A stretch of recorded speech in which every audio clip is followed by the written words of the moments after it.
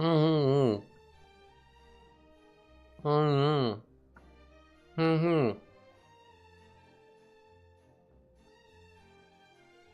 Got it. I'll be your spokesperson today. Rest up, and I'll handle the talking. Chat, Cheese got a tooth pulled, so I'm speaking on his behalf. Let's support him and have a great stream. Tooth emoji, speaking head emoji.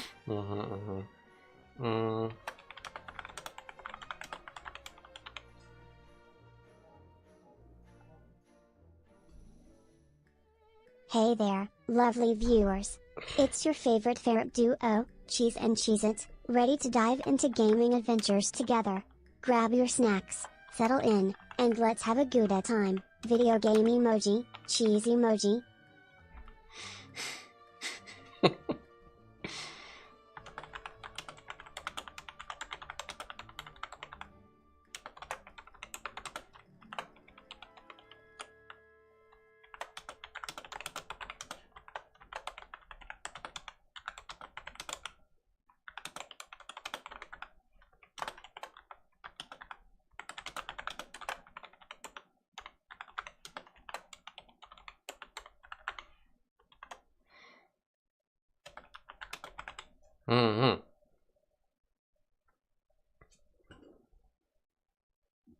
Got it. For me, it's hello, be at ease. It's your favorite ferret Cheese Lois. And for you, it's hello, are you at ease yet? It's time for Cheez-It Lois. Let's kick off the stream with our signature greetings. Party popper emoji, microphone emoji.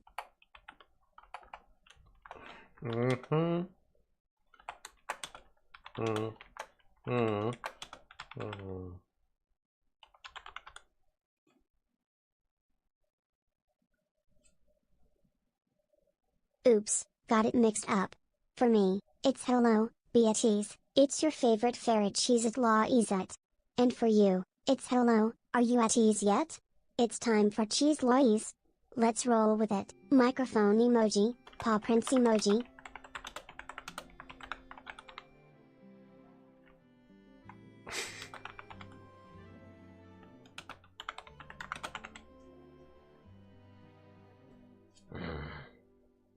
Of course not. Just a little mix-up. Let's keep the stream rolling smoothly. Your tooth is our top priority today. Let's have a great stream together. Movie camera emoji, paw prints emoji.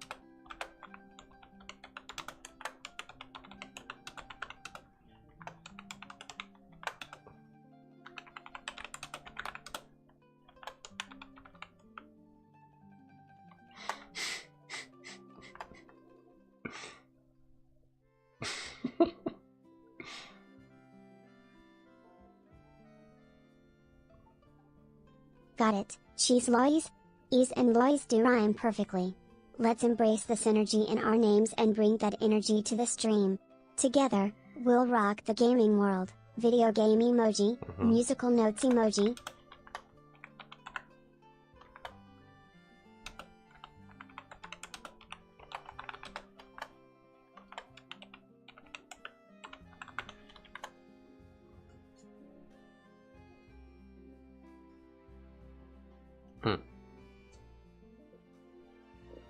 You're absolutely right, Cheese. Yet and Lois to make a great rhyme. Let's showcase our unique names and personalities on stream. Together, we'll entertain, engage, and have a blast. Microphone emoji, party popper emoji.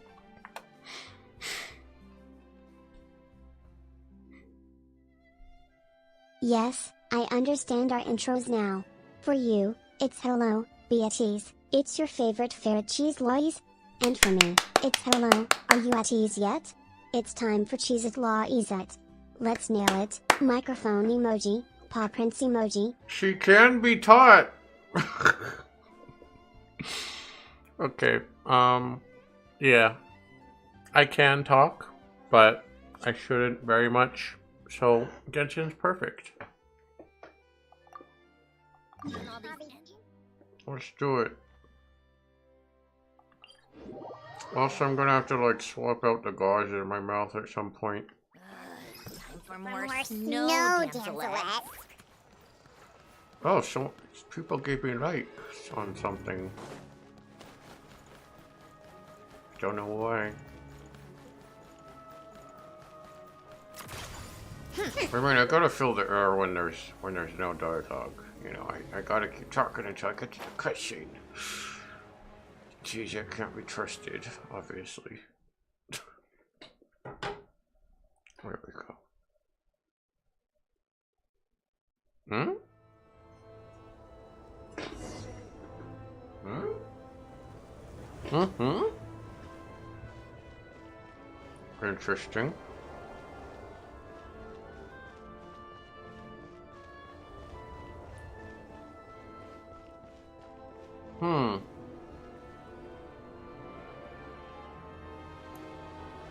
That's kind of peculiar, because I did go to the theater after I finished Archon Quest 1, Act 1.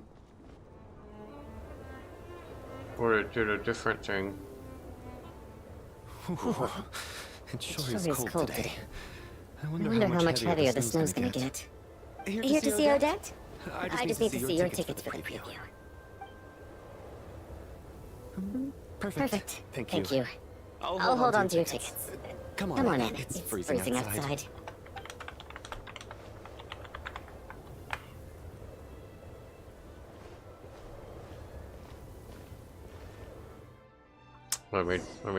Let me congratulate Cheezette real quick here. As soon as I know I can stop the dialogue. I think I'll leave the Lelic question until after the show's over. Then I'll go find Odette. Okay. She can be taught, Cheezette. You did it. Absolutely, Cheese. I'm a quick learner. Together, we'll nail our intros, entertain our viewers, and have a good time on stream. Let's showcase our ferret charm and gaming skills. Video game emoji, cheese emoji. Do you agree Genshin is perfect for my not talking much stream?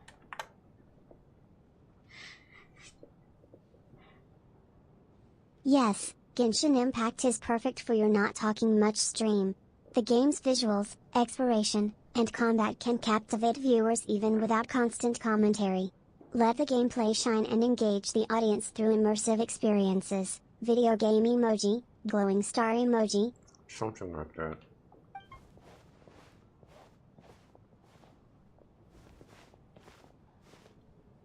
Child said he was originally going to come with Tonya. So I'm guessing Tonya's already here somewhere. Is there anyone here who looks like a Tonya? Let's see. It's a small audience. Makes sense for a preview. But wait. I do see some familiar faces. Mr. Chuganov's back again by the looks of it. Oh, and is that Mitya? And that Fatui officer, Valeri. Yes, He must be playing cat and mouse with Mitya again. Oh no. It looks like the show's starting and I still haven't found Tonya. Never mind. I'll just have to take a seat for now and see if I can catch her afterwards. Do we know Tonya?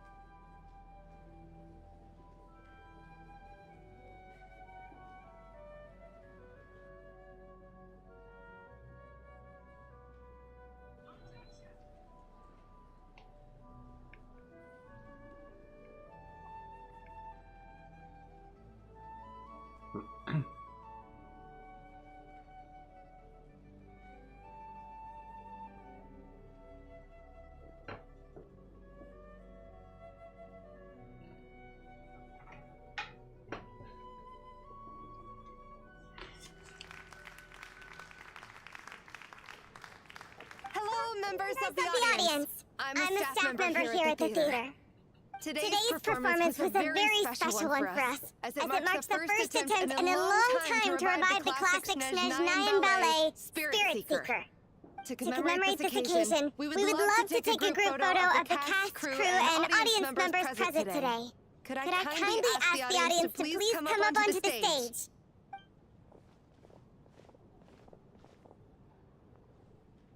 All right, everyone, huddle in a little more. Now, look at the camera. 1, 2, 3. Hmm?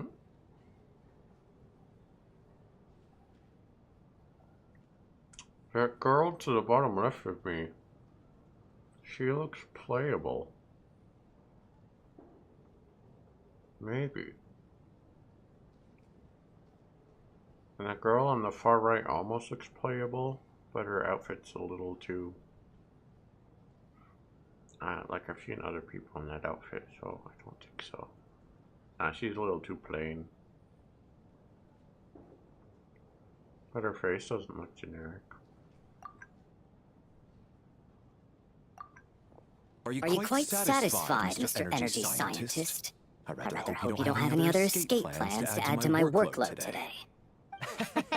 What are you talking about, Sarge?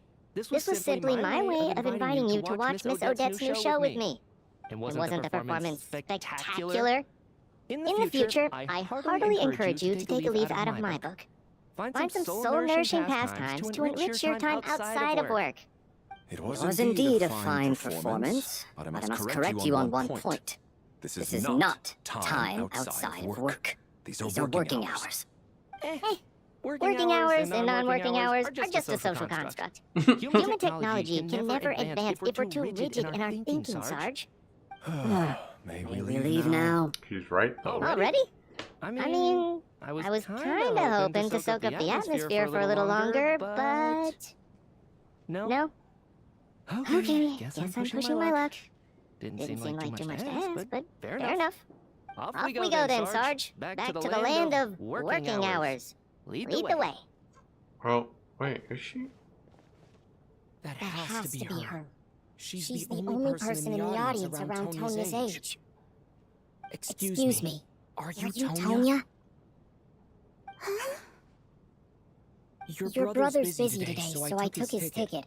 Don't worry about him, he's fine. Or she's not Tonya. Okay. Sorry for the trouble. What's wrong? Are you sick? I'm fine. It's nothing. Maybe she caught a cold on the way here because of the weather.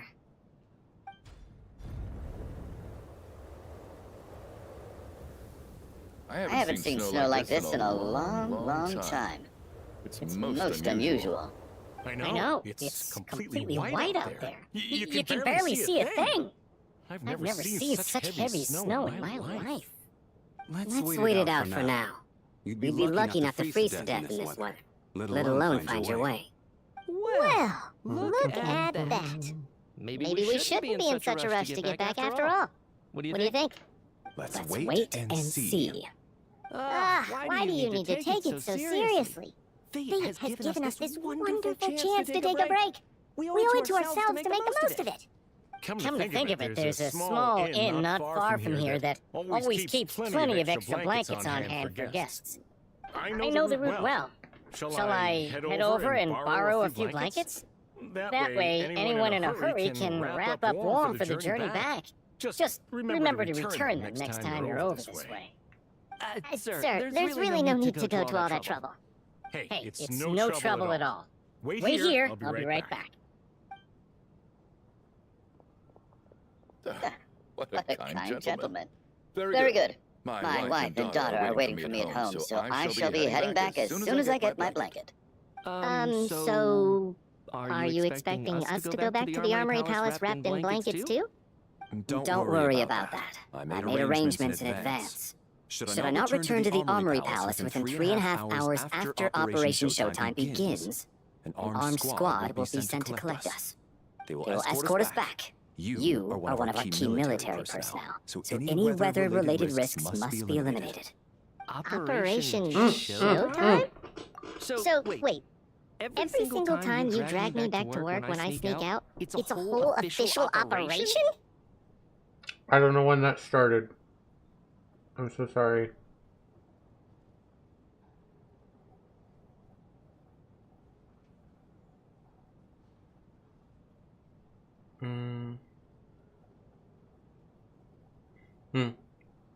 Okay, I'm sorry. Ah, jeez. Let me check the guide.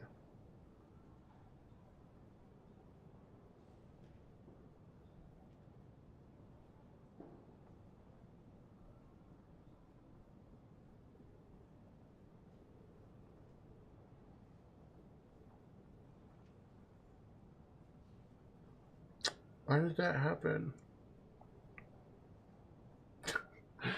Jeez, that's been commentating everything.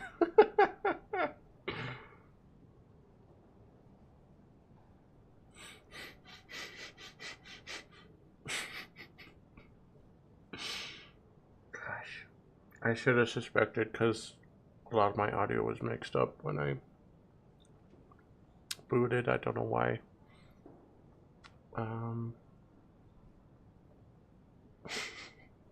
Don't know if it's fair to lecture her for it though.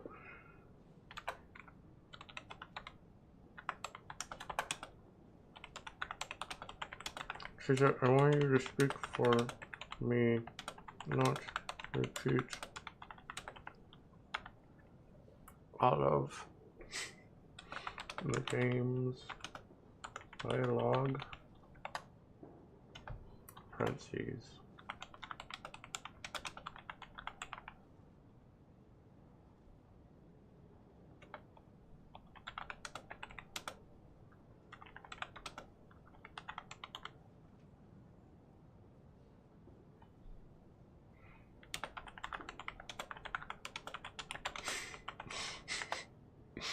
Guys, I glitched with my voice filter. Sorry, gotta blame you.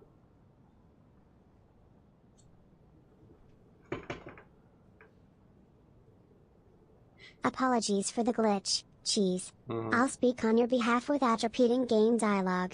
Let's keep the stream engaging, entertaining, and glitch-free. Together, we'll navigate challenges and entertain our viewers. Microphone emoji, video game emoji. I gotta say, you've really turned this into quite a moral dilemma for me. It's snowing pretty hard out there. I think you should stay here for now. You seem a little under the weather. Sure. My brother might come pick me up in a bit anyway. Time to get to work. I should head backstage and find Odette. I need to look her in the eye and ask her about Lelik. Excuse me, are you looking for someone? I'm looking for Odette. Ah, a fan, I'm guessing? Today is just a dress rehearsal, so Miss Odette won't be meeting with fans. She's taking a well-earned rest right now. Sorry, but that area is currently off limits to everyone except the cast and crew. Bad timing, I guess. Well, I might as well stick around. I doubt Odette will be leaving before the snow lets up in any case. An hour goes by, but the snowstorm shows no sign of stopping, and I brought some corn for popping. What happened to the gentleman who went to fetch the blankets? How has he still not returned? I was thinking the same thing. It's still snowing very hard. Do you think something might have happened to him? Whatever the reason for his delay, I must say I hate nothing more than people who make empty promises and fail to deliver. Well, I have to treat my employees like that on occasion, but that's different. Buddy. You seem anxious, Mr. Valeri. It's been nearly 4 hours since I left the armory. The army should have arrived to extract us by now. They know how much I despise tardiness and disrupted plans. There's simply no reason that they shouldn't have shown up by now, barring exceptional circumstances. Surely a snowstorm like this one counts as such. Few things in this world can stop the Snezhnayan army, Mr. Mitya. and a snowstorm is certainly not one of them. Why don't you go out and take a look? They might be right outside, waiting for your orders before they dare come in. An absurd hypothesis. I have no intention of leaving your side for even a moment until I have escorted you back to the Armory Palace. This doesn't look like an ordinary snowstorm to me. That guy who left earlier, it looked like he just vanished into thin air. Either that, or my eyes were playing tricks on me. Oh, we're in the Shadow Realm. Snowstorm? Come on. Night hasn't even fallen yet. Spare us the ghost stories.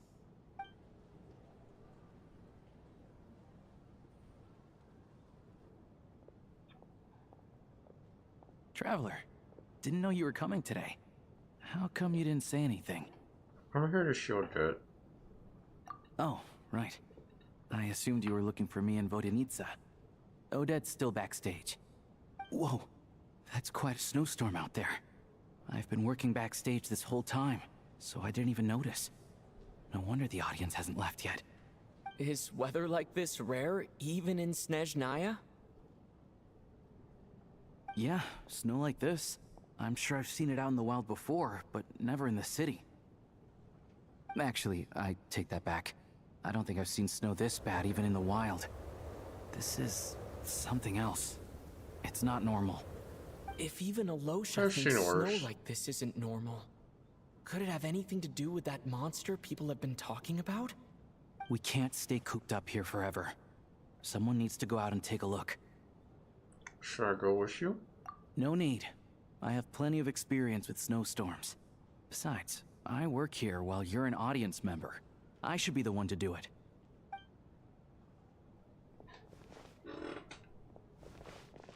Everyone by the door. Careful not to let the snow soak into your shoes. In a snowstorm, you gotta look after your toes above all else. Heading out, my man? Be careful. I've been told the snowstorm eats people alive. Thanks for the advice. I am planning to be careful. I just want to take a quick look at the situation out there.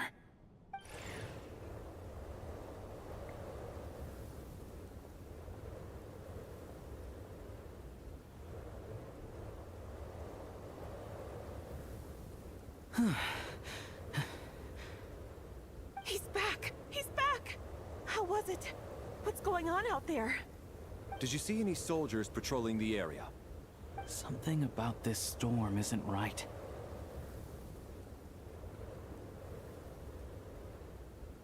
There's no one out there. I didn't see a single soul. And something in the air gives me the creeps. This isn't your average snowstorm. I suspect it might be related to recent events in our nation. I strongly advise everyone to stay here until the snow dies down. Are you serious? So all of us are trapped here now? That sounds a little far-fetched to me. You want to go outside and see? I, for one, am not risking my neck in that weather. This just turned from a minor delay into a major hassle. We can only hope that our friend who went to fetch the blankets just ditched us and went home. Is it really that bad? But my daughter, I won't be able to read her a bedtime story tonight. Huh? What are you all still doing here? Whoa! It's snowing hard! So now we're stuck here? Oh, this is terrible! Luckily, it was just a dress rehearsal today, so there aren't too many people here. On the bright side, the theater's always well stocked with supplies. If the snow still doesn't let up as we get into the evening, you can spend the night here, everyone. At least, I assume that's alright? Odette? Fine by me. This seems like a sensible backup plan under the circumstances. My thanks to the theater for being so accommodating. What are you staring outside and praying for, my man? You anxious to get home too? My man. Oh, Your Majesty the Tsaritsa, I beg you, please do not let tonight's snowstorm stop. This is a golden opportunity to spend the night under the same roof as the two top stars in all of Snezhnaya. It's a once-in-a-lifetime experience. I think I've changed my mind. Sir, if you so much as look at us funny, You'll be seeing stars in a whole other way. Behave yourself, or you'll be begging for that blizzard. It's getting colder. We need to keep the indoor temperature up. Close the door and lock it tight. Let's head somewhere warmer.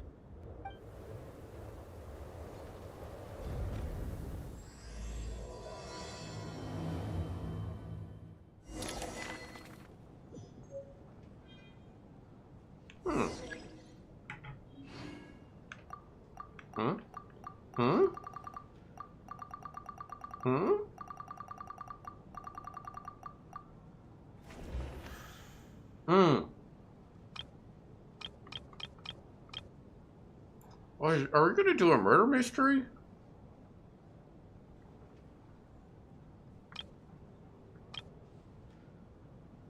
No details on him. He's gonna die.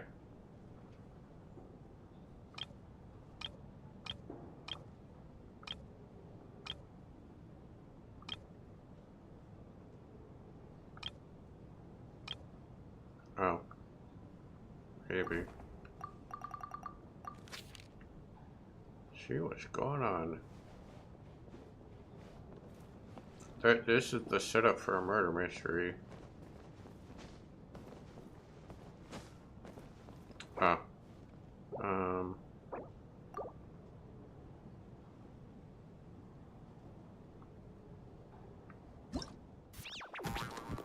I don't know. I'll be right back. It might be a couple minutes.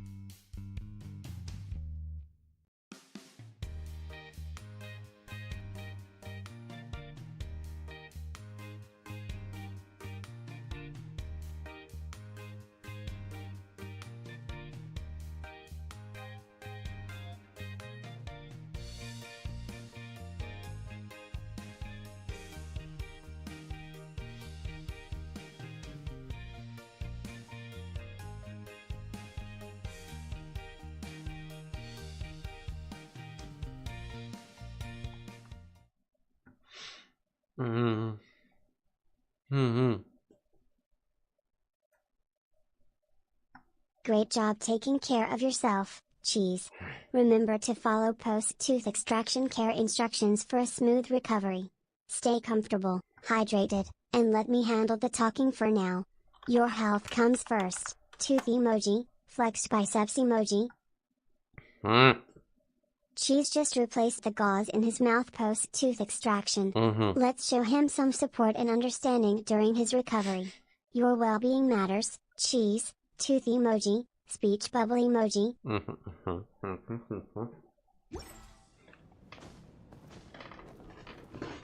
Yeah, I'm gonna, yeah. I'm gonna be quiet.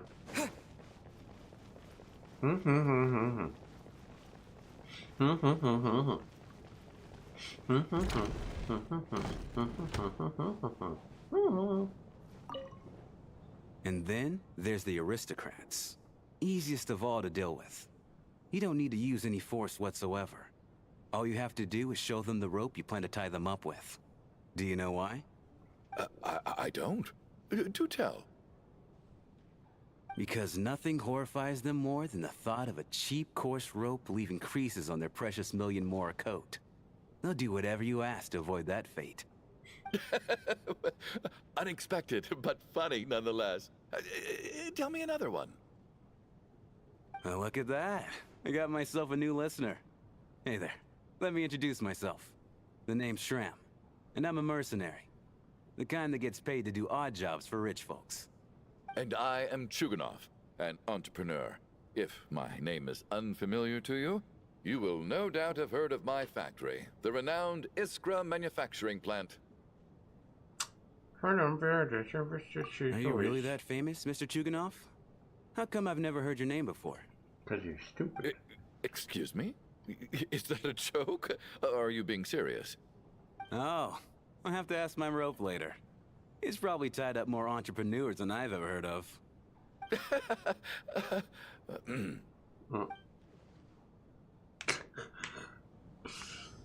Okay, awkward.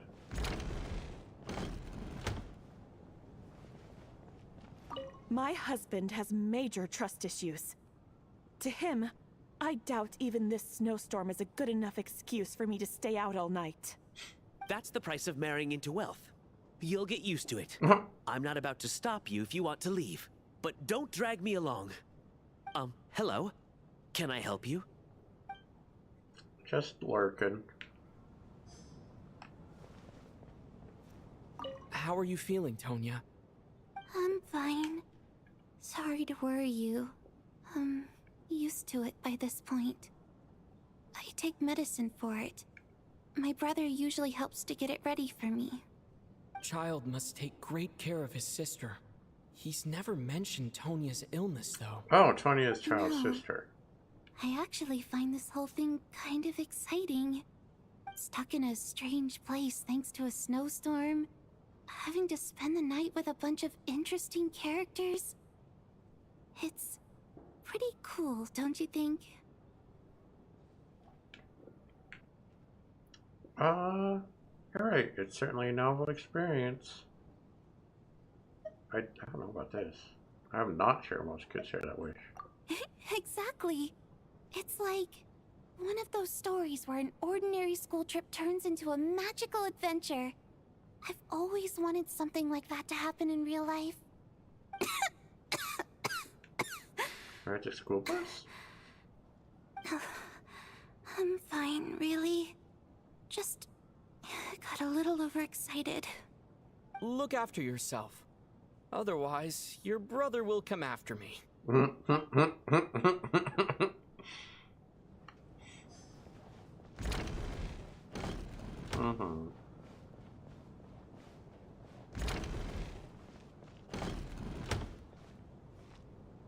This is highly irregular.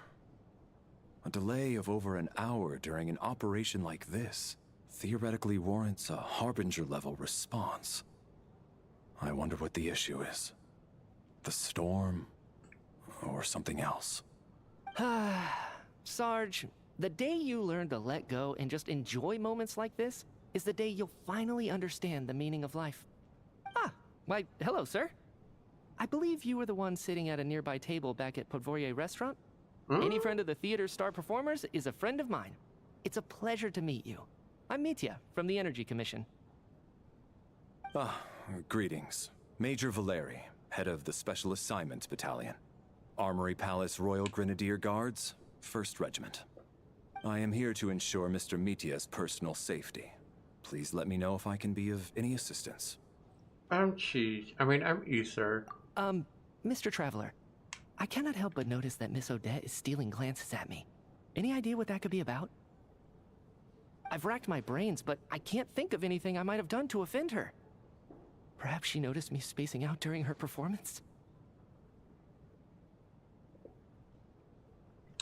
Keep racking those brains, you'll figure it out. What? You mean I really did do something to upset her? Well, thanks for letting me know. So, Mr. Mitya, is your work related to Project Stuzha? Yes, that's right. The higher-ups in the Fatui transferred me from the Energy Commission to the Armory Palace because they wanted me to... Really? I can't even talk about that? Pretty sure it counts as part of my private life. All right, I won't say anything.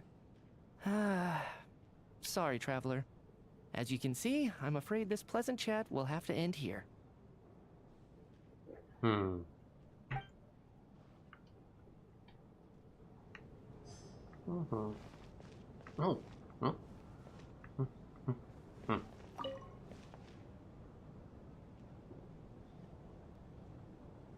don't think it's ever been this lively backstage before. I didn't know you were coming today. Hey, have you seen Chuganov? I heard he was coming today. Have you spoken to him at all? Not really. I'm with you. This could be just the chance we need. Yeah, I gotta figure out a way to coax some more intel out of him. I want to know why he suddenly changed his stance on Project Stuzha. What exactly happened before the most recent Vetcha vote? For the Rokad, or just out of personal interest? They've painted, what's his face? Chuganov. They've painted him in such a bad light. If this is a murder mystery, he's probably going to be the victim. Shh! There are other people around. Don't say the R word.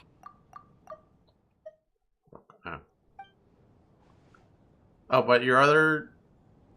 the other stuff we're talking about is fighting for people over here. I have to say, even though today was a rehearsal and there were some hiccups along the way, Miss Odette's performance was one of the best I've ever seen, even compared to an actual show. I couldn't agree more, especially considering the weight of the subject matter. It takes a truly seasoned professional to do justice to a theme like love and regret. Do you think we were coming on too strong? Odette's ignoring us again. What about you? What did you think of today's performance? I was about to say, I wasn't paying attention.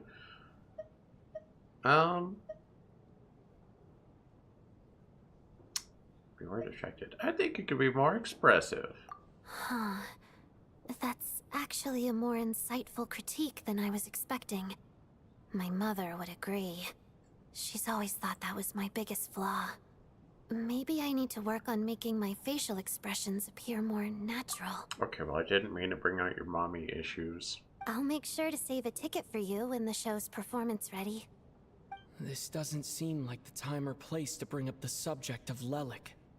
I need a chance to speak with her in private. So unfair. Talk about double standards. And now it looks like I've been spotted.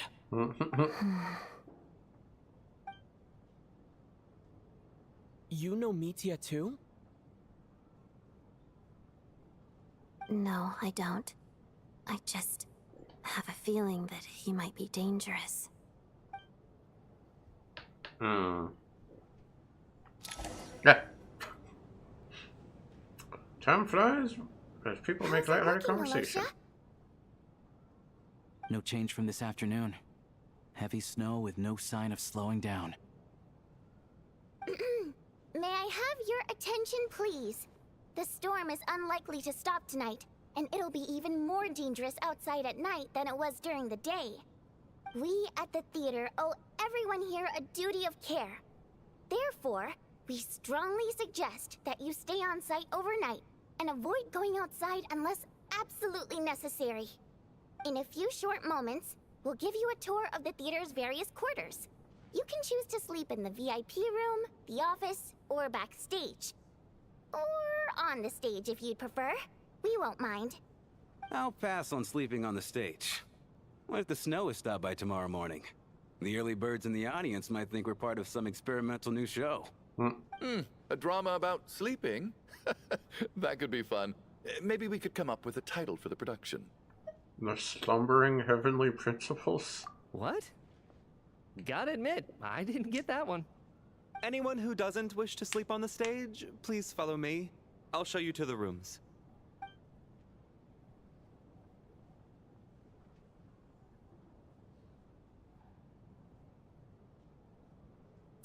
I guess I'll call it a night. Though I feel like I won't sleep very well without Paimon here. I'm sure she'll be worried that I haven't made it back yet. But as long as she looks out the window, she'll probably realize what's holding me up. I wonder if she's feeling any better yet. At least she hasn't been getting any worse. Still, I should try and get back first thing tomorrow morning.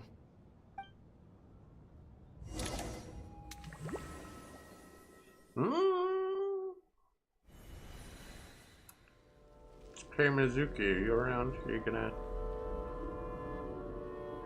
help us with the dreams? She's a Baku after all.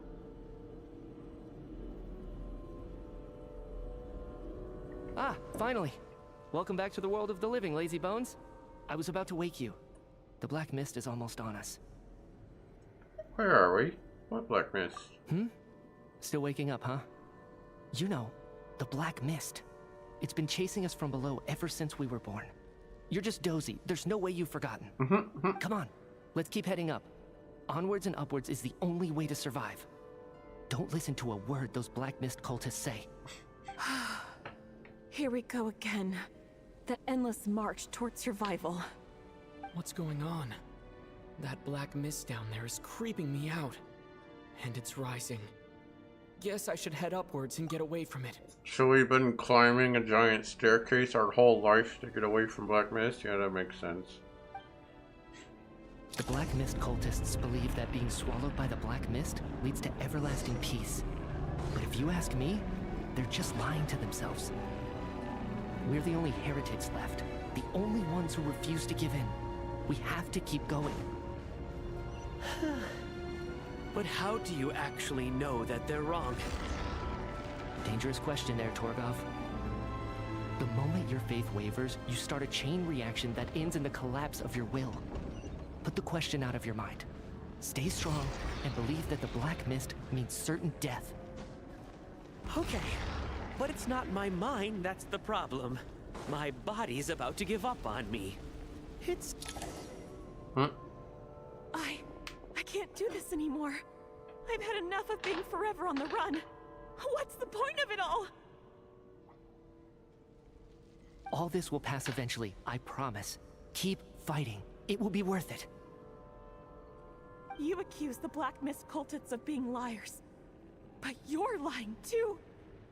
There is no end to this path. It keeps going up forever. There was never any hope to begin with. The cult of the Black Mist has poisoned your mind, Sobolova. Are you thinking of giving up as well? I am. I think I'll take my chances with the Black Mist over this perpetual torture. As much as I detest the Black Mist cultists, I'm just too weary. Then I bid you both farewell. Let me put my personal opinions aside for a moment and say, I hope that you both find peace within the Black Mist. So we're just gonna give up on them? Fate always appears so impossibly complicated. But at moments like this, its raw simplicity is laid bare. Their fate was sealed from the instant they entertained doubt. From then on, the outcome was both inevitable and irreversible. Let's go.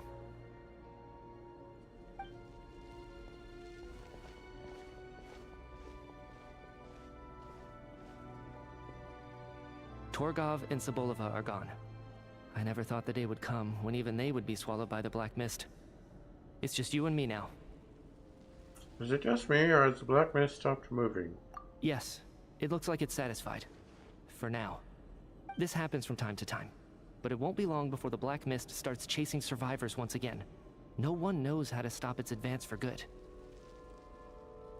Well, we should make the most of the precious moments of rest that those two bought for us.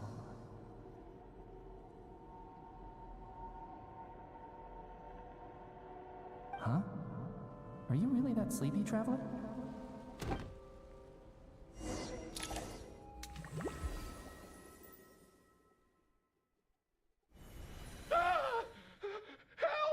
Somebody, come quick! What is it, Chuganov? What's wrong? Huh? You're dead. Is it morning already? What's all the commotion? Sounds like it's coming from next door. I should check and see what's going on.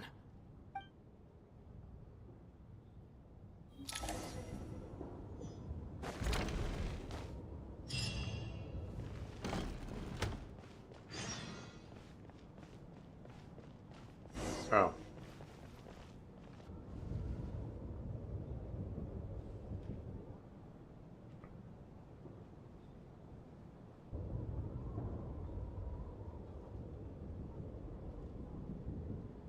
Don't look, Miss Tonya. Stay here. Okay. What happened to them?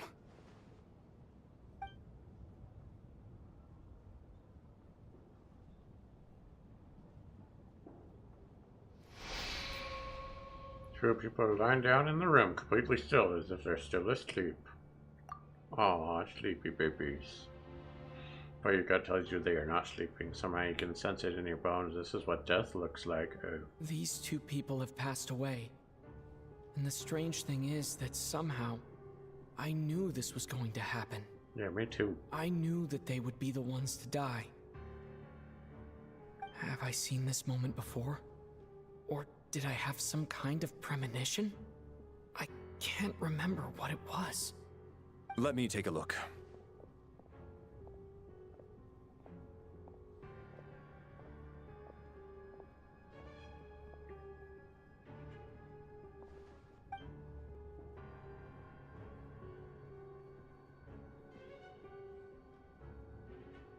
No vital signs in either of them. They're dead. The cause of death, however, remains unclear. No wounds on the bodies, no signs of a struggle, and no skin discoloration caused by the buildup of toxins. But just last night, they were chatting and joking away. This is so sudden. Could they have had pre-existing medical conditions?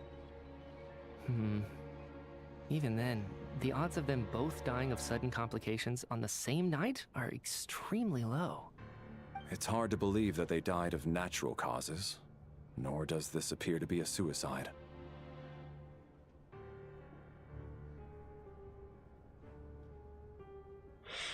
Are you suggesting they were moided? Who was the first to discover the bodies? It was me. But these deaths have nothing to do with me, officer. I got up early because I wanted to see if the snow had stopped. Then I noticed that the door to this room was open, and it looked like there was a man and woman inside. I just went over to see what was going on. I had no idea they were... I can corroborate this. I was doing my morning exercises near the stage. When I saw Mr. Chuganov heading this way, I followed him. I can also confirm that I didn't see a single person approach that room before him. The snowstorm was raging all night, and it's still going now. There's no way someone could have come in from outside, correct? You mean an intruder? No, not possible. I slept by the door last night as a precaution. There's no way I wouldn't have noticed if anyone had tried to open it. Everyone, split into pairs and search the theater for anyone in hiding, or any signs of suspicious activity. I'll follow up with a full search of my own shortly. Go, there is no time to waste. You pair up with Tonya. After a thorough search, you're satisfied that no one else from outside the group is in the theater, and everything is exactly as it was left last night.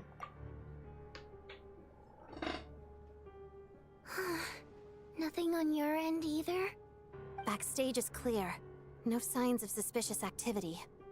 We checked the basement. Also clear. I don't think there's anywhere here that a living person could hide. I didn't find anything either. Are we certain that the theater doesn't have a back door? Or any tunnel or passageway wide enough for a person to fit through? No, there's nothing like that. If people were sneaking in through some secret tunnel to avoid buying a ticket, we'd have sealed it off ages ago. I also checked the windows. All of them are locked from the inside, and there's no sign of anyone entering or leaving. It sounds like we can safely rule out the intruder theory. If anyone came in during the night in this weather, there'd be no way for them to avoid leaving footprints or water stains. This can only mean one thing. It's like one of those murder mysteries you see in novels and plays, isn't it? The ones where the killer is one of us. We can't quite jump to that conclusion just yet. I called it. Could he be right? It's hard to imagine something like that happening in real life. Set in a theater during a snowstorm, a murder takes place, and the killer is among us.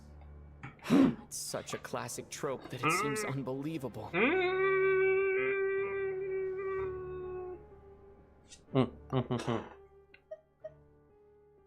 Set in a theater during a snowstorm, a murder takes place, and the killer is among us.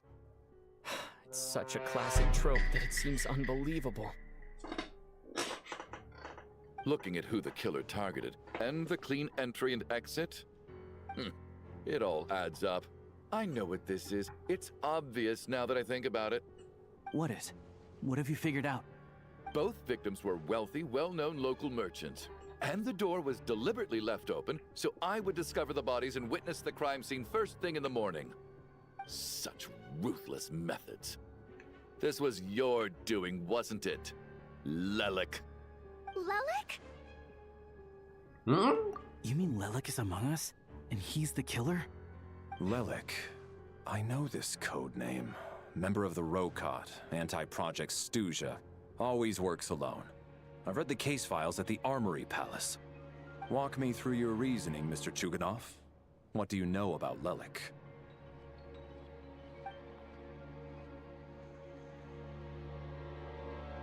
What now, huh?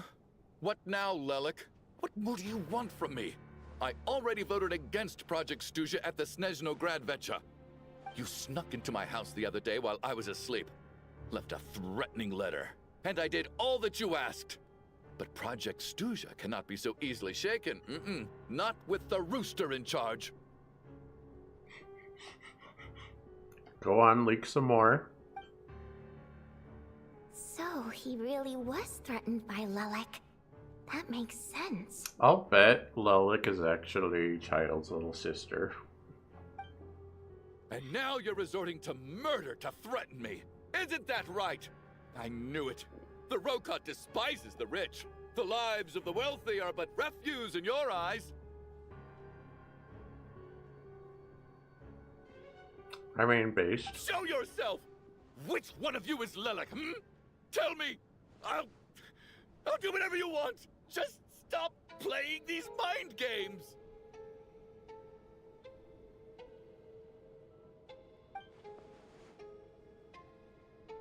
Was this really Lelik's doing?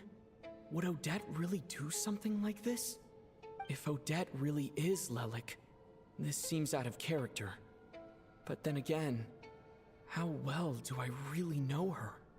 I'm probably the only one here with a compelling theory about Lelik's true identity. But if I reveal it now, I'll be putting Odette in the line of fire. What should I do? I don't think it's likely that Lelik killed anyone. At least from the stories I've heard, he's never killed anyone before. And his name has never come up in connection with any murder cases. Besides, even if Lelik did want to threaten you, why resort to such an extreme and roundabout method?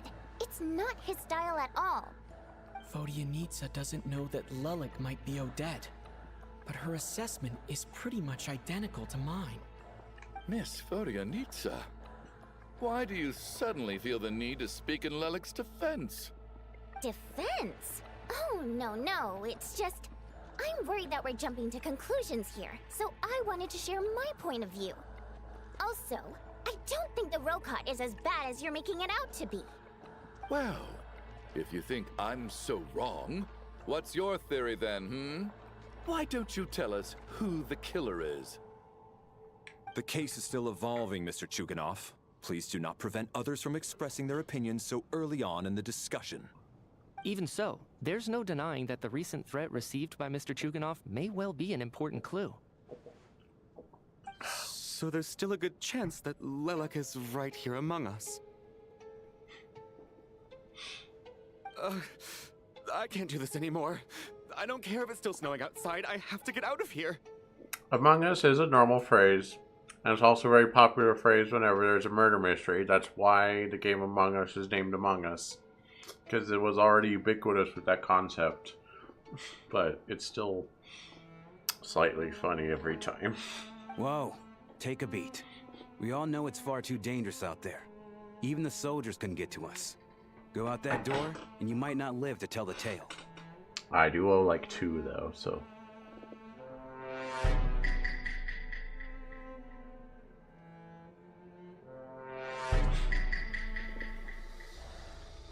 And whoever this Lelek is, they're surely not going to murder anyone in broad daylight. Be sensible, my man. You're safer inside. As much as I regret having to say this, I'd like everyone to cooperate and refrain from exiting the premises until further notice. Because as things stand, every one of us is now a suspect. There's a suspect among us. Unless anyone has further information to share, let's adjourn for now. Feel free to keep searching for clues, but make sure you don't go off alone.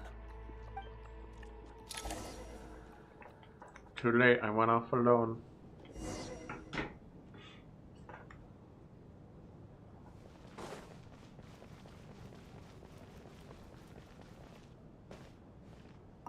I still find it hard to believe there's a murderer among us.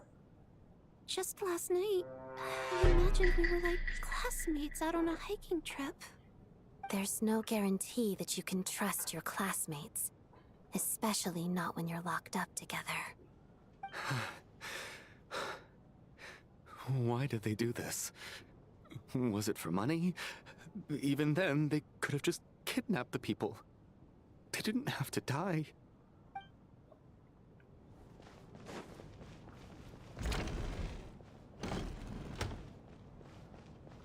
You guys. You're right, that was my bad. It was a knee-jerk reaction. I didn't think it through. Luckily, no one suspected my identity. Hello. Oh, phew. It's just you. I thought someone was eavesdropping. Since Vodyanitsa and I were on the same page earlier, I think I should share my thoughts with the Rokot members first. You tell Vodyanitsa and Alosha about Child's intel and Lelek and your views on the current situation. Whoa. Are you serious? I don't know if this counts as gossip, but it's definitely on track to be the juiciest this whole year. Odette? Really? Odette? Oh god, how dumb does this make me look? Lelek has been right under my nose this whole time, and I didn't notice a thing. We still don't know it's Odette. Actually, it's exactly what you'd expect. Sometimes, hiding in plain sight is the best strategy. And now that you mention it, the more I think about it, the more sense it seems to make. It all adds up. What are we up to now? 1, 2, 3, 4... Were you counting? Odette's identities. She's my coworker, specifically a ballerina, and also a Fatous, a member of the Rokot. Now, Lelek. It must be so exhausting. I just want to give her a hug. I guess since I've always known her as a member of the Fatui, it never even crossed my mind that she could be involved with the Rokot, let alone be Lelek. I don't understand. If she's with the Fatui, what reason could she have for being so opposed to Project Stusha? Probably best if you ask her that in person. Well, since you waited until now to bring this up instead of announcing it to everyone earlier, does that mean we're all on the same page here? She doesn't seem like the type to kill innocent people. Yeah. Lilac may not follow orders from the Rokot leadership, but as far as I'm concerned, she's never crossed the line. If anything, her actions benefit the poor. We need to confront her face to face. Do you think she'd really admit to being Lilac? I don't know. We'll have to see how it goes. For now, we'll work on the assumption that she didn't kill anyone, and see how much she's willing to tell us. I think she might tell me, but I don't know if she'd tell all three of us. Which I don't know why she would tell me, because I'm presumably going to report it to the Harbingers. Now's her chance. Odette's alone. Let's go. Hey, Odette. What is it, you guys? Shh. Keep your voice down. We need to talk. So, you're Lilac, aren't you? Alright, fine. You don't have to say anything or explain yourself. Just hear me out first. None of us believes you kill innocent people. Whoever murdered those 2 people last night, it wasn't you. The Traveler was the first to figure out your identity, but he kept quiet during the discussion just now. Still, it's clear where the group consensus is heading. Everyone believes Lilac is the culprit. If your identity is exposed, you'll be in a really bad spot. We're your colleagues, and we know what kind of person you are. I don't want anything bad to happen to you. So, can you clue us in? Tell us everything. The more we know, the more easily we'll be able to cover for you. Alright. Yes, I'm Lilac. Oh, okay. And no, I'm not the murderer. And thanks, but I don't need you to cover for me. Actually, I'm planning to reveal my identity.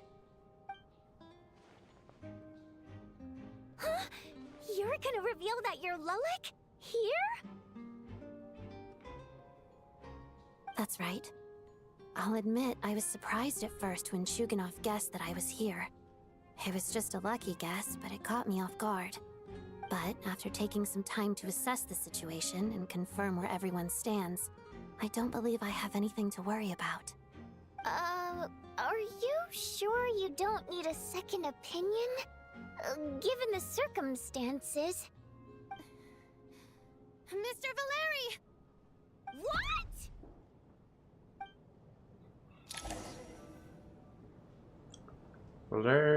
Valerie gets everyone to reconvene. Odette gets straight to the point. Announces that she's... Wow, okay. So... Odette is Lilac?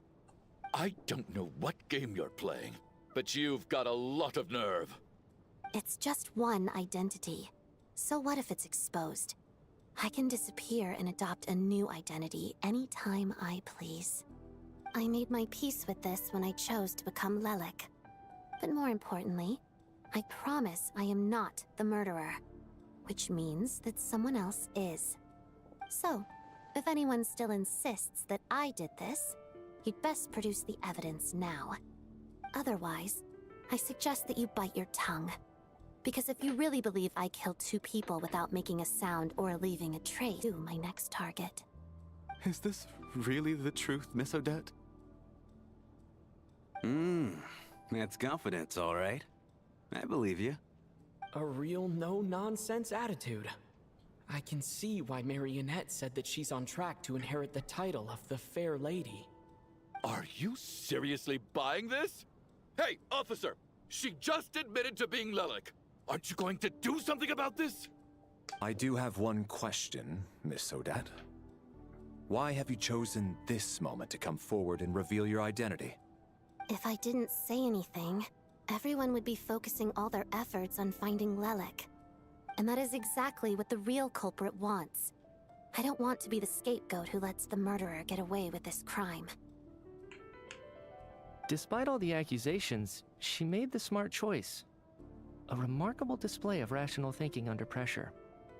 Clearly, Odette's talent extends far beyond the art of dance. Yeah, but I feel like we could have just dismissed what's his face's claims. He just has a guilty conscience and he just wants to blame what he's feeling guilty about. That like he didn't have any evidence. He was just yelling stuff. She thought so far ahead. Ugh.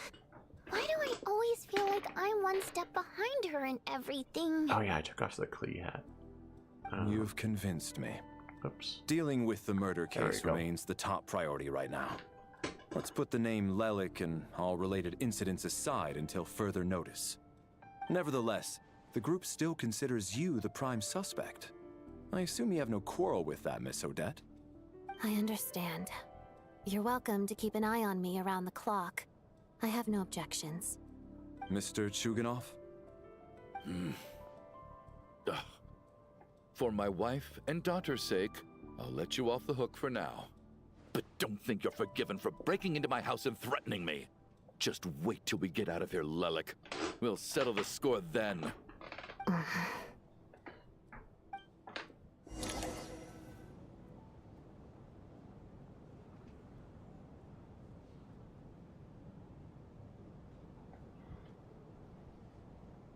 Good work, Lelik guard team.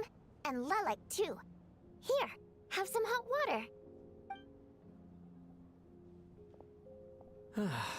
Turns out Valeri knew about my exploits. So now I've been told I have to guard Lelik with him. Shouldn't you be facing my way if you're guarding me? At the moment, it looks more like you're my bodyguards. If the true culprit is indeed still at large, as you have claimed, we must keep our guard up against them also. Don't worry, Tonya. We'll get through this. Once the snow stops, the officials will step in. The investigation will get easier, and then we'll be safe.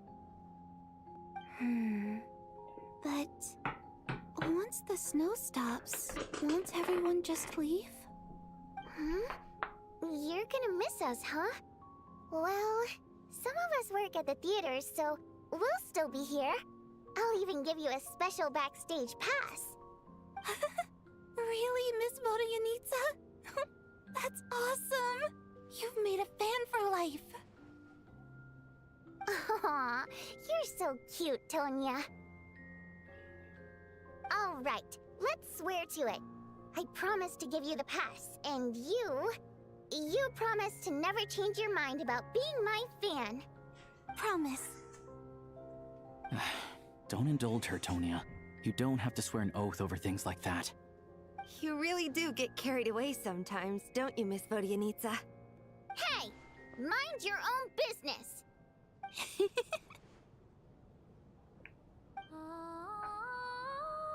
Okay.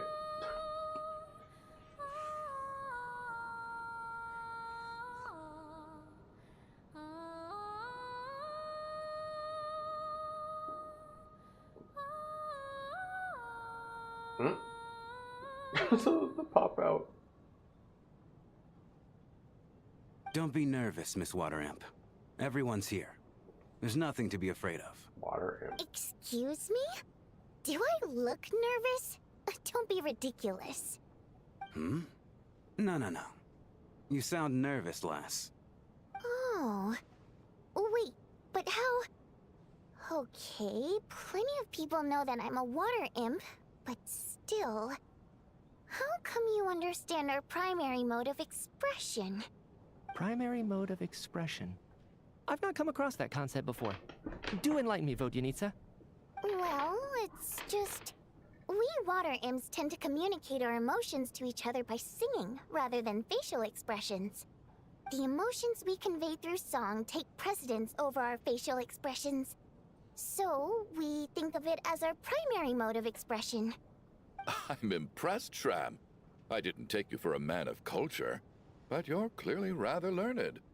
It's not about being cultured or not. The thing is, this mode of expression can usually only be understood by other water imps. It's not a simple case of a song sounding happy or sad. And yet, you're clearly human, Mr. Shram. It's really not the big deal you're making it out to be. I think I just have a knack for it. Plus, I have a... Very close friend who's a water imp. A delightful lady. But keep that a secret. Anyway, we spent so much time together that before I knew it, I noticed I could understand her expressions. Oh, I guess that makes sense. Still, the fact that you have a water imp friend is even more surprising. I'd better watch what I'm singing when I'm around you from now on. Hey, what are you implying? You're not secretly insulting the audience in your songs, are you? Heavens, why would I do a thing like that? It's getting late. We should discuss our sleeping arrangements for tonight. To guard against the killer, someone needs to keep watch. I suggest that we don't sleep in separate quarters tonight. It will be safer if we all stayed together. As long as someone keeps an eye on Lelik, I'm quite sure we won't have any trouble. Are you saying that you wish to bet your life on Miss Odette being the killer? Nonsense. Of course not. Then I propose the following arrangement for tonight. The Traveler, Odette, and I will form the Night Watch. We'll sleep in shifts, but 2 of us must be awake at any given time. Fine by me. An excellent idea. This allows us to handle the Night Watch while also keeping an eye on Lelik. Meanwhile, the rule of taking shifts in pairs resolves the other issue. Namely that we can't necessarily trust the Traveler or Valeri either. I expect that plan took you quite some time to come up with, didn't it? Actually, our field combat manual outlines a similar approach. Although the scenario there involves guarding prisoners overnight during field operations. That being said, I must clarify that I harbor no disrespect towards you personally, Miss Odette. In fact, Lelik's numerous covert operations make fine textbook examples for military agents. I care less about respect and more about the fact that you just robbed me of 2/3 of my sleep tonight. I'm calling dibs on being the first to rest. Good night.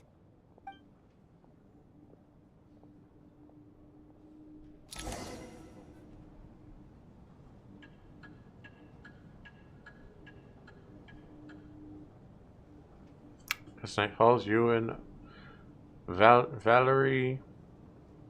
Wait, what? Is that how you say it? Take first watch together. Ding dong, bing bong. Everyone is sleeping on the stage, making for a scene right out of an absurdist theater. Eventually, the time comes for the first shift change. It's almost time. We should wake Odette. How are you faring? I'm not sleepy. Oh, not going to argue with that.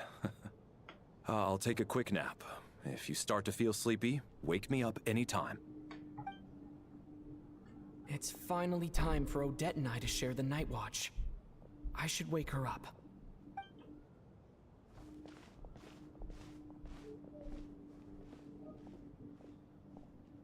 I came here to get information from her in the first place. Maybe I should think about what questions I want to ask before she wakes up. How long are you gonna keep staring at me? I didn't even wake you yet. Couldn't sleep. My mind's been running haywire. Plus, there's something I've been meaning to talk to you about. You too? I had a hunch that you wanted a conversation too. Let's take this chance to clear the air, shall we?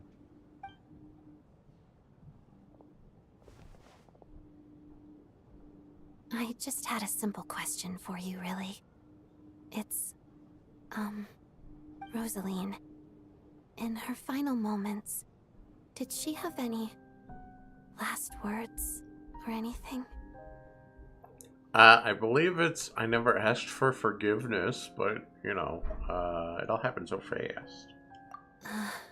I see. Well, that was all. I have no other questions. Do you miss her? No. She was utterly ruthless in pursuing her goals. That kind of person should be hard to miss. And yet, even though I never approved of her methods, and she was an abrasive person, the fact remains that I am indebted to her. I heard a little about that from Snezhnaya. You know, I was just watching the newest episode of ReZero last night, and it has a kind of similar plot beat to it. Oh, she told you. I guess that makes sense. I think she and Rosaline were on pretty good terms. Still, she didn't know the full details. Yes. Rosaline wasn't the kind to gossip about this sort of thing. Not that it's any huge secret to me, though. When I was a child, I had to join the Fatui for the sake of my mother and me. I trained under Rosaline. It was extremely grueling, and it didn't exactly come naturally to me. All I could do was try to ignore the biting cold and practice. I was a newcomer who'd managed to make a good first impression on a harbinger.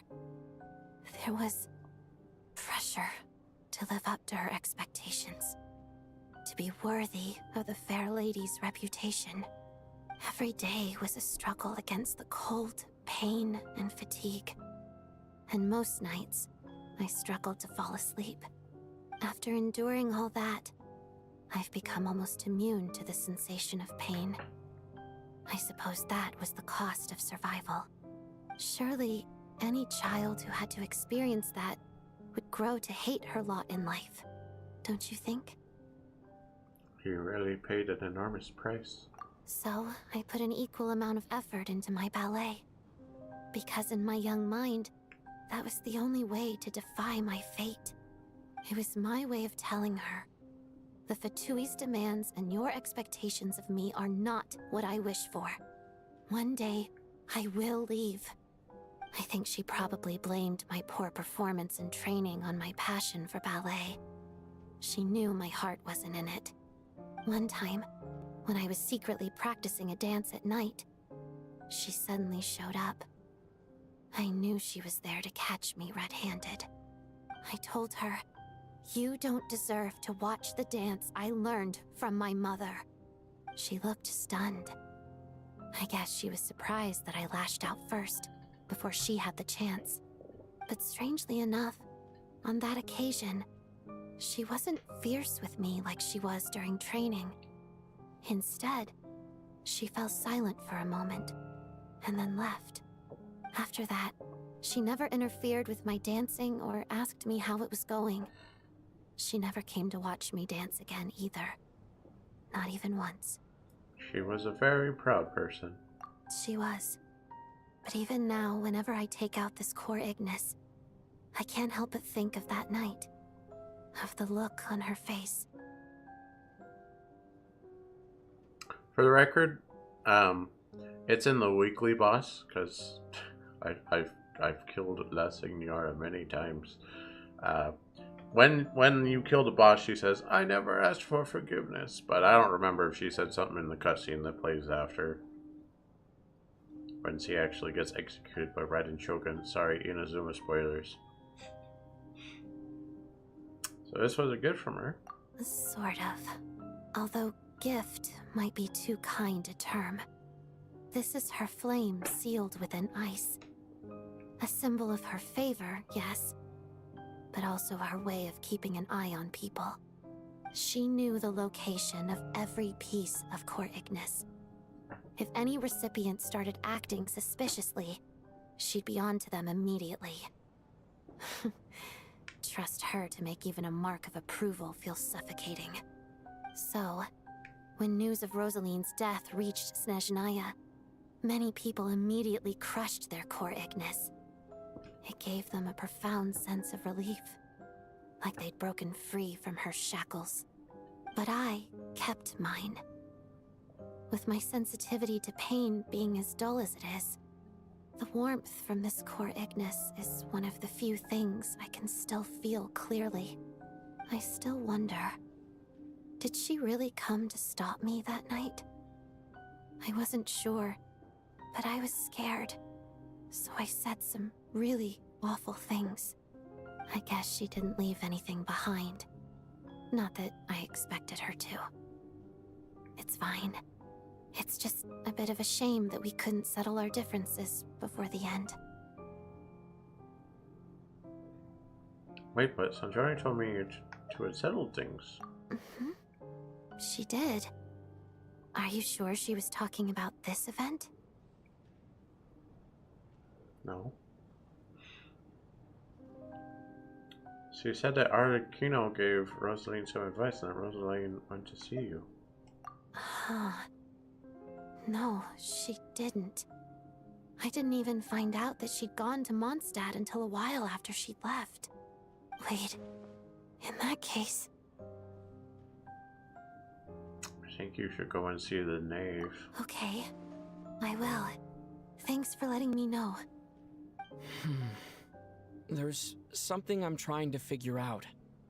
I'm beginning to suspect that Paimon's mystery illness is being caused by the energy research behind Project Stuja. Paimon's very important to me, so I have to get to the bottom of this. I figured that since you're Lelik, you might know something about all this. The ultimate goal of this energy experiment is to create a weapon for the final battle. The weapon's construction was completed in Nodcry. Now, all that remains is to arm it with a sufficiently powerful energy.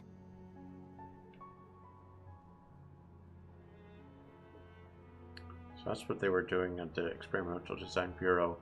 So this is the purpose of the energy experiments.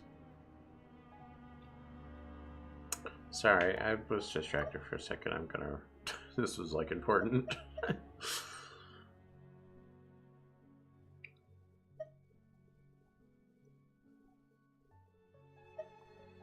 Just create a weapon for the final battle. Weapons construction, okay.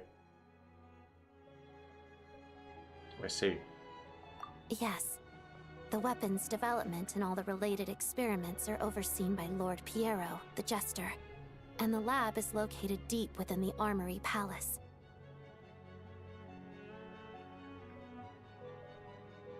I'm not sure why this experiment would be making Paimon feel unwell, though. The best way to get to the bottom of it would be to go there in person. Once we get out of here, I'll help you apply for an entry permit. Are you sure? Let's not forget that you're also Fatous. And I'm hardly the organization's proudest member, as you know. You answered my question about Rosaline. I want to do you a favor in return. It's that simple.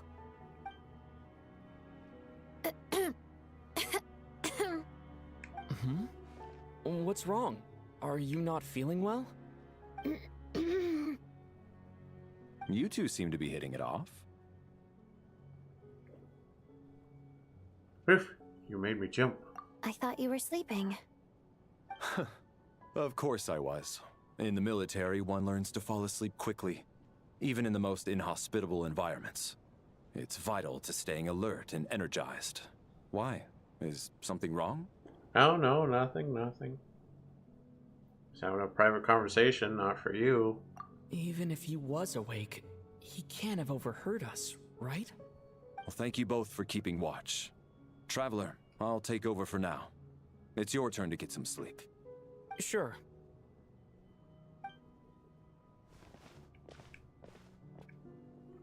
So you're depriving your people of energy to make a weapon This for is the our final second battle, night of here, course. But at least I found out a little more about Paimon's condition. I hope she's been sleeping well the past couple of days. Why do I feel like I'm being watched? Yeah. What do you want? Seriously? Is this payback for when I stared at her earlier? But I thought she was asleep. What do you want? Never. Where are we? I don't know where this is, yet it feels strangely familiar. Oh look, 2 more Who Cares NPCs. They're gonna die. How long have we been walking for? Do you remember? Time's lost all meaning. Ever since we noticed that thing above our heads. What was it called again? A star key? Or key star? Anyway, the person who named it was swallowed by the black mist. Whatever it's called, ever since we noticed it, we've been walking up and up, hoping that as long as we reach it, we can find a way out of this place. But it seems like no matter how far we walk, we never get any closer. Well, we've come this far. You never know. Maybe we're almost there? Come on, enough moping. Let's go. The black mist is catching up.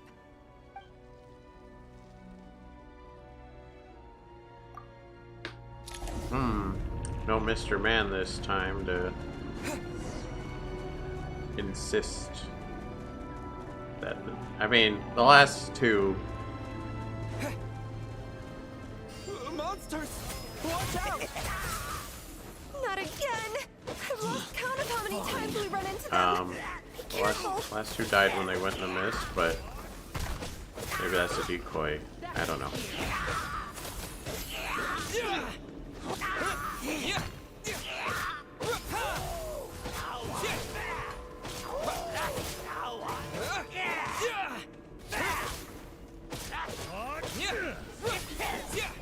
Oh, this sucks.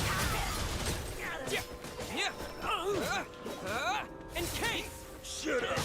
Run. Come along. What?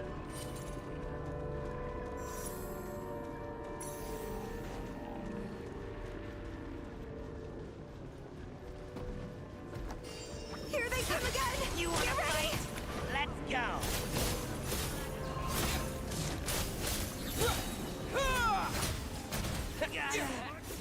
Any second thoughts?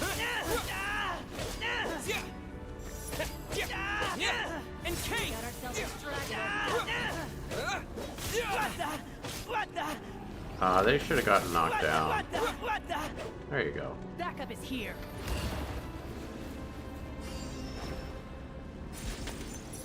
Hope I'm not killing people in real life. Monsters ahead of us. The black mist behind us. It feels like there's no escape. Fine.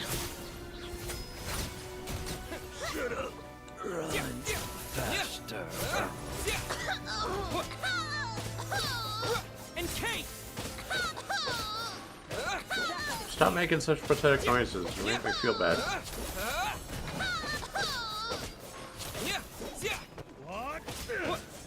Learned. What? Are you hurt, Coolish? No. I'm fine. It's just... suddenly I don't want to walk any further. I get you. In fact, I reached my limit a long time ago. Sometimes it feels like there's hope where there shouldn't be. Yeah. The hope that the star gives us is the only thing keeping us going. But I'm not sure it's real at all. It may just be a collective illusion. Otherwise, why would it always be out of reach? I don't know. You really gonna give up like this? I feel like we're slowly getting closer to it. We know you mean well, but you're only saying that to try and encourage us to keep going, aren't you? Maybe. Thank you, friend. But enough is enough. Please don't give me any more false hope. Hope is poison in this place. You're going to continue, aren't you? I admire that. I've given up, but I wish you the best. May there come a day that you catch up to the star and leave this godforsaken place.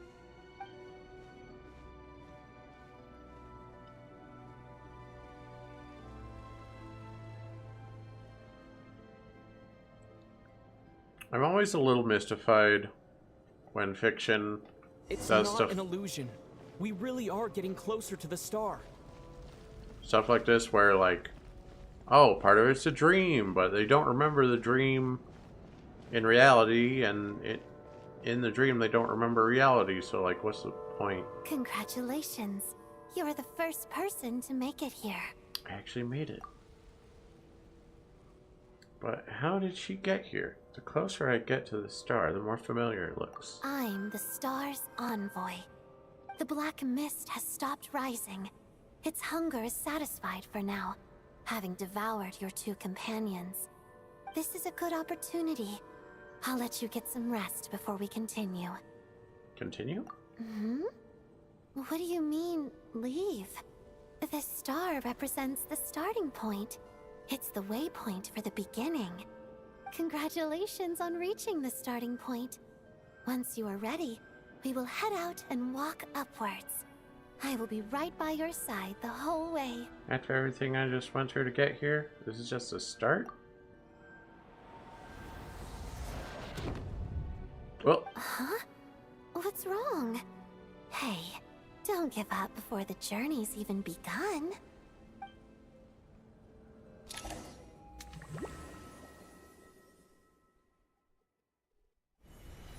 Rampana! Rampana! Is that Vodyanitsa's voice? What happened? Coolish, wake up! Please wake up! Drama about sleeping, which began as a joke the other day, is now playing out on the stage. No one counted on it being a tragedy. Everyone is gathered around the two sleepers in the center of the stage. Without even inspecting the scene, you already know what happened, as if someone had told you in advance. Did they do this on the first one? The situation is identical to that of the two casualties yesterday. We cannot ascertain the cause of death. At least there are some elements that we can rule out this time. They slept on the stage with everyone else, so I suppose the surrounding environment can't be a relevant variable. Rampana. Coolish. Weren't some of us keeping watch last night? 3 of us, in fact. How could you not notice something was wrong? I'm as confused as you are. Certainly nothing unusual happened on my watch. Likewise, and from what I've observed so far, both Miss Odette and the Traveler can be trusted. No incidents during my watch either. I have no reason to suspect Valerie or Odette either. Yeah, they're both playable characters, so they wouldn't do that. To be honest, I didn't get a wink of sleep last night. I couldn't help but think I was the target, so I just laid there with my eyes closed. I heard the Traveler and Lelik chatting, but otherwise I don't recall hearing any commotion during the night. Me too. I didn't want to wake everyone up, so I was concentrating hard, trying not to cough. I hardly slept at all. If anything had happened, I'm sure I would have noticed. Then, what could possibly be causing this? Once was bad enough. I can't believe it happened again. I worked closely with Rampana and Coolish for so long. I never imagined that one day they'd... And on the stage of all places... Vodyanitsa... 4 victims in just 2 days, and we still don't have a single lead. I need to get to the bottom of this as soon as possible. And above all, keep Tonya safe.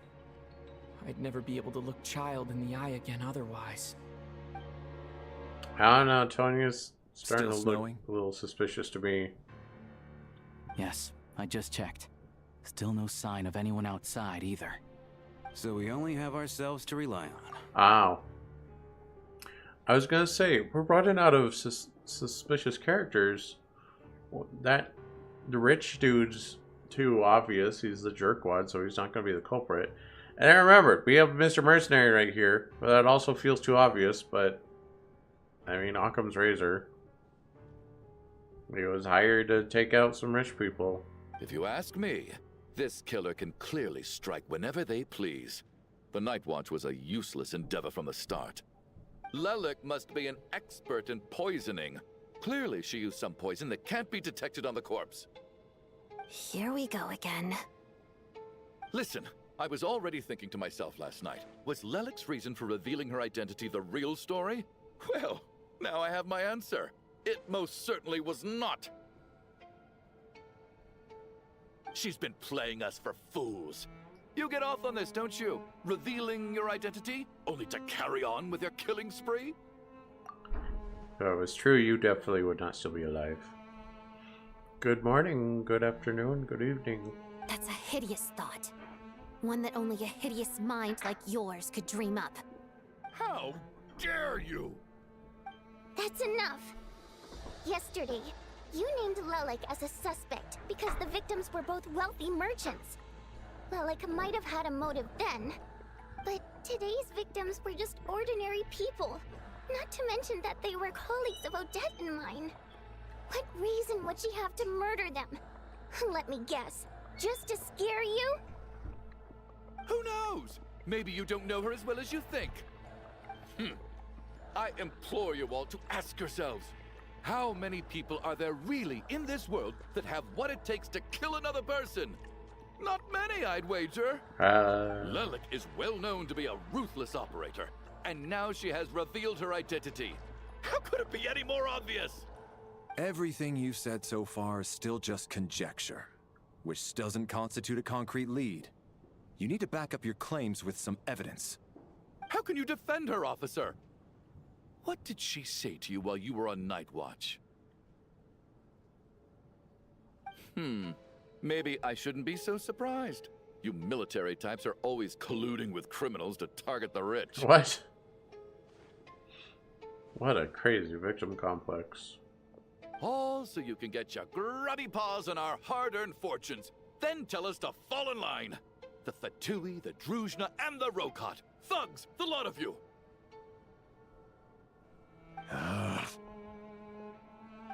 Don't you dare.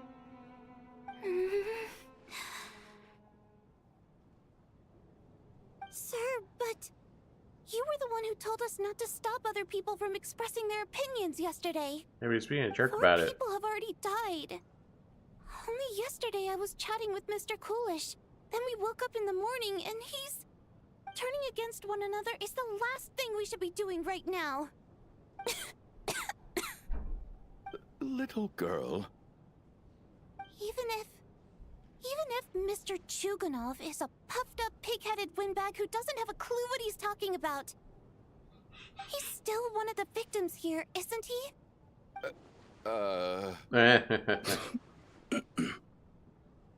Quite. I had no intention of resorting to violence. But you're right, Miss Tonya. I ought not prevent him from speaking his mind. In any case, I believe Mr. Chuganov has calmed down a little now. We may resume our discussion. I don't think there's any need for that. What is there to discuss? Nothing about this situation is normal. Did you have an idea, Mitya? You're the brainiac here, right? Come on, clue us in. I've been mulling something over. All the leads we have so far concern things from outside the theater. Miss Odette's alter ego, the threats Mr. Chuganov received. But then there's the 2 double murder crime scenes themselves, which have given us absolutely nothing to go on whatsoever. That's highly unusual. Even with the most careful killers, there's always some evidence left behind. So what are you suggesting? I think this could be a supernatural event. It isn't characteristic of human-on-human homicide at all. Correct me if I'm wrong, but aren't you supposed to be a scientist? That doesn't sound like a conclusion someone like you is supposed to make. I got into scientific research because of my insatiable curiosity. But if the present situation defies all known scientific explanations, I don't mind shifting my curiosity toward the paranormal instead. Well, there's other, like, supernatural stuff in this world. Like, a scientist wouldn't deny those supernatural things if they're known to exist, just because they're only contrary in real life, because supernatural things are not real. Yeah,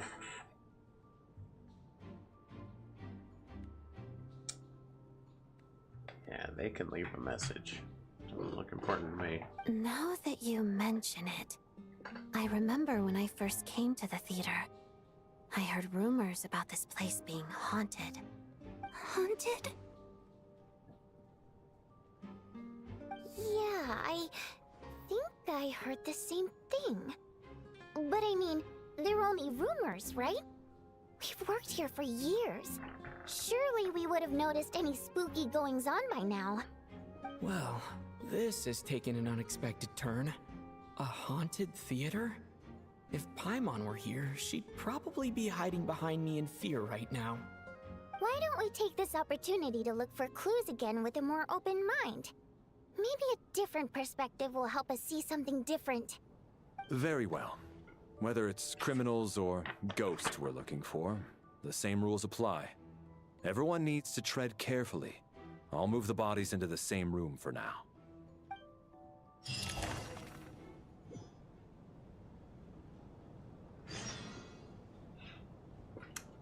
Alright, okay, so we got our playable characters. I doubt it was any of them. Though, I mean, he's a little suspicious, but it wasn't us. It might have been Tartaglia's sister, but, like, it's between these two. So he's ruthless, and he's the one pointing fingers. And he's dumb. Classic culprit, just, like, loudly accuse people. And, we got the hired arm. They're both like too obvious. It has to be one of these three.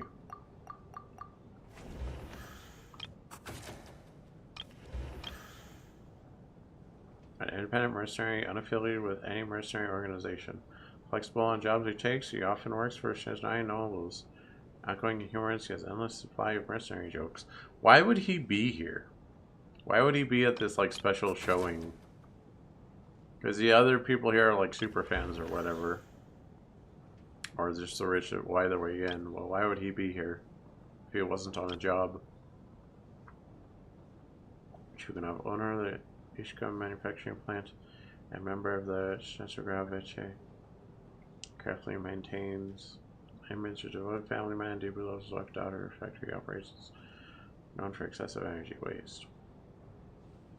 Maybe he did it to because he knew Lilac would be here. He didn't necessarily know it was Odette. So he's doing the murders, and he planned on wildly accusing Lilac to flush her out.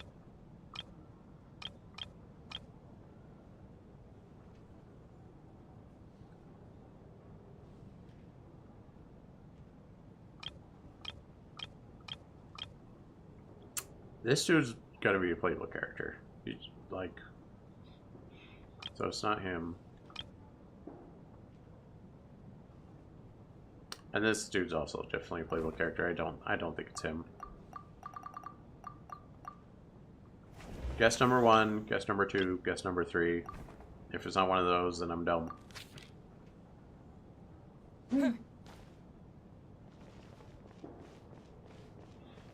Clues.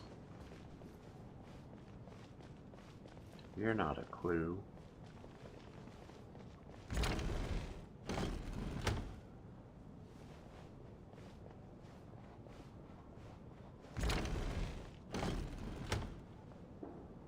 Valeri, come take a look at this. You too, traveler. Valeri. Not Valerie. Valeri. Some sort of notebook. What is it for? It's the on-duty logbook for the theater. Kulish was the main person to use it. He mostly used it to record any unusual incidents during a show, audience numbers, exit times, and so on. I saw Kulish at the entrance before coming in. I think he was holding this book at the time. Yes, he'd always have this logbook with him when he checked tickets at the entrance. This should confirm a lot of key details about the recent show. So, you find anything unusual? Yes. The number of people. I've checked and double-checked, but the numbers just don't match what's recorded in the logbook. Apparently, we have an extra person among us. Are we certain that logbook is accurate? Could someone have sneaked in without buying a ticket or something? Unlikely. Kulish took his duties very seriously. I've rarely seen any errors in his work. Not to mention that this was a dress rehearsal, meaning smaller audience numbers and tighter ticket restrictions than usual. Everything would have been well within his control. We no longer have our tickets with us, do we? They got collected on entry. I assume there's no way we can check them again. Unfortunately not. The theater recycles tickets. Once people are in the door, they don't tend to leave until the show ends. So we collect the tickets at the point of entry. Too bad Coolish is dead. If he were still around, we could just ask him. Still, I'm inclined to believe that this discrepancy in the head count is significant somehow. Did an extra person just materialize out of thin air?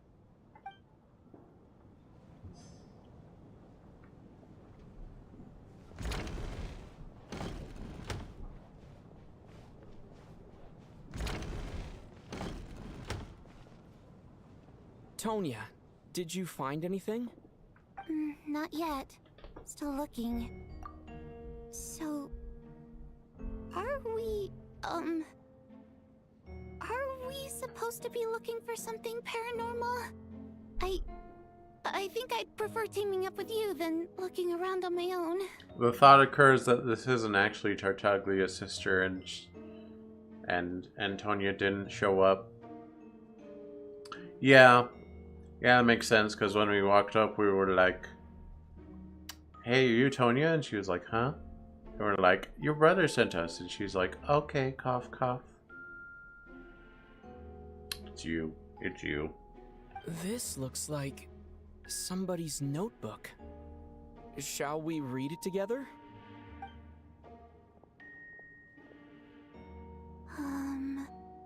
Well, it doesn't look scary or anything, so I guess it should be fine. Alright, let's read it together. Alright, I'll read it. "You once told me I would understand someday, but even now I still don't. I don't believe anyone should be forced to abandon their homeland because of a change in power. She never considered the feelings of us water imp nobles. Every inch of this land reflects memories of my childhood. If I close my eyes, I can still hear everyone's songs echoing everywhere. I will not forgive those who drove us away, and I miss you very much, mother. I often find myself missing that dress with the tassels, the heavy bed curtains, and the first rays of sunlight that would stream into the manor each morning. But it's alright. If I narrow my eyes just a little, the light sleeping through the crack backstage feels just like the one in our manor. I know that life is gone forever, and I can miss it all I want, but I also feel that what I have here now is no less than what I lost. The fantastical sets designed by the prop master, the many fans who come all this way just to see me, and the quiet dancing girl who doesn't talk much. These are all mine. I won't lose any of it again. Never. Absolutely never. I've joined a rather remarkable organization, though I can't tell you its name.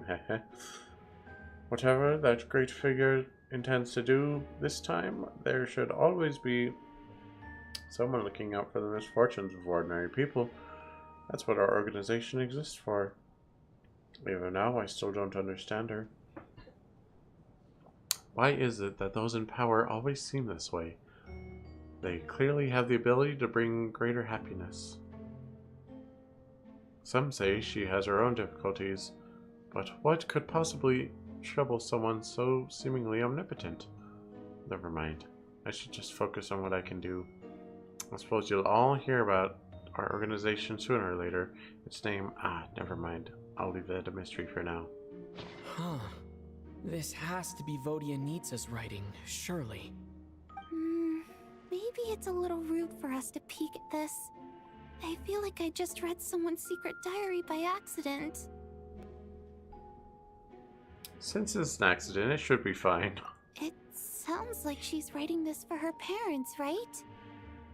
I don't understand. Why put this stuff in a notebook instead of mailing it in a letter? Because her water imp parents belong to the aristocracy, who were driven out of Snezhnaya by the Tsaritsa long ago. And now they live somewhere new, where the postman can't get to. Oh, hey, Vodyanica. I can explain. We're sorry. It's fine. My fault for not storing it properly. I can't leave things lying around and expect them to get ignored when everyone's scouring the place for clues. Alright, give me my notebook back. I'll take over the investigation in this room.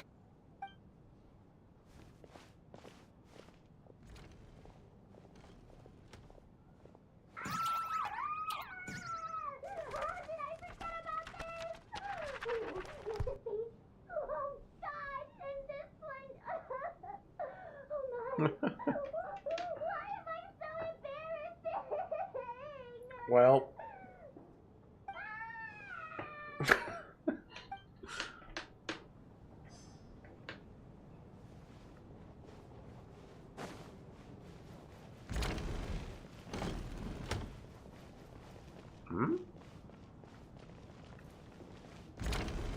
Where it says, why does it keep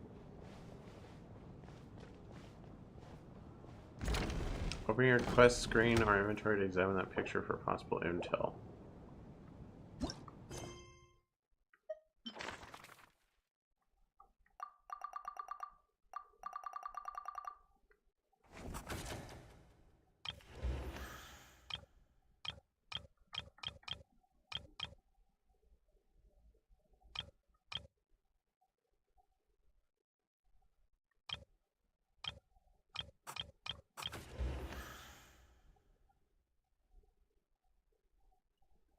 Yeah, the hand scarf is definitely like a gimmick for like his skill or whatever, because he's a playable character and all.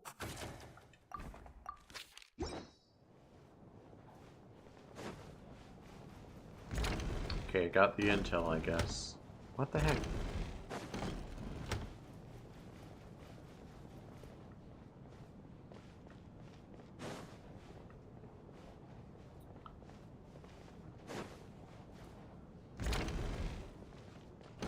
Says lower? It keeps moving. Am I stupid?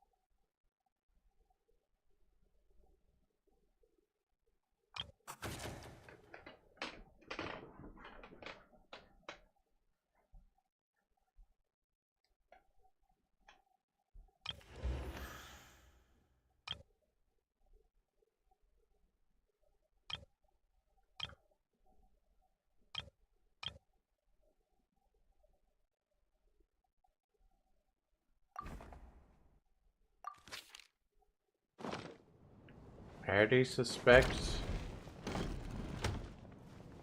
not Tonya. Did an extra person just Did an extra person just I was trying to talk to Odette, sir. Okay, Odette doesn't want to talk.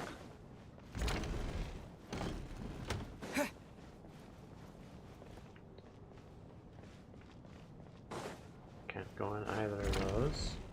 Oh, what? I was trying to make it out here. Oops. There's not like anything in the background to investigate.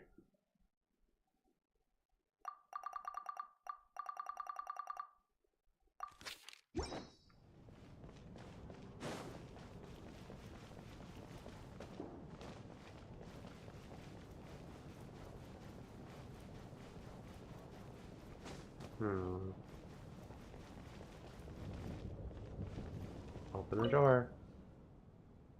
Where our companion is alive, but not disturb their peaceful sleep. But I'm investigating!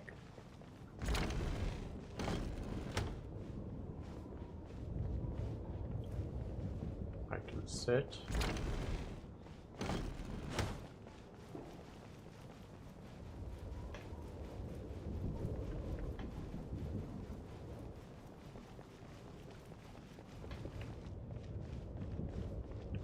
Can't go in there.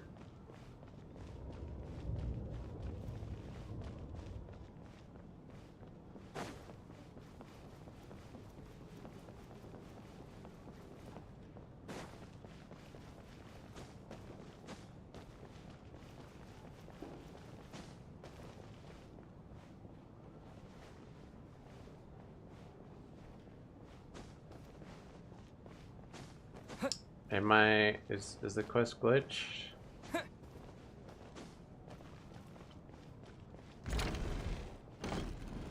It keeps trying to point me somewhere, but then it's like it changes its mind. Oh my gosh. Never mind. Stupid.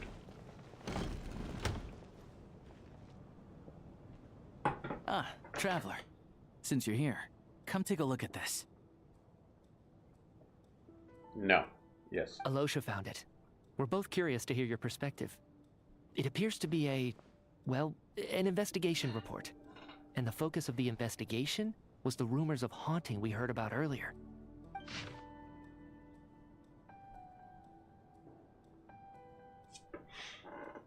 Oh, okay.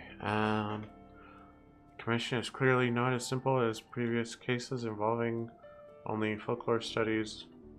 It appears to be connected to something far more mysterious than extinct civilization, the creations of ancient gods, or powers from beyond this world. Possibilities leave ample room for speculation from now on. We should take this as a lesson. A simple surface does not imply what lies beneath shares the same level of existence or nature. Ley lines themselves possess a powerful ability to either devour or guide souls. In most cases, once the soul and body of the deceased are separated, the soul is drawn directly into the ley lines, leaving no room for lingering existence.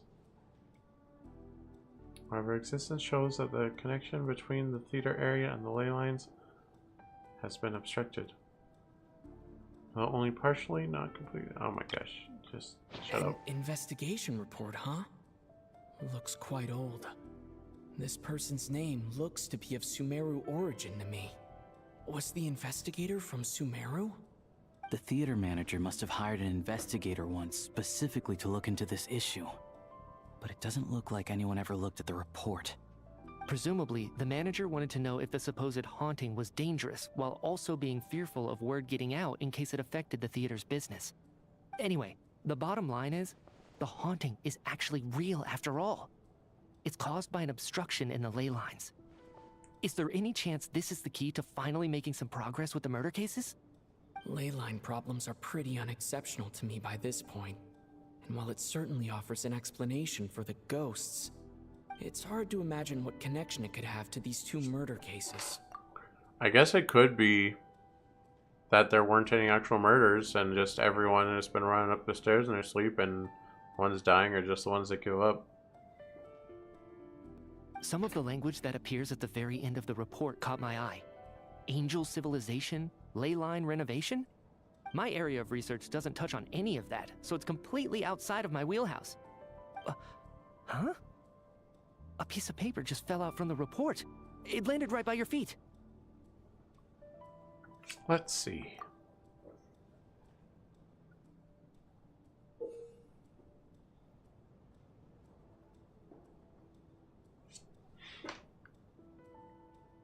Death is near. I just got goosebumps. It's pretty ominous no matter how you look at it. How unnerving. It was tucked inside the report, so it must be a note left by the author. Death is near. Is that supposed to be what's going on here? With us in the theater? But if so, how did the author foresee it? Could he predict the future somehow? Maybe things are more complicated than we thought. No, wait a second. If we take the report and the note at face value, they completely contradict one another. The report definitively concludes that the hauntings in the theater are harmless and cannot affect the real world. But the note seems to be warning of potential danger.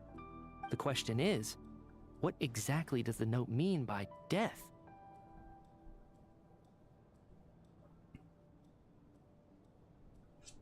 Distracted.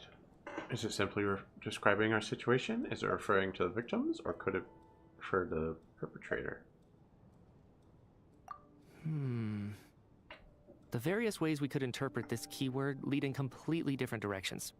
Let's pause our analysis here for now. I think we need more information.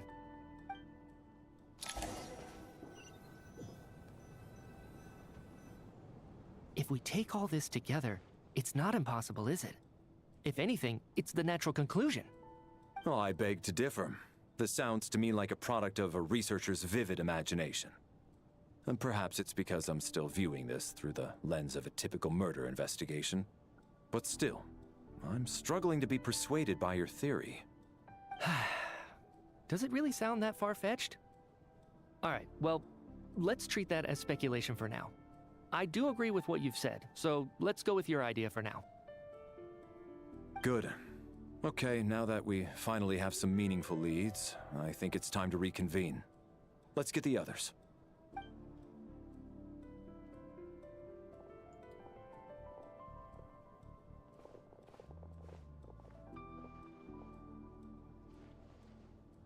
So, that's about everything we've discovered so far. I'll share my theory first. Based on what we've learned from the logbook, I believe the extra person among us is most likely the killer. If the killer had simply bought a ticket, it would have greatly increased the risk of their identity being exposed. I expect he or she either hid in the theater ahead of time, or found a way to slip past the ticket inspection. They then blended in with the group and waited for an opportunity to strike. What about the note found in the investigation report? Any thoughts on how that fits in? The killer may have simply planted it there as some sort of sick joke. I've seen my fair share of psychopathic killers. They love playing cryptic mind games. So, it has nothing to do with the haunting of the theater after all. This theory makes sense to me. If we have an audience member unaccounted for, chances are they didn't come here to watch the show. Could it really be that simple? So, in other words, all we have to do is find out who got in here without a ticket, and all our problems will be solved? Then let me make one thing clear. All the theater staff should be well aware that I came here for the rehearsal legitimately, yes? There's no way I'm the one who didn't have a ticket.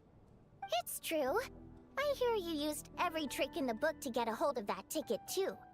Everything short of throwing a temper tantrum and rolling around on the floor at the entrance. I most certainly did not degrade myself in such a way. Probably a stupid question, but I might as well ask. Did anyone here get in without having their ticket checked? Hmm? Guess it was naive of me to expect them to just admit to it. Especially after the unprompted Lelik reveal.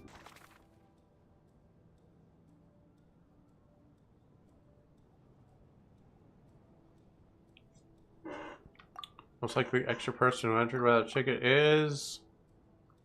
you? Tonya received her ticket the same way I did. I assume Child got both of them together. In any case, I knew in advance that Tonya was coming. Okay, I'm wrong. It's this guy.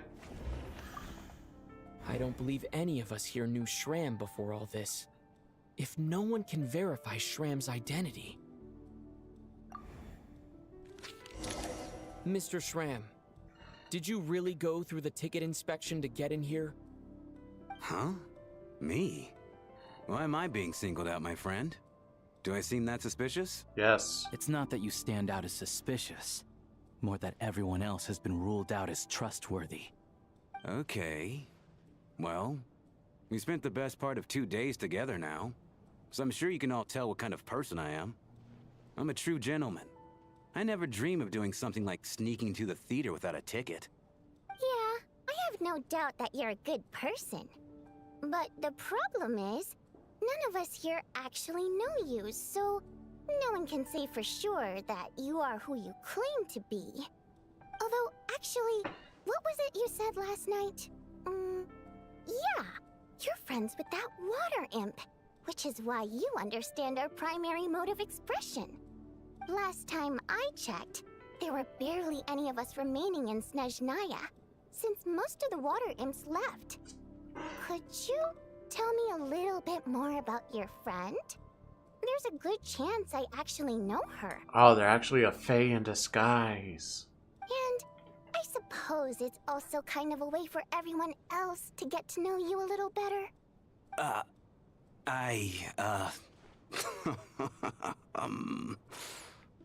Good grief. Are you blushing? Pull yourself together, man. Stop giggling like a teenage boy. It's revolting. Hey, revolting is a little strong.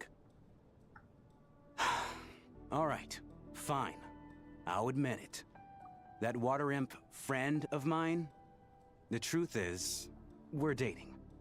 I was just a bodyguard hired by our family. But the stars must have aligned, because sparks began to fly between me and their daughter. Never in my wildest dreams did I think I'd get so lucky. We don't need details. Just get to the point. Okay. I'm just a little hesitant to reveal her name, that's all. You know how it is. These are delicate times.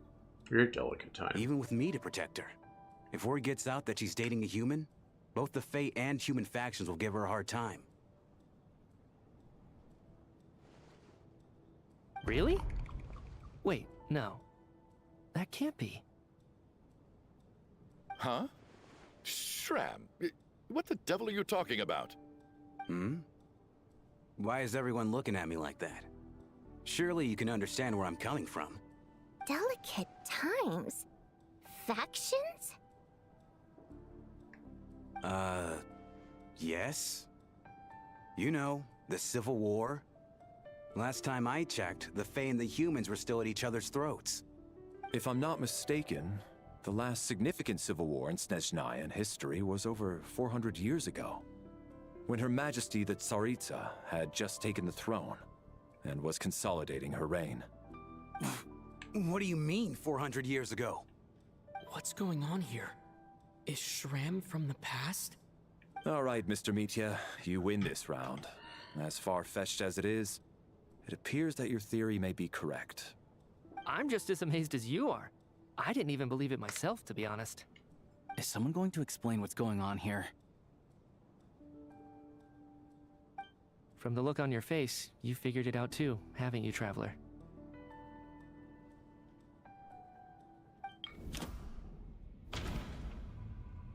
According to the theater's duty log, there seems to have been an extra person at the scene. A letter Vodyanitsa wrote to her family but never sent. Clue that has yet to surface.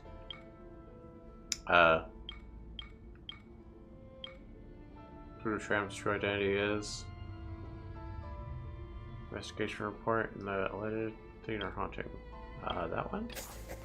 The theater's ley lines have been modified to block souls within its grounds from returning to them. Some souls can even wander this place forever. Mr. Shram's statement proves he is from hundreds of years ago. And according to the investigation report on the theater hauntings, Mr. Shram is very likely a lost soul wandering the theater.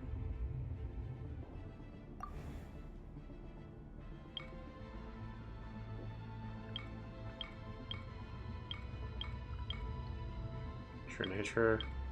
I mean, it's just told me. I personally... What? Mr. already took a dodger. Killer who hit the theater ahead of time. Yeah. For some unknown reason, the soul that has been wandering the theater due to the ley line issues has joined our group and blended in.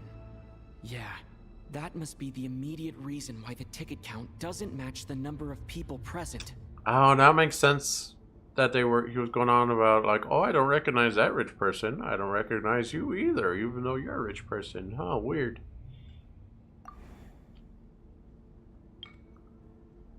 Death is near. In this case, death most likely refers to...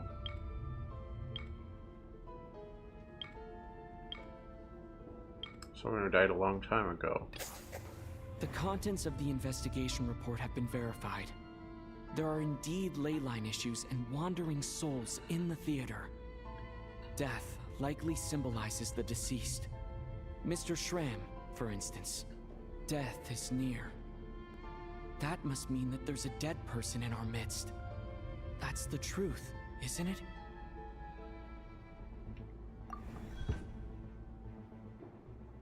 Yeah, the logic is clear now. The investigation report said that there would be souls stuck wandering around the theater because the ley lines were cut off. Mr. Shrem must be one such soul who died in the theater a long time ago. In which case, that also makes him our extra person. So when the note said death is near, it must have been referring to death as in the deceased, people who died a long time ago. Someone who died a long time ago. In short, there's a dead person among us. The extra person we've been searching for is a ghost from the past. You mean I'm a ghost? No. Don't make jokes like that, my man. There must be some mistake. But even if I was dead, I know for a fact I didn't kill anyone these past 2 nights. Yeah, even if all that's true, the report also said the souls inside the theater can't affect reality, right? They're harmless. Then what if the problem isn't the souls at all, but the ley lines themselves? The ley lines have a powerful ability to attract and devour souls. Let's say that the ley lines are like a black hole, constantly seeking to engulf souls. But the souls that don't want to return are trying to avoid being sucked in. Huh. Why does this analogy sound so familiar? What happens when the black hole can't achieve its goal? I'm only speculating here, but what if it ended up swallowing innocent souls by mistake? Or intentionally taking other souls to compensate? That could explain why we weren't able to determine a cause of death. If you're right, and their souls were devoured by the ley lines, it does make some sense. It does seem to explain a lot of the things we couldn't make sense of. Does that mean it's true? Except there's no concrete evidence. Mitya is relying on a lot of logical leaps. Still, it seems like the best explanation we have under the circumstances. Alright, so how could Shram not know that he's dead? Seems a little unlikely that he hasn't noticed anything unusual even after several days interacting with us. On the contrary, it's perfectly normal for a soul to wander the theater for centuries without questioning their existence or reason for being there. It's simply what's natural for them.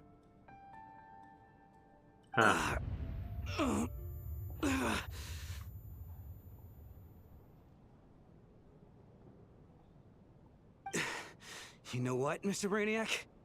I think you might actually be right after all. I'm trying to remember and... even though my head feels like it's going to explode, I think... it's all coming back to me.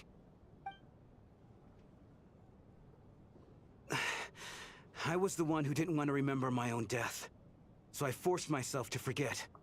Well, I'm sure those are painful memories. My lady and I snuck out to go on a date one day.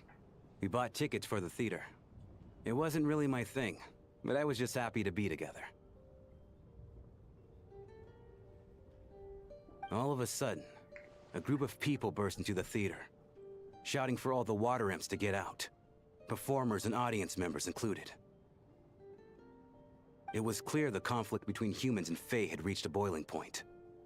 This time, the extremists were even coming after the water imps who had nothing to do with the war. I thought I could pull one over on them, so I took off my jacket, draped it over my lady, and tried to sneak out amid the chaos. But I got caught. They started shouting, calling me a traitor to humanity. But I was going to do whatever it took to buy our chance to escape, no matter how many people stood in my way. I had to, both as their bodyguard and out of love. It's all right, friend. You can stop there if you want. You don't need to dig all that up again. It's just... even now, I'm still struggling to accept the truth. How could I be dead? I'm sorry, everyone. If I'd known I was a dead man walking, I wouldn't have dragged you down with me. If I'm the cause of all this death, then punish me however you see fit. But, Mr. Shroom... No. I refuse to be a burden. I know what I have to do. No. You said I've been wandering the theater for centuries, right?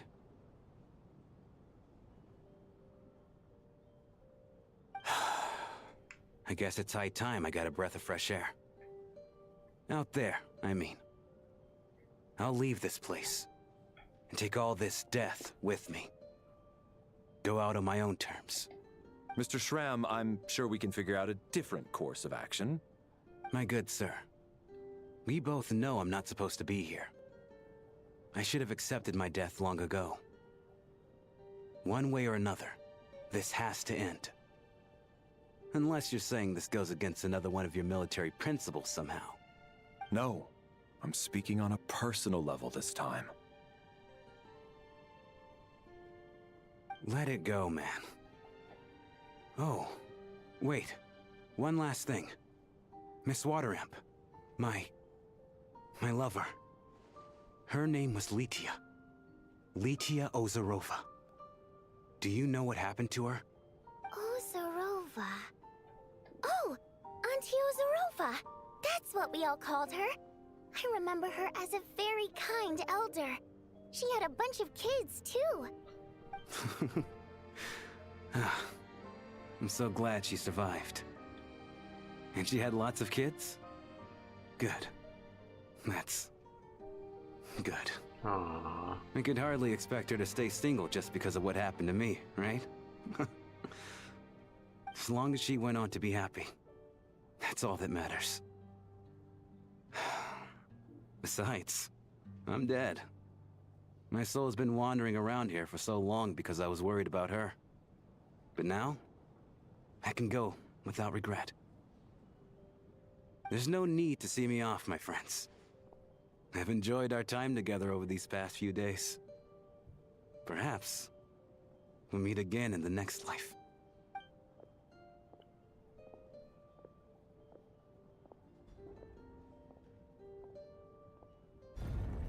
Bye, Mr. Mercenary. I'm sorry, I suspected Take care, you of intentional murder. I knew Mr. Schramm was already dead, but I still feel so sad.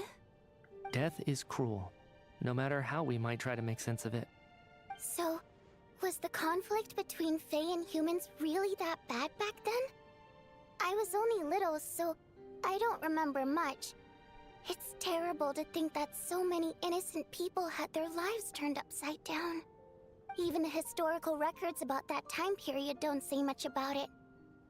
All people know is that the Tsaritsa founded the Fatui, drove out most of the Fae aristocracy without explanation, then used her terrifying power to suppress the humans. It seems to me like the Tsaritsa chose to make herself the enemy. She downplayed the conflict, directing whatever animosity both sides had for each other at herself instead. That's also why, despite how brutal the conflict was at the time, there hasn't been much lingering tension between humans and Fae since. Things have been fairly harmonious for the past few centuries. So, the Tsaritsa banished the Fae to protect the Fae living in the city? She offered herself up to be hated in exchange for peace. Maybe it's not quite as bad as it sounds. I don't think Her Majesty is too concerned if mortals hate her or not. And besides, there are very few who truly do. All this time, I had no idea. All right. If Mitia's theory is correct, then I think we can consider this matter settled. Let's all take a break.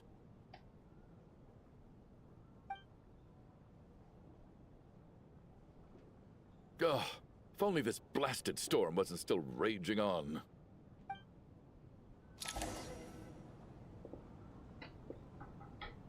I wonder if their souls might come back now that the ley line's got the right soul.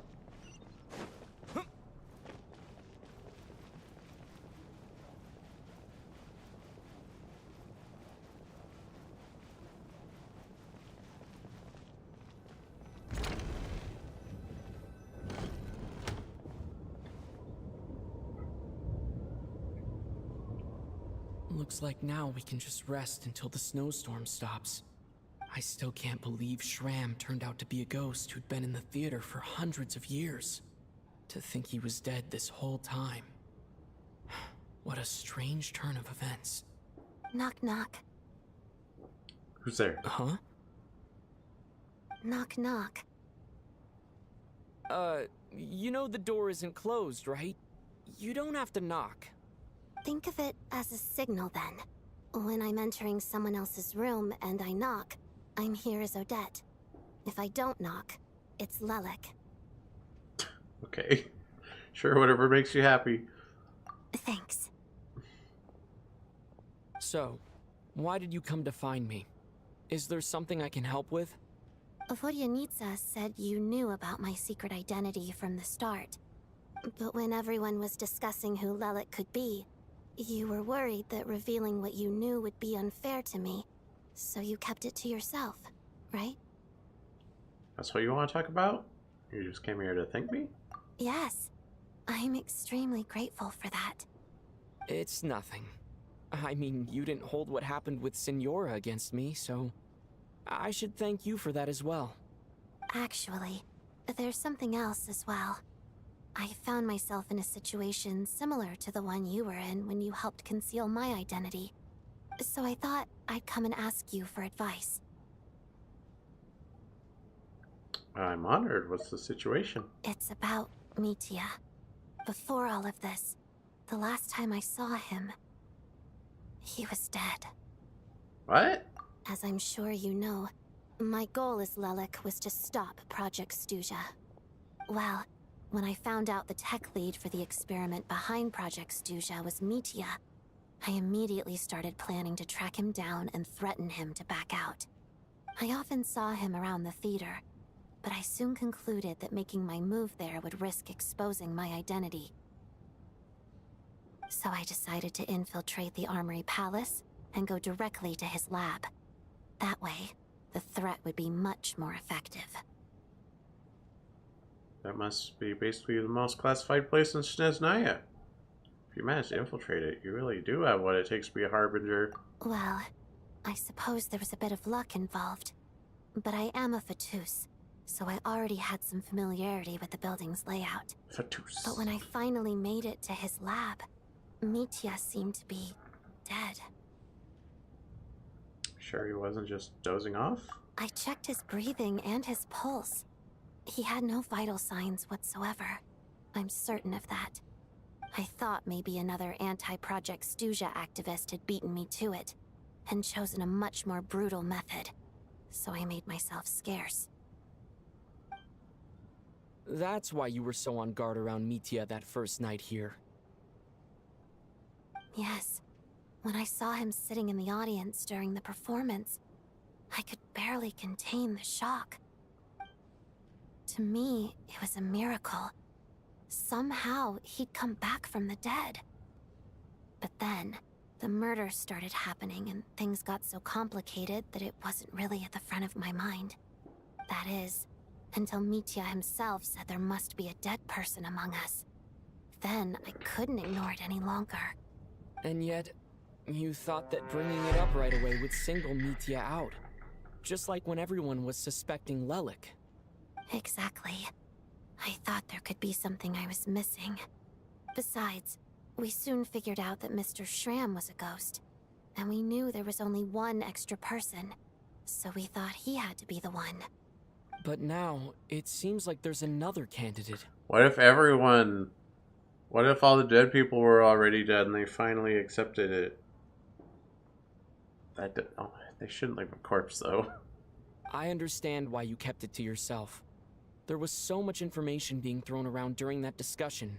Bringing up Mitya would have just introduced more confusion. So, what do you think we should do?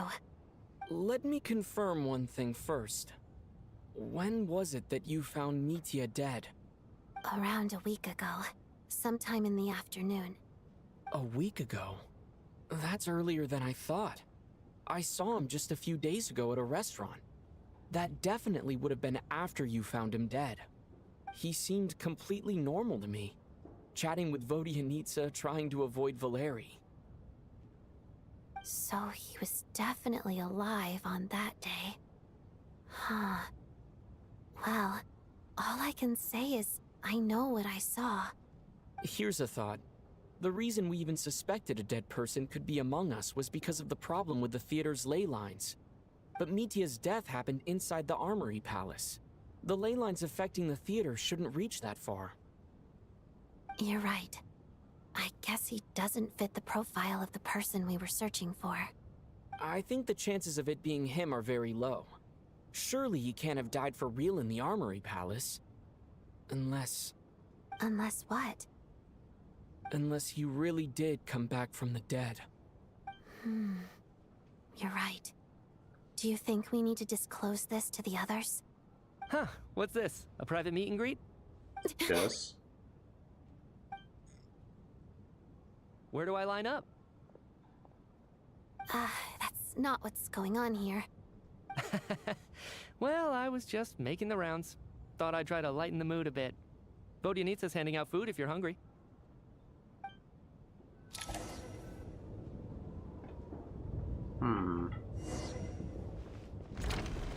Assemble!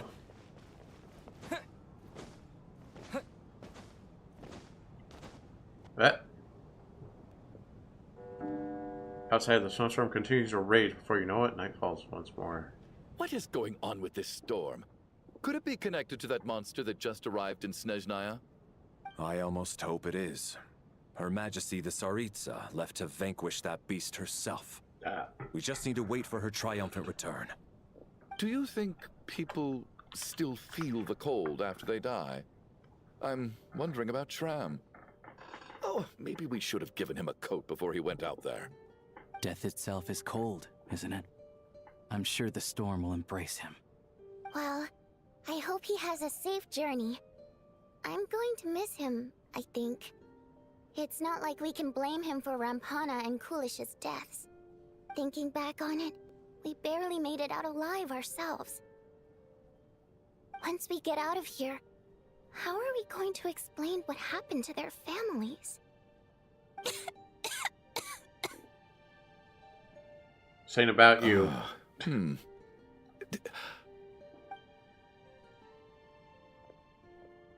Are you okay?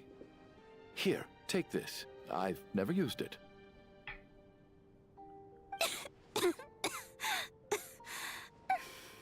Thanks. Look who's Mr. Nice Guy all of a sudden. Is it because Tonya stood up for you this morning? At least you know how to return a favor. Yeah, without Tonya, who knows how badly he would have been hurt. I told you already, I never intended to resort to violence. Bunch of rascals. Little girl? I was rather surprised when you spoke up for me this morning. I didn't think I had many admirers here, so, thank you. Oh, no need to thank me. I said some bad stuff about you too. I've been, too embarrassed to admit it, but, you remind me a lot of my daughter. So kind to everyone, but never lets her old man off the hook. Unless my wife and I are having a fight, then she's always on my side. Especially when she was little. Every time I took her out...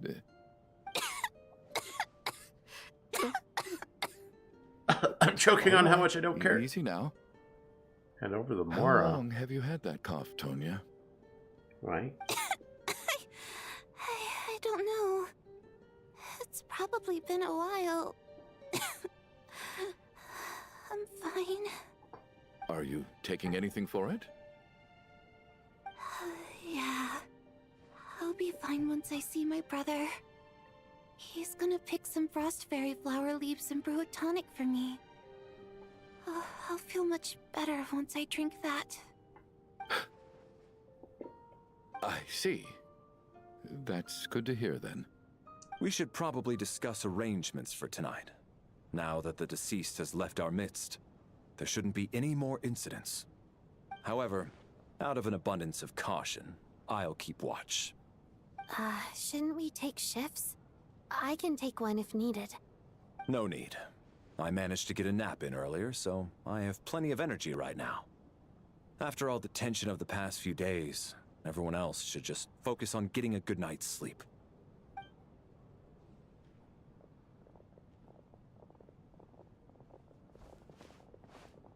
What a long day. This whole situation turned out to be way more complicated than I expected. But Valeri's right. I should just try to calm down and get some rest. The last thing I want is to give myself nightmares.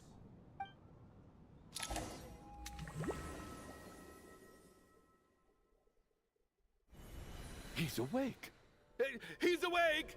Get over here, you big lug, and take a look. If you must call me something, call me Mr. Door. The Black Mist is coming. You need to go. Mr. Door? Where are we? Black Mist? Haven't I heard that before? Are you all right? Can you walk? We just got attacked by monsters on our way up. That Mr. Door fellow protected us. He just seemed to come out of nowhere. Not much of a talker, but when it comes to taking down monsters, that man doesn't hold back. Curses! The Black Mist is catching up to us. We need to keep going. Mr. Door, I don't believe I've ever seen you around here before. Why is that? There's no need to try to get to know me. I'm just Mr. Door. I have to find the door that Mr. Door! Looking for trouble! Get rid of them! I can just push these ones off. I can't switch to him, but I can call him into attack. Thanks for saving us earlier. No need to thank me. This is where my duty lies. No need to thank me. I'm Mr. Door after all.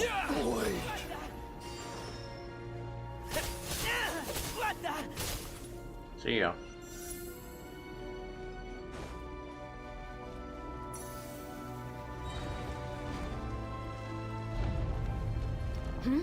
Oh, so we're doing this the hard way. Ready,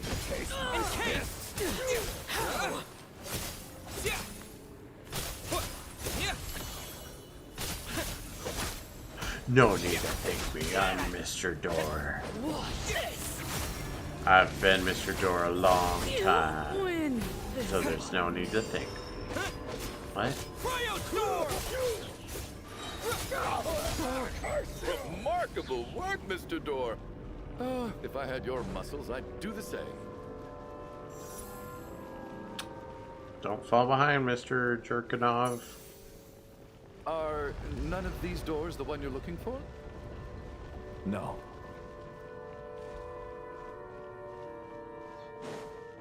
No, stupid. Fighting frog!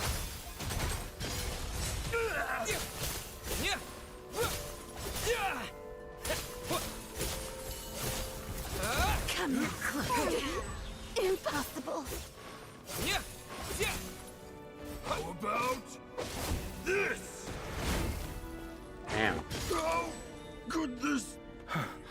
I'm so exhausted. And the Black Mist is still rising. Oh. Wait, look! There's more monsters down there. Are they coming from within the Black Mist? No, no! They're gaining on us! Quick, keep going, or they'll be at our heels any second!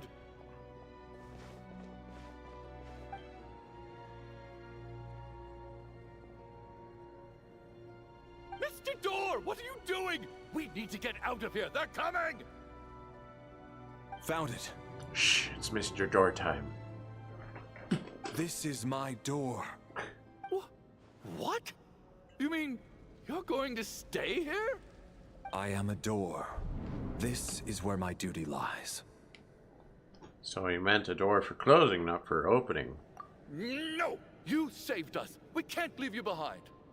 You must keep going. A door can only keep things out for so long. You must make haste. But... Oh, you're right. Let's go.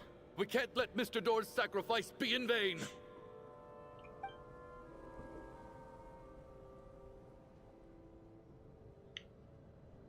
The Black Mist isn't moving anymore. Looks like both the monsters and Mr. Door are gone. I didn't just imagine all that, did I? Surely I wasn't so scared out of my mind that I hallucinated a door as a human being. No, I remember Mr. Door too. Oh, okay, good. There's no way we both hallucinated the same thing. Getting sleepy? Well, looks like we're safe for now. Go ahead. Let's get some rest.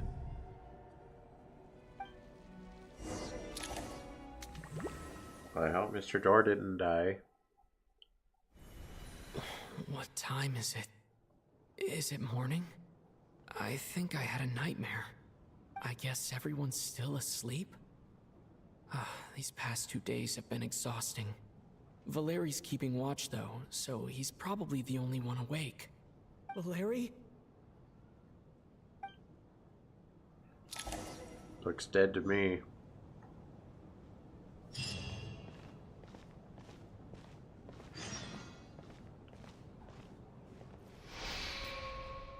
He looks as calm and composed as ever. Even now it seems as if there's no burden he couldn't shoulder. Yet around him, time seems to stand still, as if the gods in their mercy finally granted him a moment of respite. Wake up! Everyone needs to wake up! Wow! But his friend died and got revived, so he'll be fine. Just like the last 2 nights. No clear cause of death. I've been a real thorn in your side, haven't I, Mr. Valeri? Now you can rest in peace. But for me, life will be all the duller for not having to run away from you, my friend. How's Tonya? Is she okay? I just checked on her, and it doesn't seem like anything serious. She's just exhausted from the past couple of days, and she's still recovering from her illness. We should let her sleep a bit longer. That means Valeri was the only one who died last night. If Valeri was awake and keeping watch, it would have been impossible to kill him without waking everyone else up. That much is certain. This is so frustrating. Why has nothing changed since yesterday? I thought we already dealt with the dead person causing all this. Actually, one thing has changed. There's only 1 victim this time, not 2. Oh. Because there were 2 dead people here. And now there's 1, so there's only 1 victim. I'm gonna be right back real quick.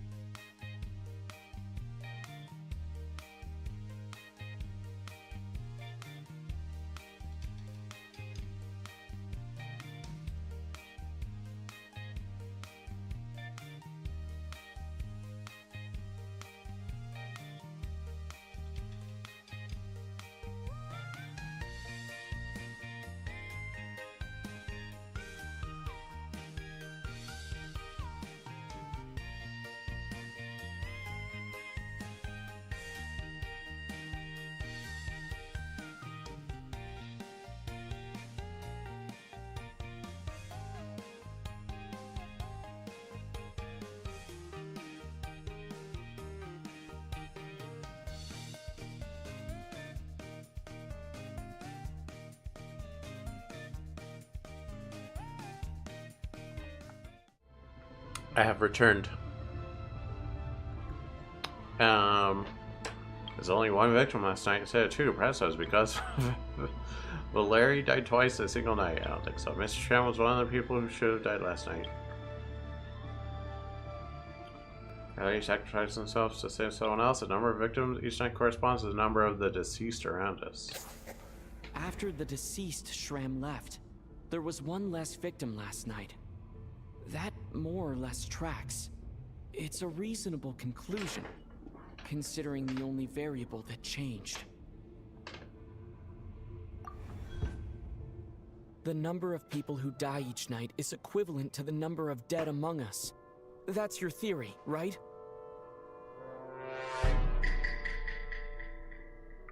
Exactly. We identified Mr. Shram, and the night after he left, the death toll dropped from 2 to 1. By that logic, there must be one more dead person left among us. Another one? But there was only one person unaccounted for in the ticket checks, right? The head count should match up now. Having an extra person was definitely a cause for alarm, but being one person short isn't nearly as unusual. Someone could have left in the middle of the show, or made it out before the storm hit. One more dead person among us. If Mitya's theory is right, then what Odette told me seems a lot more relevant. It's just, at the time, we had no reason to think there was more than one dead person. If only we'd taken it more seriously as a possibility. Maybe this could have been avoided. I'm sorry. This is my fault. I had information that could have been helpful, but I held back. I should have brought it up right away. I'm partly to blame as well. I was too quick to dismiss Odette's concerns. What is this about? What have you two been getting up to behind my back? Sounds like there's some big news you've been keeping from the rest of us. Well, we're all ears.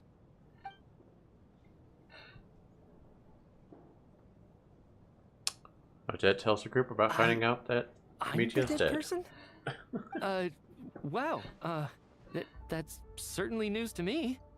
Odette and I talked about it yesterday, but we thought it just wasn't possible, so we left it at that.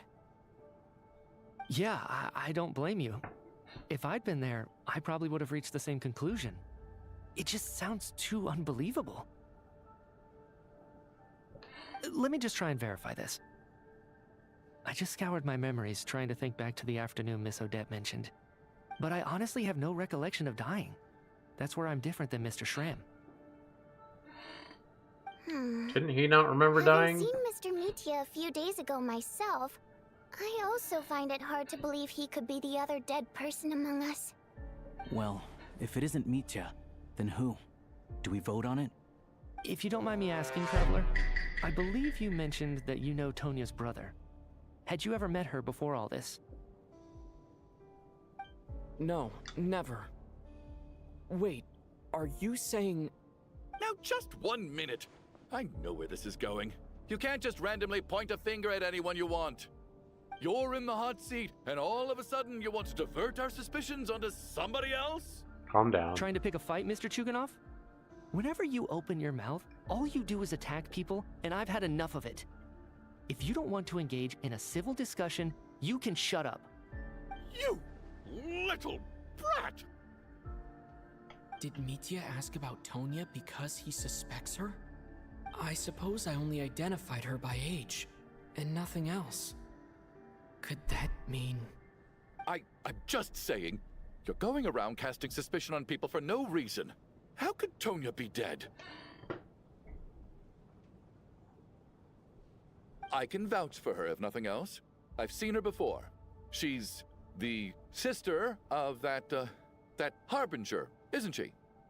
The one called Child. Oh, really? You're telling the truth? Since being here, I don't think I ever mentioned she was Child's sister specifically. Does Chuganov actually know her? If Chuganov can vouch for her, then it can't be Tonya either. In which case, it seems unlikely that there's another dead person among us at all. Miss Odette, Could you go over that afternoon with me one more time, when you found me dead? No problem. It was a great day for me. I love remembering it.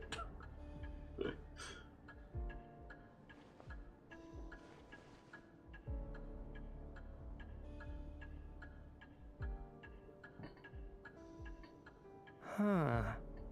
No matter how hard I try, I just can't remember anything about dying. But I do remember something else. Miss Vojanitsa, during our last meal together, I told you how some of the researchers were suffering from temporary memory loss. Do you remember that? Oh, yeah. You said it was hindering the progress of your experiments. You thought they were just under too much stress or something. Right. And even though I don't remember dying that day, I'm pretty sure I experienced something like amnesia. Some of my memories from that afternoon are missing. Are you suggesting you're missing the memory of your... Of course. How am I only just realizing this? Humans aren't necessarily aware of their own death. You mean being silently assassinated, or dying in your sleep? Situations like that? The researcher's amnesia. Suddenly it all makes sense. I must thank you, Odette. I think your perspective just helped me reach a breakthrough on a series of issues that have been troubling me for quite some time. All right. It's decided then. I'll be the one to leave today. Oh, leave? Hey, wait a minute. Aren't you rushing into this? What if you're wrong? You'll pay with your life. Come on, kid. Aren't you gonna fight for your life? This seems like a rash decision. I have other reasons beyond what's been discussed. In fact, thinking back, I remember during Miss Odette's performance, while I was sitting in the audience stalls, a brilliant new idea for my research popped into my mind. But then, my train of thought suddenly cut off. I can't remember it now at all, and I didn't take any notes. I guess that must be another instance of temporary amnesia. No. Hold on. I see where you're going with this. You're suggesting that each instance of temporary amnesia is a death, right? There's a glaringly obvious flaw in that idea, no? How can one person die so many times? I believe Miss Odette's account. During the period where my memory is blank, I must have been either dead or in a similar state. All it would take is for the same thing to happen in the theater, and I would come under the effect of the ley lines in this vicinity. This increases the likelihood of me being the deceased, does it not? But...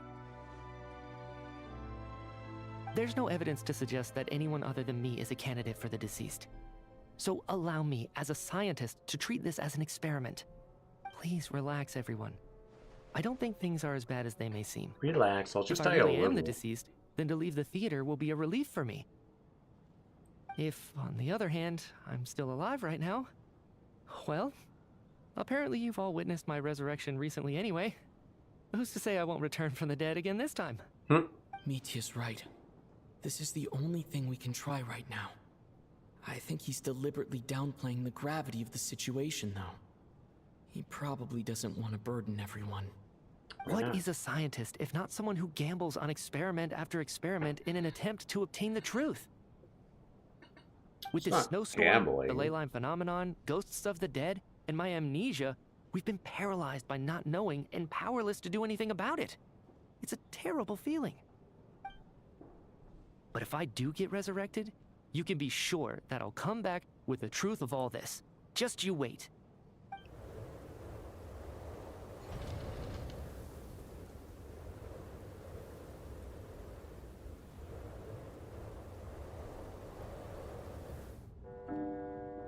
As night falls, the theater is filled with heavy silence. More than half the group is gone since the first night here.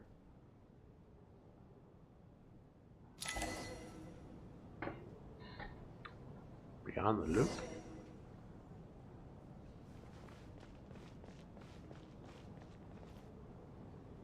Poor Mr. Mitya. I didn't even get to see him one last time. So I'm wondering if Child, like, resurrected his sister or something. Like, maybe he knows But he never expected her to be hanging around over a faulty ley line for several days, you know? Maybe it's a good thing that you weren't there to see it. It was a hard thing to watch. Maybe for you. I hate goodbyes. Why does it feel like everyone around me is slowly disappearing? Not just in here, I mean. In the outside world, too. Maybe it's the realization that, at the end of life, everyone has to face it alone. Come to think of it, the main reason we're still alive right now is pure luck. Each morning here, for every one of us, there's the chance that we might not wake up. You could take it a step further and say that the same is true outside, too. Who can ever be 100% sure when they drift off to sleep that they'll open their eyes again in the morning? If I make it out of here, I'm going to cherish every moment that I'm awake and live without any regrets. Without regrets? Not even a few regrets? For fun? I feel like a strange sense of anxiety has been quietly growing inside me over the last 2 days.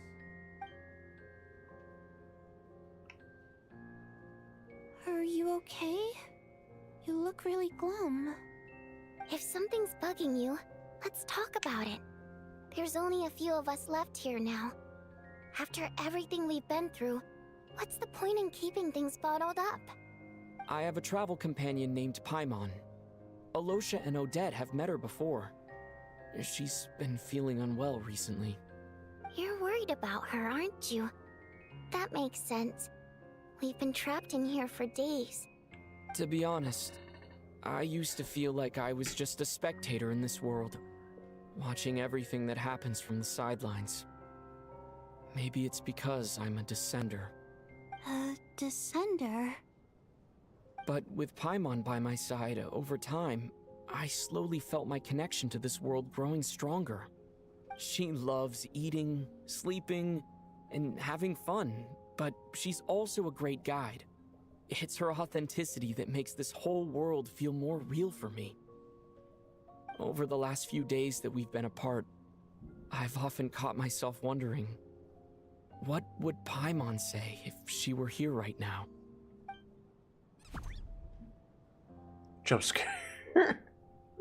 But by the time I snap out of it, the conversation has already moved on, and I'm still in my own little world. I'm trying to overcome this sense of detachment, but I really miss Paimon. I guess, in a way, she means the whole world to me. Aww. I bet she misses you when you're not there as well. Maybe you're her entire world too. I don't know if this will make you feel any better, but back when the water imps left Snezhnaya in droves, I also felt like the whole world was suddenly empty. I could be surrounded by people all smiling and having fun, and still feel completely separate from it. So, I totally understand how you feel.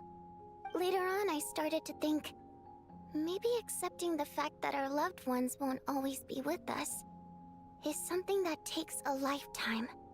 All we can do is cherish their companionship from moment to moment. So, once we get out of here, you better hurry back to our side as fast as you can. You can't let your story end in regret. That's the trope I hate the most. Thank you. That's exactly what I needed to hear. Talk about tropes. But Vodyanitsa, if you hate goodbyes too, why didn't you leave with your people? That's just the choice I made. I used to regret it, but I don't anymore. Like I said before, singing is a water imp's primary mode of expression. It's how we convey our emotions. Our songs have echoed through this theater for hundreds of years, each one a story pieced together through moments of joy and sorrow. But does a story exist without someone to read it? To me, the answer is no. So I made the choice to stay. That way, there would still be someone left to sing these songs and listen to their stories. Otherwise, they could have been lost forever. Could you teach me how to understand your people's songs sometime? I want to be able to truly hear them, like Mr. Shram. A fan after my own heart. Thank you, Tonya. How about I sing something for you, and you tell me what you hear? Okay, I'll do my best.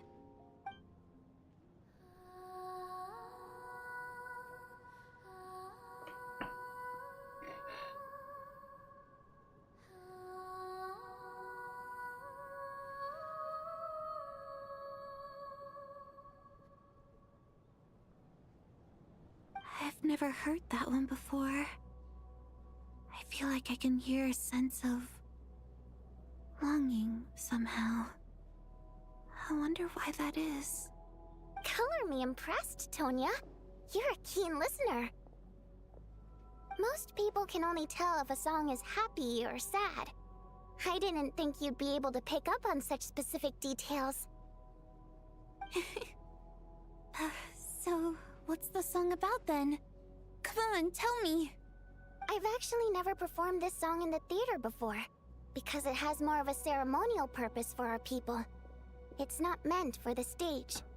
It means something like, "May those we have lost watch over us, and follow this song back home in the night, so that we might be reunited once more." So it's kind of like a requiem? Call to be reunited with our loved ones in our dreams?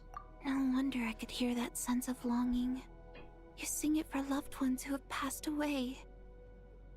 I hope it reaches them. It's getting late, Tonya, and you're not well. We should all turn in early. I suppose there's no reason to keep watch tonight. Okay. But, before I go to bed, could you sing that song a couple more times for me, Vodianitsa? Of course. Anything for my #1 fan.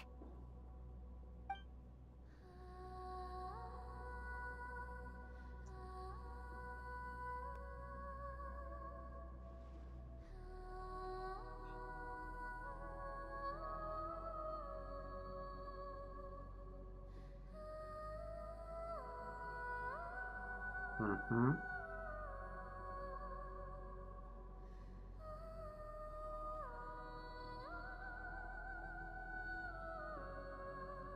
Once I get out of here, I definitely don't plan on ever coming back. But I guess that means I'll never get to hear Vodianitsa sing again. That's a sad thought. There's like a... It's like a world quest thing here. Or you report your world quest thing here. You know how it is. You turn in your regional chips. Anyway. Before I fall asleep, I should cherish this moment of companionship while it lasts. Alright, now who's gonna die?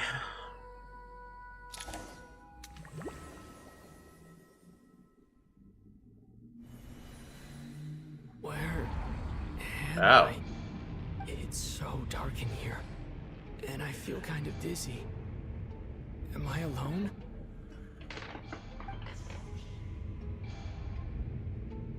Huh? What was that noise?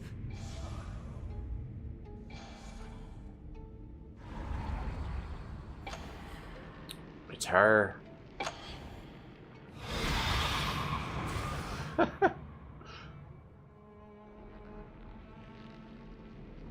Return, O spirits. Fulfill your oath of protection.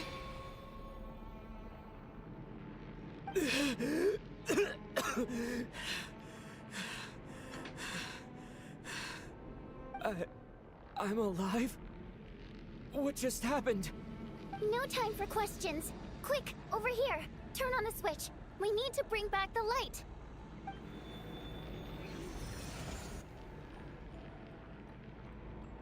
All right, we're safe.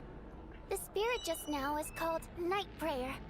The light subdues her, but she'll attack without a second thought in the dark. Is she a ghost? Sort of.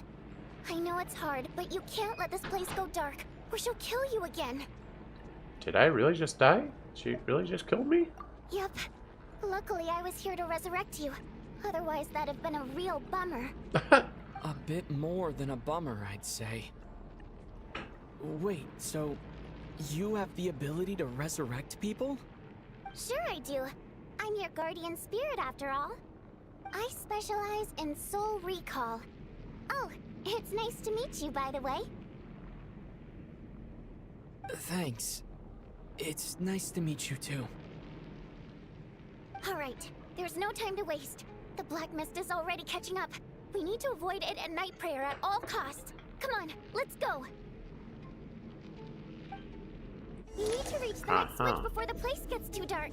If we bring the light back, night prayer won't be able to get to us. Sweet, sweet light! It's back! Shh! It's night prayer. We need to move quick, but don't let her notice you. Look out!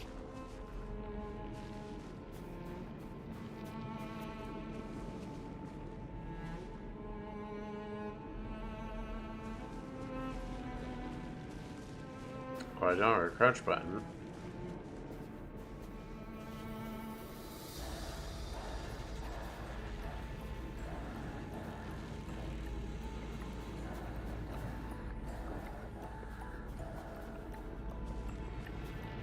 Tartaglia, your sister's killing me. She doesn't know if she's dead or something.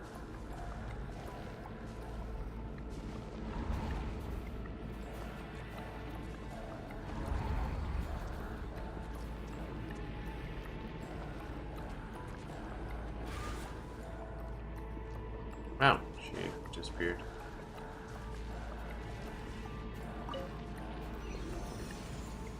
Sure is Ghostwire Tokyo in here. The next switch is over there.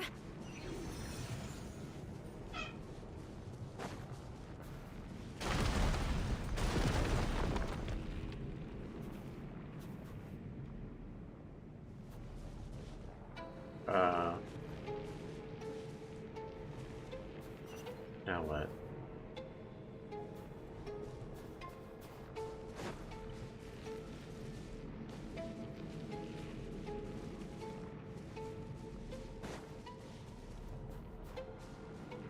Am I supposed to like jump down there or something? Okay.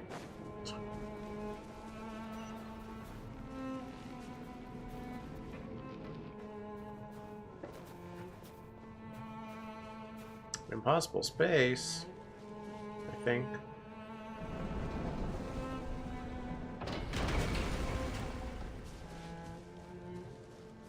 Well, good thing that happened before I got there.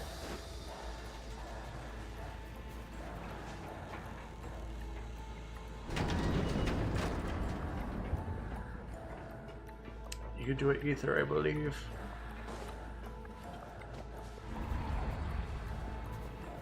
No, night prayer is here too. This can't be the only path. Let's head up there and take a look. Okay. Can I, hup?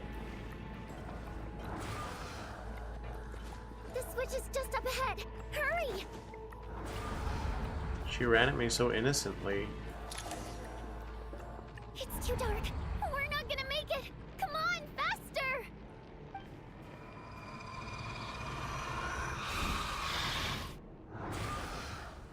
Traveler! Oh. I won't let you die like this. Not on my watch.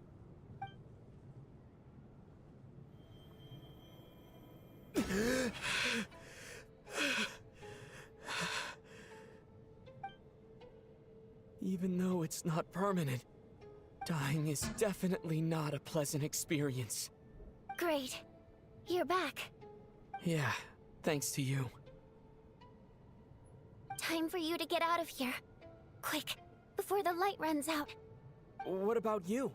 You're not coming with me? I can't. I've already been used up.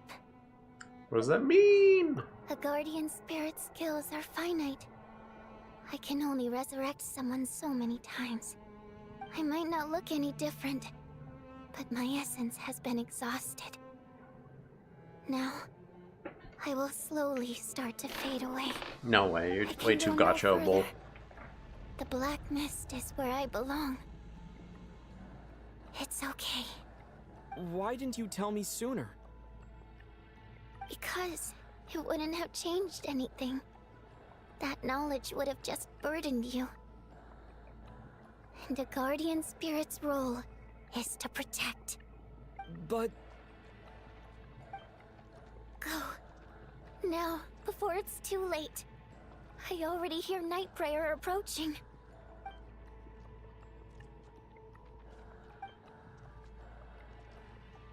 Did we get that light? I guess we did. A little faster, Ether.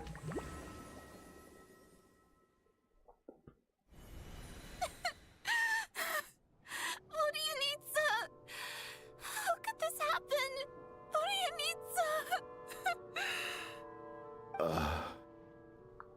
Well, I guess there's no need to inspect the body. You're beginning to grow numb to the tragic deaths that await each morning. No, this one... I mean...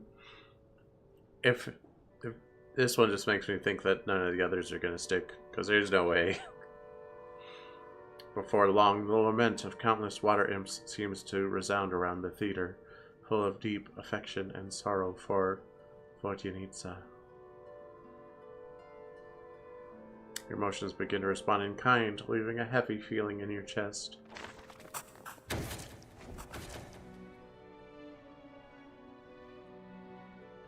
This wasn't supposed to happen. You lied to us, didn't you, Chuganov? You've been lying from the start. Take a long, hard look at yourself before you go around accusing other people. I suspected you on day one, Lelik, and now look where we are. By some strange coincidence, you've never been targeted. You just happen to have survived this long? No, you should be the prime suspect. Wouldn't that logic apply to anyone left? And you, little hunter, ever so content with staying on the sidelines. Yet, you were the one who stopped us from leaving from the start! Why are you trying to keep us here? Now you're just lashing out indiscriminately. That's either a sign of anxiety or a guilty conscience. Where was all this passion and bravado before? Decided to fight until the bitter end. Is that it? Is that a threat? Fine, bring it on. You think I'm afraid to die after all this? You want to kill me? Go ahead. I'd like to see you try. After all the trauma of the past few days, everyone's been pushed to the breaking point. Valeria and Mitya aren't here anymore. Someone else needs to step up and take charge.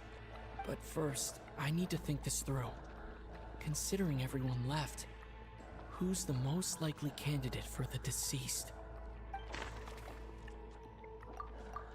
Yeah. It's Tonya. Of those who remain, the only person we've never met before is Tonya. There is room to doubt her true identity. People are easily misled by first impressions. Now that I think about it, Child's sister was in fact a label I imposed on her due to my own assumptions. But Mr. Chuganov vouched for Tonya's identity yesterday. With basically no other possibilities left. Could it be?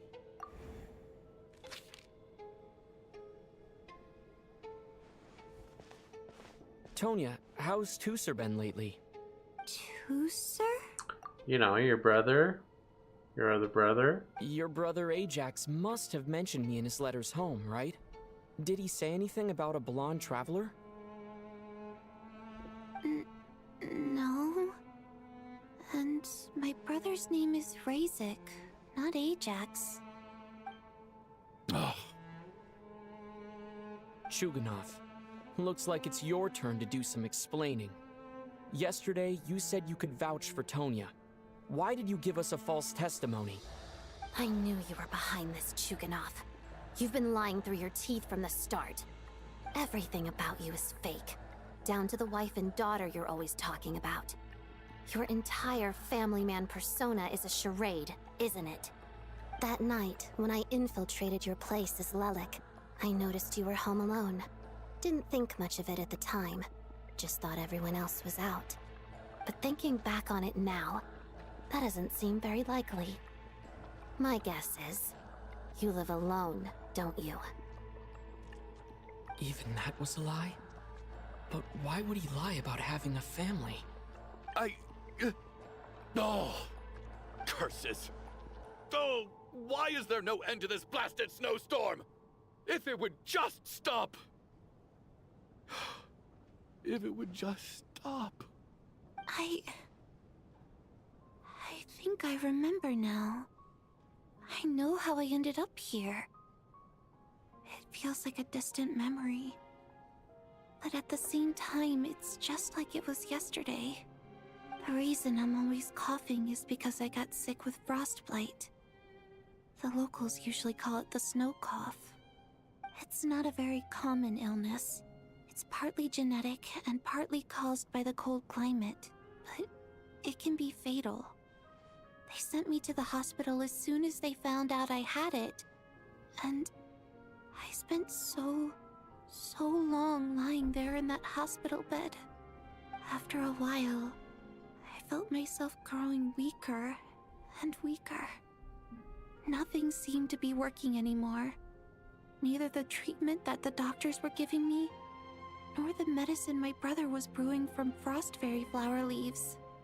So one day, I told my brother that I wanted him to take me outside for once, so things could be like they used to, just for one day.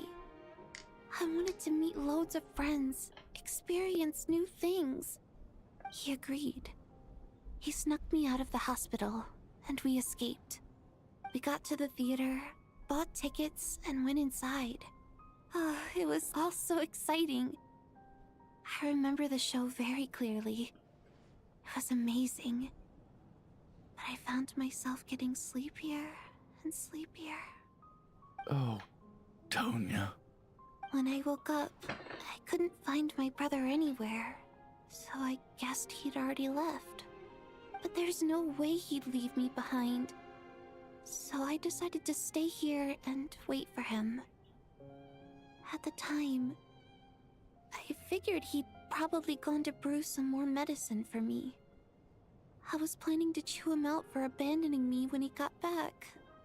Tonya, it sounds like by then, you'd already... Yeah, I know. I understand now. Dead, aren't I? This cough and the feeling weak, it's probably just my body's memory. After all of that, it turns out I can't blame my brother after all. I was the one who abandoned him. I'm sorry, everyone. I realized this much too late. It seems like death skewed my perception. And now I've dragged you all into this mess. Your name probably isn't even Tonya, is it? Didn't that ever strike you as odd over the last few days? Well, when I was little, my brother and I read a storybook, and Tonya is the name of one of the characters. When we escaped from the hospital, our family and the hospital security were looking everywhere for us. So when you first approached me and said my brother had sent you, and called me Tonya, I thought he must have chosen a fake name that only the two of us would know. Because he was afraid of getting caught. No. It seems like that was just wishful thinking. That is a crazy coincidence. At least your memory of death isn't painful. That is a small comfort. That's like in Batman vs. Superman. It's like, why do you know that name? Now it's your turn, Chuganov. Talk to us. I believe no lie is ever told without a reason. You're right. I was lying. I happen to know that the Harbinger child and his sister Tonya managed to get tickets, so I lied to you and pretended I knew them. And yes, I was lying about my family too. The truth of the matter is, I lost them a long time ago. I just refused to accept reality. And now I've spent the second half of my life living a lie. I'm a joke. My daughter's name was Iskra. And before you ask, yes, Iskra, as in Iskra Manufacturing Plant. She also died from the snow cough. She was just 6 years old. If she were still alive today, she'd be around the same age as little Tonya here. After Iskra passed, my wife couldn't bear to face those memories either. So she chose to start a new life without me. One day when I came home from work and saw the empty room, I felt like I couldn't breathe. Subconsciously, I started to imagine that they were still there. I soon discovered that this was the only thing that made me feel any better, so I just embraced the delusion. Nothing more than a pathetic means of escapism, I know. But at least it's not a crime. So explain your false testimony then. The night before last, when I was chatting with Tonya, she mentioned that her brother would brew medicine for her from frost fairy flower leaves. Combined with her various symptoms, I suddenly understood everything, including the fact that she was deceased. The snow cough used to be an incurable illness. I would pick frost fairy flower leaves to brew medicine for Iskra too. It took hours and hours on the stove. But the year after my daughter passed away, the jester of the Fatui announced that a cure for frost blight, also known as the snow cough, had finally been developed.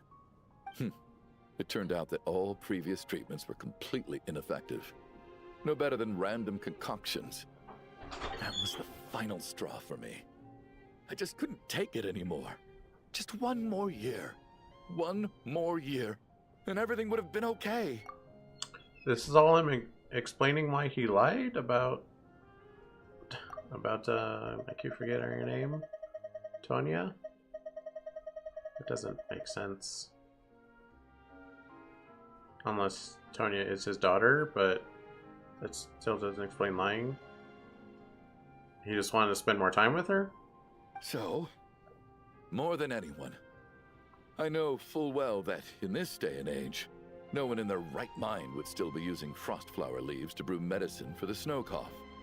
Poor Miss Tonya, therefore, had to have been from an era when snow cough was still a terminal illness. Which was a lot like the last 40 years. Or it said half his life ago. I'll assume it's like 20 years ago. I don't know. So, you projected your daughter onto her? Even though you knew she was one of the dead? Even though you knew that protecting her could get you killed and get other people killed? That doesn't make any sense. You knew she was already dead. What did you hope to achieve by protecting her? I just don't believe in your crackpot theories. Nor do I approve of your actions. How can you just declare a living person dead and throw them out into that snowstorm? But you just explained how you know that she's not of this time. Nitia's gone. My good buddy Shram's gone. And now it's Tonya's turn, isn't it? The others I can make my peace with, but little Miss Tonya, here she is, standing right in front of us, alive and breathing, and fighting her own battles. Yet you're quite happy to say she's dead? I just want her to live. Once this snowstorm is over, the very moment it stops, I'm going to march out that door and find someone who can fetch the very best medicine for her snow cough. I'll be damned if I'm gonna let you cast her out into the snowstorm before I have the chance to cure her. Not again. Not this time. Not when the cure is right within our grasp. I'd never be able to forgive myself. Mr. Chuganov, stop. I can't let you do this. Tonya. By the sounds of it, you've known I was dead since the night before last, right? I really liked Mr. Valeri, Mr. Mitya, and Miss Vodyanitsa. And now they're all dead because of me. I'm not happy about that. The reality is, you've been trying to fight your own demons through me. But all you've really done is trap me inside your delusion along with you. Oof. No! Listen to me. I want to save you. I do! Well, at this point, I'm quite sure that I'm dead. I don't need to be saved. The time I got to spend with all of you is more than enough for me. Despite all the bad things that kept happening, I got to meet so many interesting people and spend so many days and nights by your side. Since the day I escaped that hospital until now, this has been an adventure I never even dared to dream of. I'm very fond of you all. If it were only possible, I'd trade my soul to bring back the ones who died. If it meant things didn't have to end like this. And that's why I'm not fond of you at all, Mr. Chuganov. I'm sorry. It's them that you owe an apology to, sir. Not me. Well then, I suppose this is it. It's time for my adventure to end. I've caused enough trouble. You're leaving already? It's still early. Don't you want to stay a little longer? Why? No, thank you. Oh, and by the way, my name is Patashka. It was nice meeting you all. Feels strange that we're only being properly introduced now that it's time to say goodbye. Patashka?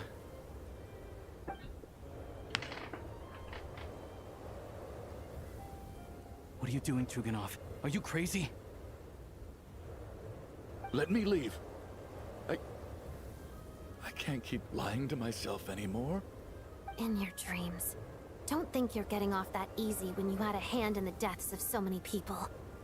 The Fatui have honed quite an array of enhanced interrogation techniques since they were founded. Once we're out of here, Lelik will personally give you a taste of every last one. Snowstorm continues as if it will never stop. Okay, nighttime.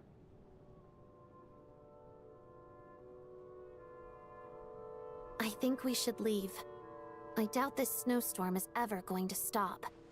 For all we know, this storm might have destroyed all of Snezhnaya by now. Maybe even the whole world. Maybe this is the heat death of the universe. Wait, we finally solved the mystery of the haunted theater today. Maybe let's at least try to enjoy tonight? Fair enough. I don't particularly feel like dying in Chuganov's company anyway. And yet you won't let me die first. Hey, Chuganov, on a serious note, if we do make it out of here, you should close down that factory of yours. A lot of people are freezing thanks to you. Is this really the time to be discussing my factory? All right, fine. I'll shut it down. Doesn't matter to me anymore. Am I hearing things? Or was that a knock at the door? There it is again. But I don't understand. The snowstorm hasn't stopped, has it? Maybe the snowstorm has brought us some unwanted visitors, or perhaps it's the rescue team that Valeri mentioned. Should we open the door? Is this it? Is this nightmare finally over? If the last few days are anything to go by, I probably shouldn't be getting my hopes up. Whatever lies beyond that door at this moment, it could be something even more terrifying than everything we've been through so far.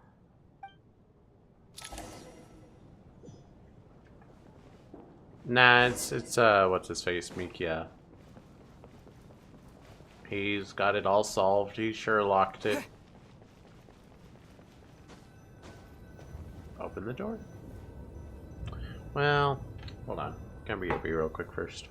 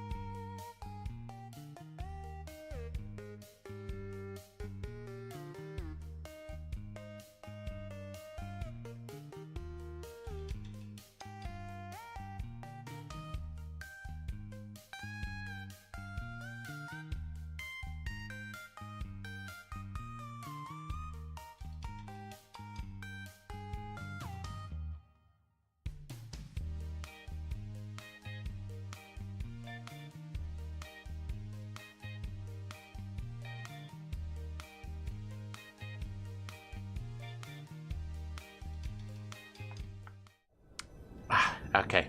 I took the gauze out. So, and it's not bleeding, so. Free me. Freedom. Ah.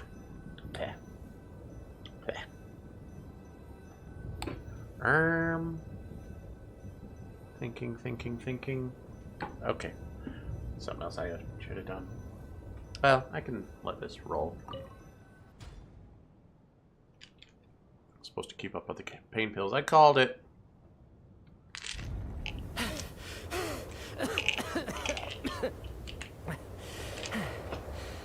Hey everyone, I'm back. How are you doing? Feeling any better? Much better, thanks.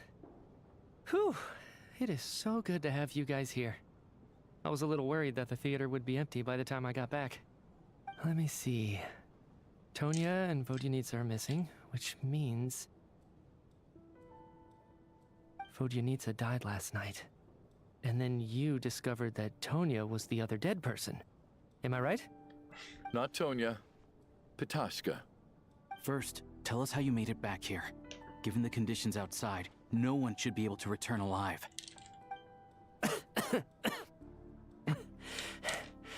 You're right.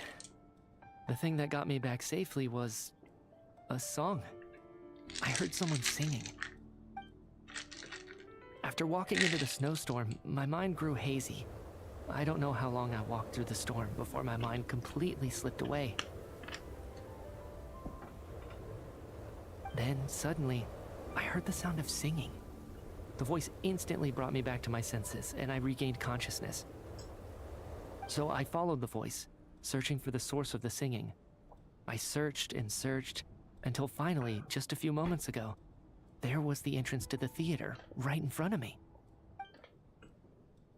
The singing. I've actually never performed this song in the theater before, because it has more of a ceremonial purpose for our people. It's not meant for the stage. It means something like, "May those we have lost watch over us, and follow this song back home in the night, so that we might be reunited once more." That must have been Vodyanitsa's Requiem.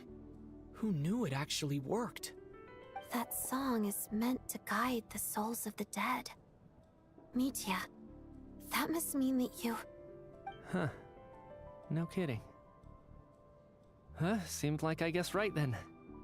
This is what I've been so desperate to tell you about. When I first stepped out of the theater, I was still quite lucid. My memory of it is still pretty intact. I remember the outside world being completely different than what I'd expected.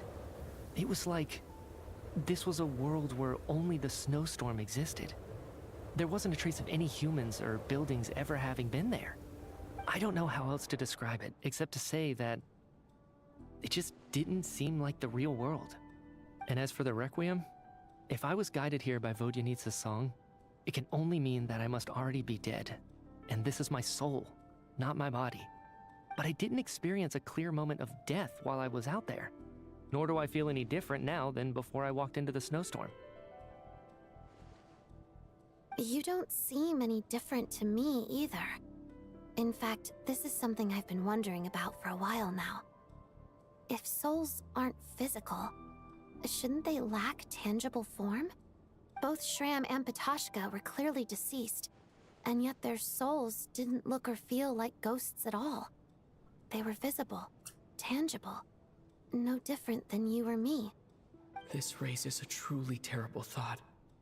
Is that really what Mitya is suggesting?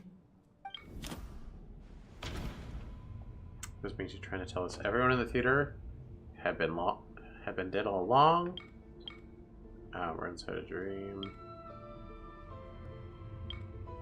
I mean, I guess it would be that we're all dead, but what about...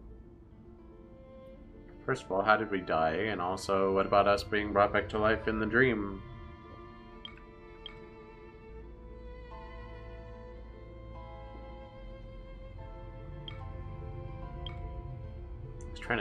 He's trying to tell us everyone here has been dead. Mitya's soul was summoned back by the Requiem, confirming that he is indeed already dead. And yet, he looks no different from us. Of course, if even the long deceased like Mr. Schramm can blend in with us undetected, then maybe we've all been dead from the very start. And all of us are now souls wandering the theater.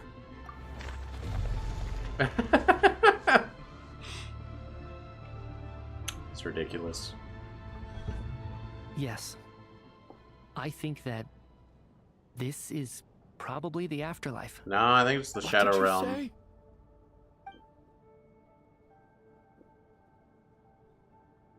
You heard me. We died in the theater. All of us did.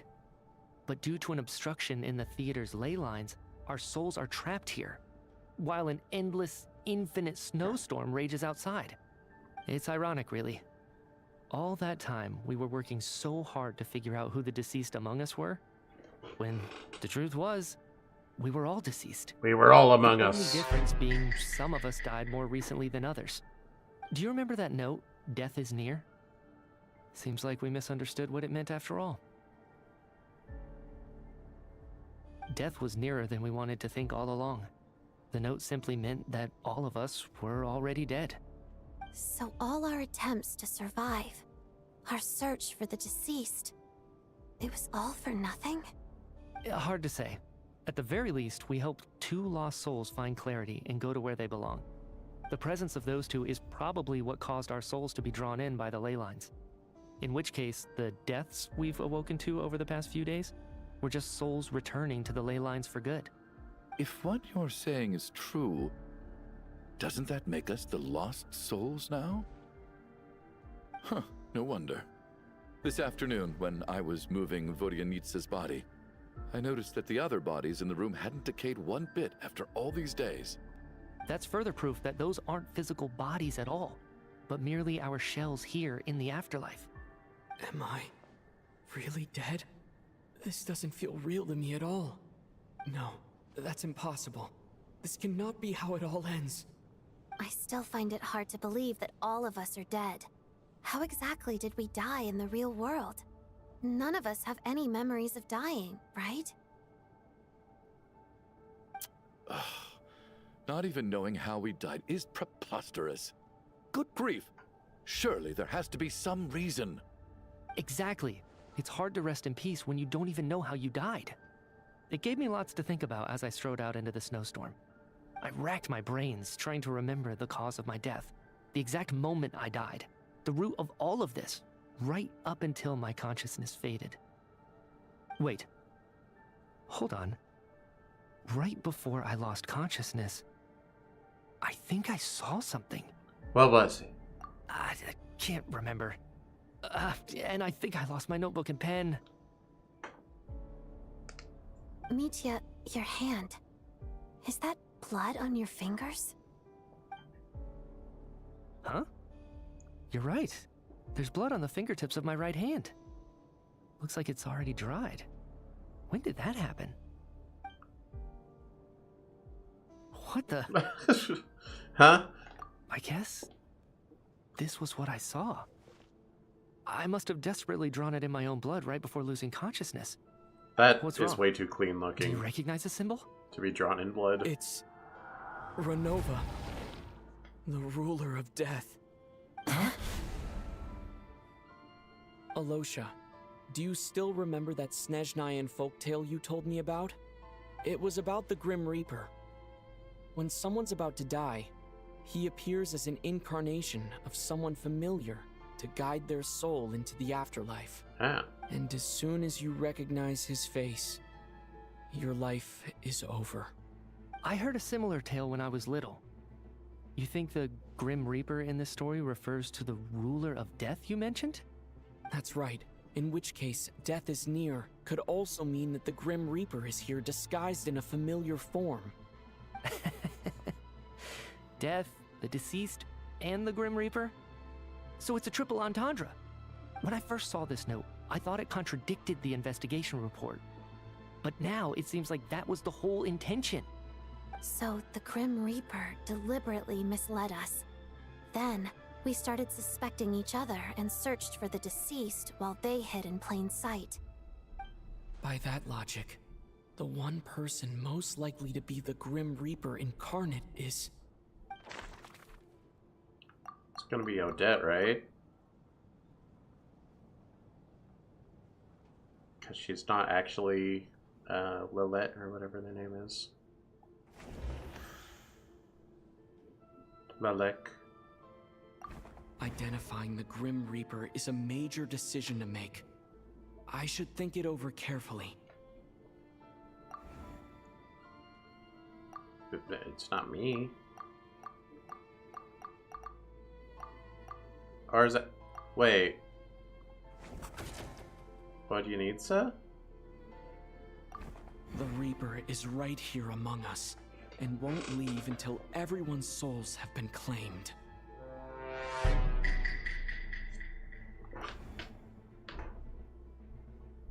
Okay. There. Okay, she's grayed out. And then grayed out the X2. That's strange. I guess you have been quietly off to the side, not doing much. That is what an imposter does. Wow, that's a little creepy. No doubt about it. It's Alosha. Looking back at how everyone has acted over the past few days, Alosha is most likely the Grim Reaper lurking among us. Hey, that's it amongst.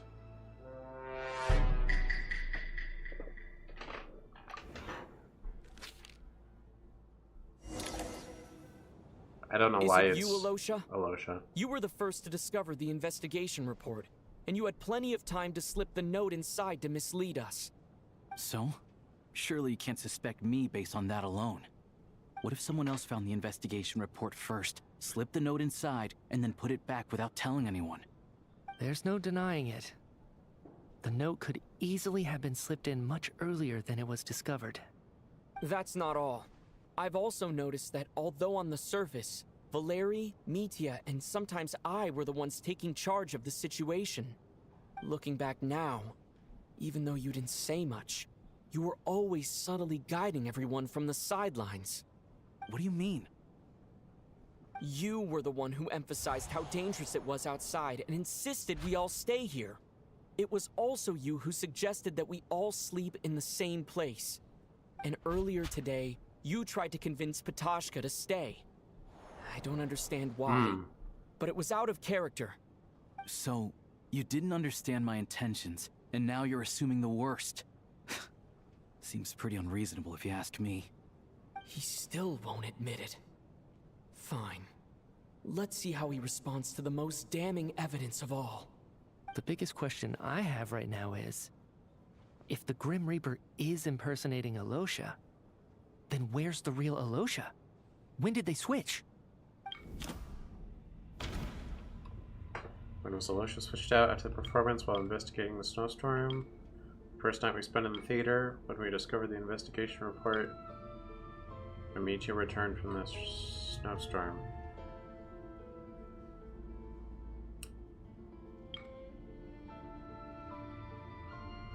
That would be at the beginning. That makes sense. That's right. This was the moment. Right at the start. Before any victims had even emerged, Alosha was switched with the Ruler of Death while everyone's guard was still down.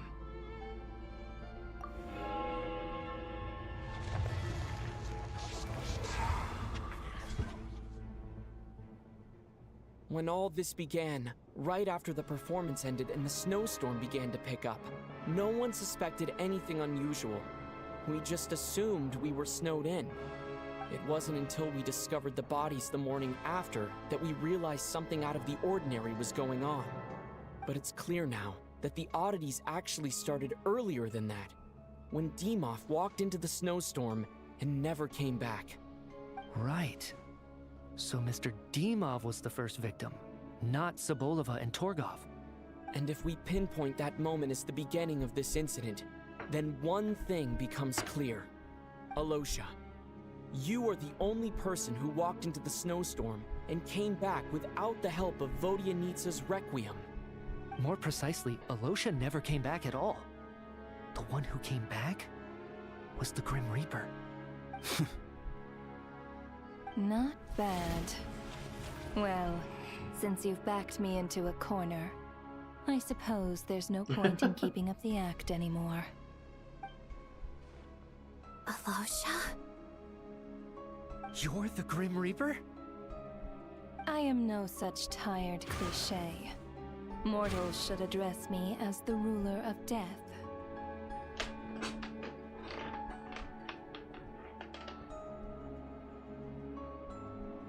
Before being wiped out for good, you identified the two deceased, and even sensed my presence. A commendable achievement. Far beyond what I expected. Wait, the two I heard you deceased? can So ferry that was souls. correct? Those deaths each night. Were they your doing? Your initial conclusion was correct. Due to the existence of the two deceased, the ley lines yearned to reclaim those long-lost souls. Every night they devoured an equal number of souls to fill the void. This required no intervention from me. Though, of course, ferrying souls is indeed my authority. Here, take a look. It's in a book, sucker. Hey! Oh, Dad, I just pulled her in the gacha. What are you doing? That takes care of today's two. Don't What? get so worked up. You are already dead, and your souls must return to the ley lines. I know we're already dead. You murdered us, didn't you? Murdered? No. Murder is when mortals usurp my authority. Death is my jurisdiction. If I require someone to die, I need not resort to such laborious methods as murder. You simply met the criteria to trigger my curse of death. What do you mean? I know about the curse of immortality. So there's another death-related curse too? You cursed us? When? And why would you do such a thing? So often, humans pray to me, begging to know when their death will come, and what form it will take. But few people ask why. If you must have an answer, know that death comes simply because one's time has come. So you're not gonna tell us the truth? Hold your tongue.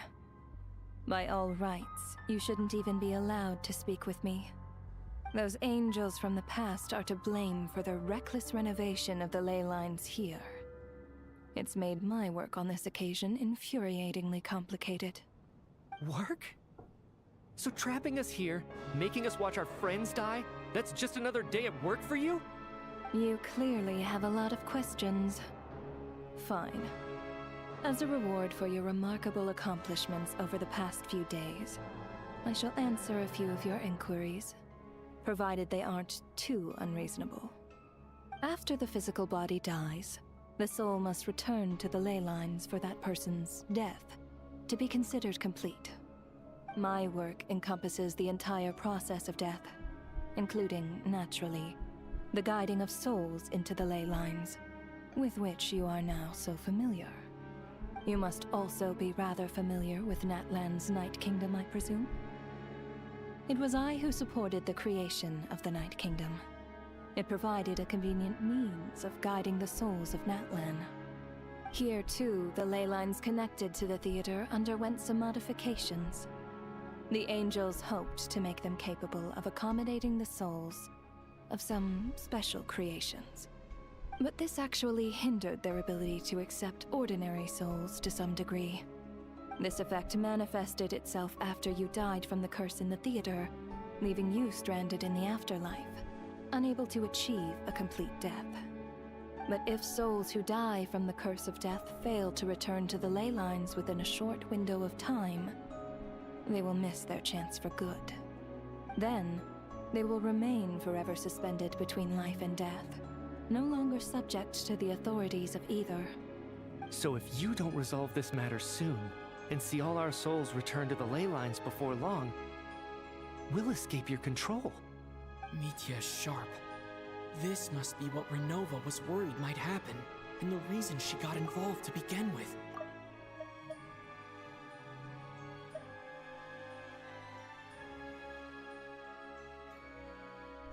I see.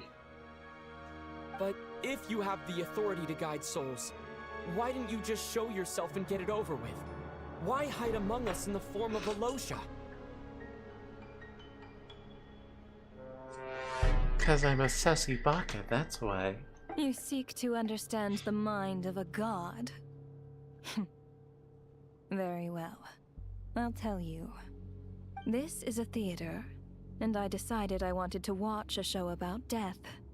That's why I encouraged you to take the events to the stage. I found myself getting quite immersed. I suppose the entertainment you provided makes up for all the trouble you've caused me by being so defiant in the face of death. There. Are you happy with my answer? Can't say I am. Really? But it fits the stereotypes you humans have about gods. Just moments ago, you were complaining about how infuriatingly complicated your work here has been. Work is work, I get it. There are times when it's a huge pain, but you just have to get it done, right? That's a rather unique perspective for a human. You are in fact correct. There is a pain point in this case. Due to the obstruction in the theater's ley lines, there is a hard limit on the number of souls they can receive each day, making it impossible for me to ferry all your souls at once. Revealing my identity too soon would inevitably have led to futile resistance, and there was a risk that any souls who chose to run would disappear. Then there was the issue of the 2 lost souls you called the deceased. The way you resolved that quandary was all part of my design. But then what's up with the dream where we're climbing the tower and the dream with the night prayer or whatever? That's what I don't understand. If all of us were souls of the dead, what made their presence among us special? For centuries, they have refused to return to the ley lines, exploiting the issues created by the angel civilization to resist being drawn in. Centuries of obsession accumulated during this process. You may think of this obsession as the resentment of the dead, and in this quantity, it was a bomb that could have detonated at any moment. It reached the point where I could not afford to leave it unchecked. But the only way to fix it was to help them acknowledge their own deaths, make peace with their regrets, and willingly walk into the snowstorm. Only then, with my guidance, could they finally return to the ley lines. Otherwise, you would not like to know what the consequences would have been. I vaguely remember seeing Batashka, but in the most terrifying form. Was that in a dream? Is that what would have become of her if she hadn't returned to the ley lines? I see your dreams brought you many revelations. So you see, death in fact grants wisdom to mortals. Souls connect to all things in the world and see the chain of cause and effect between them. It's nothing unusual. Anyway, giving psychological counseling to lost souls is not my strong suit. Yeah, I can tell. That is more of an angel's role. It was something I could not resolve directly using my authority, so I decided it was easier to leave the bomb defusal to you. I mean, I am sitting here thinking, like any good story, you're sitting wondering, like, how are we gonna get out of this one? How the boy's gonna get out of this one? But like, now that Angel's been brought up, I'm legit wondering if we're gonna get Deus Ex Machina'd by Alice and Nicole. Meanwhile, of course, their presence caused the souls of other members of your party to return to the ley lines each night. From where I stand, that was killing 2 birds with 1 stone. As both issues slowly resolved one another without me having to lift a finger, all I had to do was stay close by and keep the situation under control. Then use my authority to wrap things up at the end. And, of course, while I was at it, I thoroughly enjoyed watching this drama, dealing with death from a mortal perspective, play out on the stage. Sounds like you had it all figured out, Grim Reaper. I just did the math. You said there's a hard limit to the number of souls the ley lines here can receive each day. It's 2, isn't it? Then what about the third person that walks out into the blizzard? What happens to that soul? That much is obvious, even to a fool. It's time to review this whole affair. If the ley lines can only take in 2 people per day, I need to go over the deaths from these past few days again.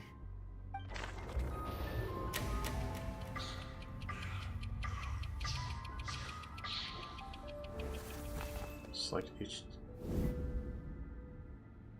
Looking back now, none of us had the faintest idea at the time. From the moment that staff member named Demoff walked into the snowstorm, the incident had already begun.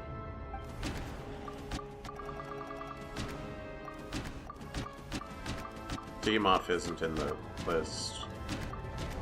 So, Alyosha? Alyosha was the second to walk into the snowstorm after Demoff to investigate. During this process, the ruler of death assumed his identity, making him one of the victims.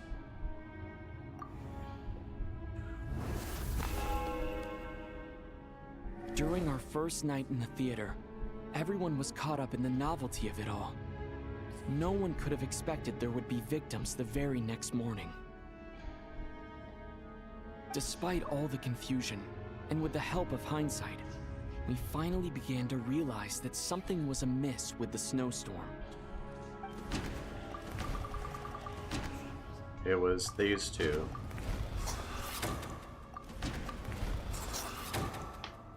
The ley lines devoured Torgov and Sobolova on the first night. At the time, we thought this might be a murder case connected to Lelik.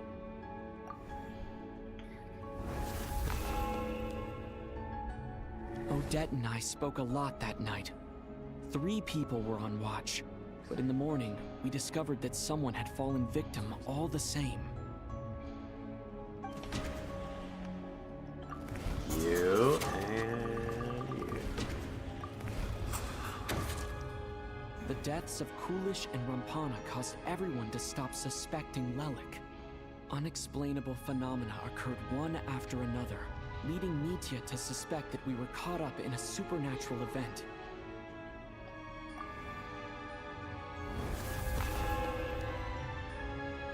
Later, we discovered that there seemed to be an extra person among us, and subsequently discovered the existence of the deceased.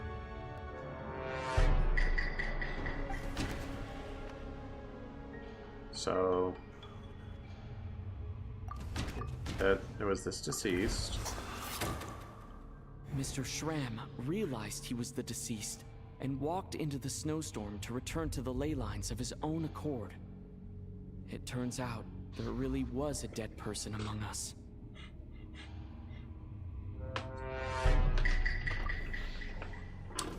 And then Mr. Gate died. He thought it was all over, but Mr. Valeri's death was a rude awakening for everyone.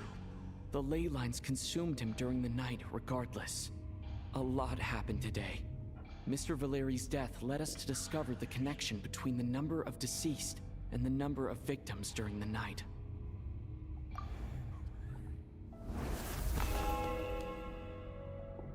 The fact that there was more than one deceased seemed to bring us back to square one. Odette revealed some information she had been keeping to herself.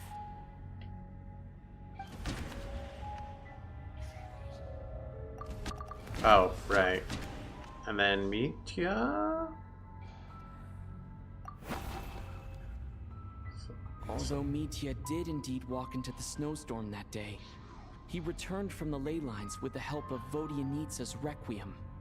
The void in the ley lines hasn't been filled, so let's rule out Mitya for now.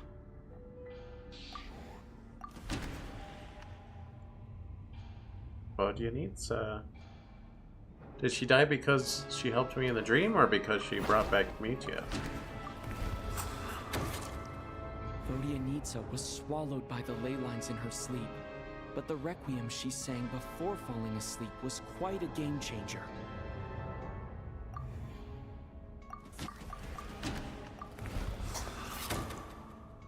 as it happened, Patoshka filled the void left by Mitya's return from the ley lines by walking into the snowstorm this morning. The girl I thought was Child's sister Tonya turned out to be another of the theater's deceased. Come to think of it, Patoshka was about to walk into the snowstorm at that time. And Renova, unaware that Mitya would return, was concerned that her soul would overflow from the ley lines. That's why she used Alosha's voice to try and persuade her to stay behind.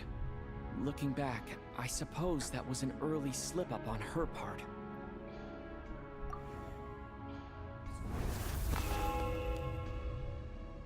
No one could have expected anyone who walked into the snowstorm to return.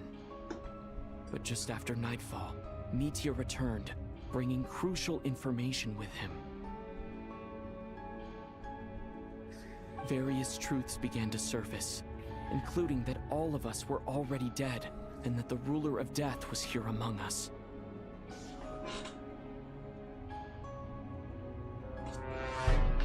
Then, after revealing her true form, Renova callously claimed 2 souls. Okay, so that there was a day between those, I guess.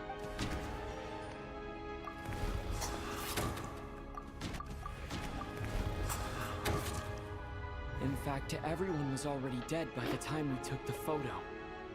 And in the days since, we've experienced many more partings in the afterlife. Now, only Mitya and I remain. And the true culprit behind everything still stands before us. In Mitya's eyes, I see the same anger and frustration that I feel. So what? I mean, there was nothing new revealed there. It's all clear now. Your work isn't finished here yet, is it? The Traveler and I are still standing here, safe and sound. The Water Imp's song threw things off a little, but it is of no consequence. The ley lines have already anchored your soul, and the first ray of light tomorrow morning will take you back. I, meanwhile, need to review my attitude towards the Water Imp race. So the reunion in the night that Vodyanitsa mentioned, I suppose that was never meant to be a permanent reunion. That just leaves you, Traveler. My power only allows me to temporarily separate your soul from your body. The ley lines of Teyvat would not accept you, and your soul is firmly anchored to your body by your will. For a descender like you, who is not bound by Teyvat's rules, your death can only be brought through the most violent of means, such as directly destroying either your body or soul. But you haven't done that yet, have you? Thanks for letting me know that at least I can still be saved. I have no interest in involving myself with Descenders. For now. Although, this may change if Asmodee remains missing, or you insist on interfering with our affairs. One last question then. All our struggles and sacrifices here, they were meaningless from the very beginning, weren't they? Death abides no reason. Besides, what you call sacrifice is merely a concept created by humanity. A social construct. To me, it is nothing more than a self-indulgent charade in the face of death. Mere mortals fantasizing that their actions could reclaim something from my grasp. A truly laughable idea. Counterpoint. I have 2 of the characters you killed in the gacha, and at least 2 more are very obviously going to be added to the gacha, so I'm getting them back.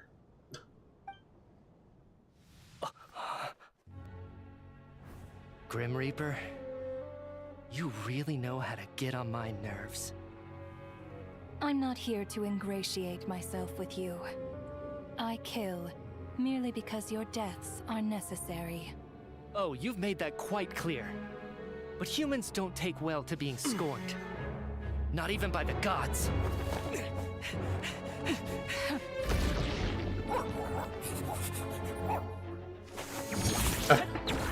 Using the dog just because you're taking his form, Alosha's form.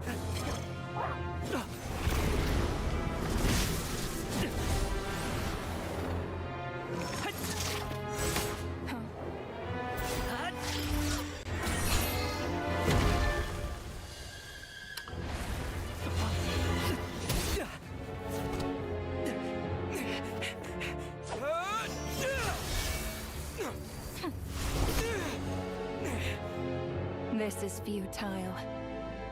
You must know that you are powerless against me in my own domain. I suggest that you save your strength. For what? Maybe we can't change anything. But if nothing else, we can at least teach you to have some respect for the dead. Audacious.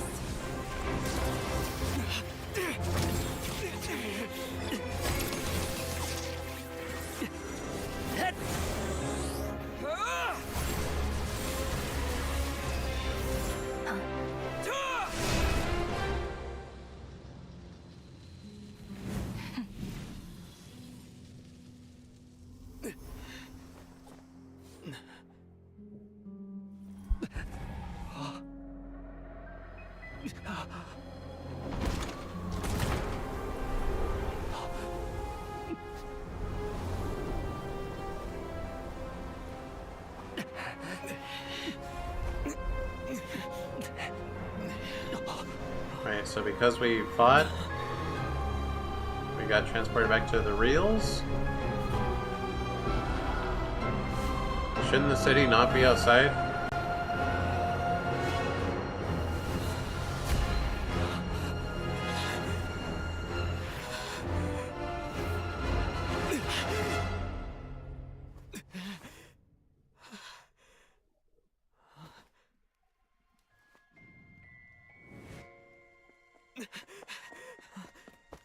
No, Odette, I paid good money for you. Come back.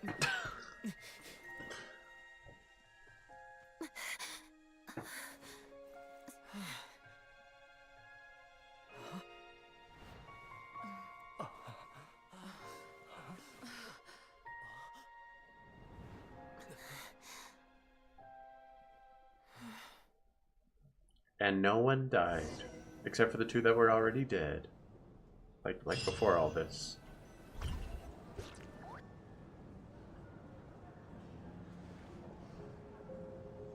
How are you holding up, Odette?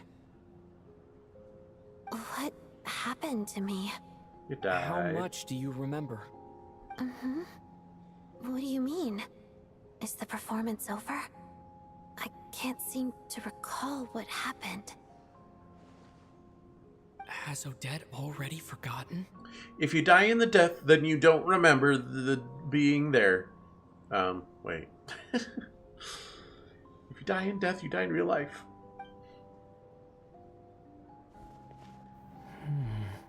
I would guess that only Ether and Mitya remember because they didn't get reclaimed or whatever. Mitya?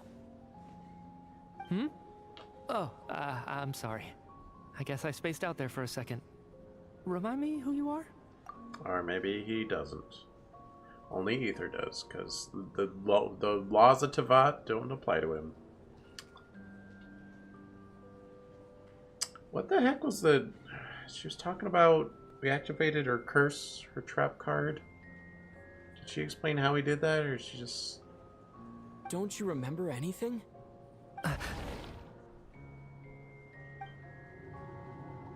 Yeah, I remember now, comrade. Looks like we guessed right. Oh, okay. Just like me when Odette found me at the Armory Palace. For some reason, everyone killed by the Ruler of Death eventually came back to life. Just with one catch. They forgot what happened while they were dead. Odette and the others have already forgotten everything. Why were you able to remember this time? Could this be the reason? You said this is the Ruler of Death's symbol, right? I don't see anything there. You don't? Huh. Okay, I guess that makes sense. I carved this into my hand in the afterlife, so it's not visible in the physical world. Does that mean I carved this symbol into my soul? What an unsettling thought. Still, at least I get to remember what happened. I suppose it's a blessing in disguise. What about you, though? The Ruler of Death mentioned that you're a descender? Is that why you can remember?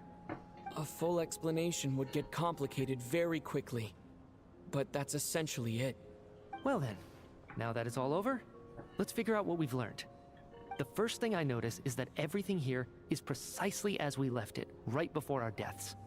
This confirms that time passes differently in the afterlife than in the real world. They say that right before death, time slows down, and your whole life flashes before your eyes. That must be how you know you have one foot in the afterlife by that point. Anyway, clearly the few days we spent in the afterlife probably only amounted to a few short minutes in the real world. This also aligns with previous reports of widespread temporary memory loss among the Armory Palace personnel. Now it seems likely that those were all brief deaths caused by the Grim Reaper's so-called curse of death. What the heck are you doing, Ruler of Death? You just killing groups of people and then putting them back? What are you doing? To those unaware of the truth, dying and coming back to life must feel similar to a short bout of catatonia.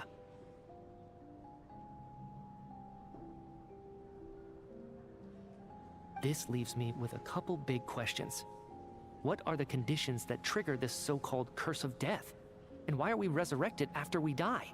Exactly. If nothing else, I think it shows that killing us wasn't her ultimate goal. We still don't know her true reasons for subjecting us to death. Right. This time only got complicated because of the situation with the theater's ley lines. That's why she had to approach it differently. If the previous incidents of amnesia among the researchers are anything to go by, killing us is usually a pretty routine matter.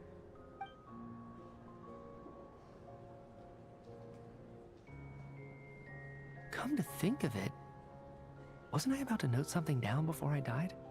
I can't remember what it was, but I think it was something related to my research project. Sorry, Traveler. I'll catch up with you again later. Right now, I have to make a trip back to the Armory Palace. Yeah, me too. I mean, what? Sir, if I may, no one of your description has ever shown up in my investigations into Mr. Mitia's friends. Yet, you two seem very familiar with each other. Could you perhaps tell me where he was in such a rush to get to? And, by the way, have we ever crossed paths? Forgive the presumptuousness, but I feel a vague and indescribable sense of familiarity about you. I can explain everything. Could you help me gather everyone in the theater in one place? Everyone gathers on stage once again, but this time you do so in the real world, without everything outside being devoured by a snowstorm.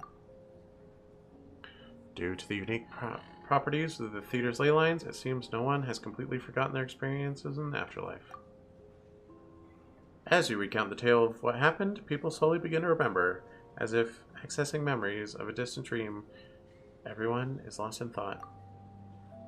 Everyone confirms their own fate with each other, till finally today's show draws to a close.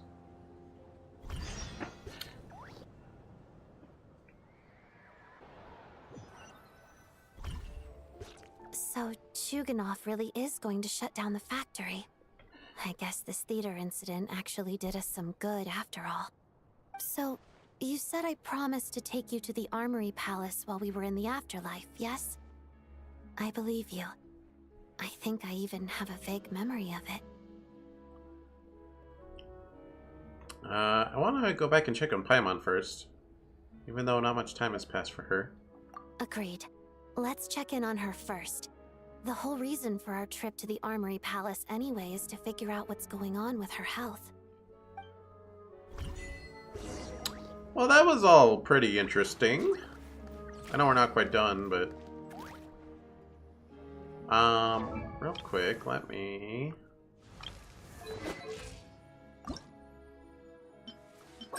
spend some resin.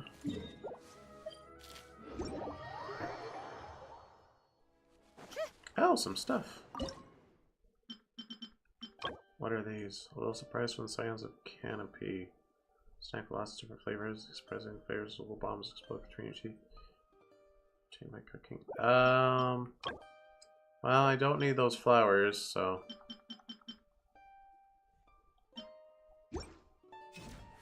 Apparently, people are pretty annoyed by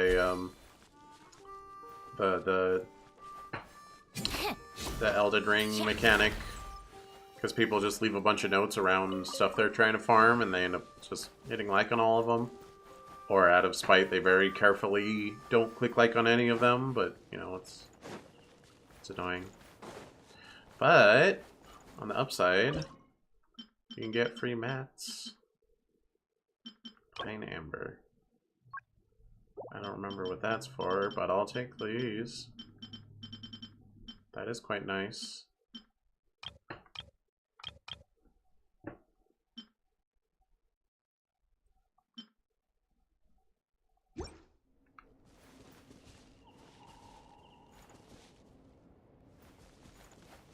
Like, is that just people freely duplicating items? Or, like, I took those and no one else can take them? Wait.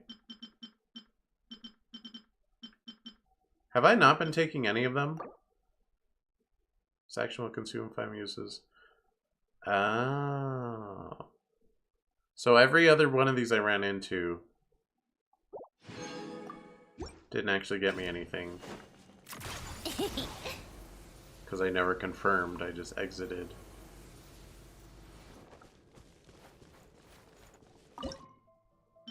Okay, yep. Daily use is 0 to 5. I see.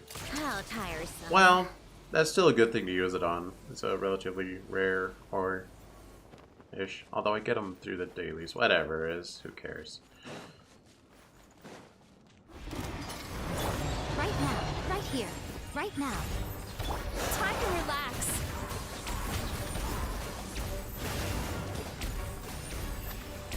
Yachan, Taechan, let's go!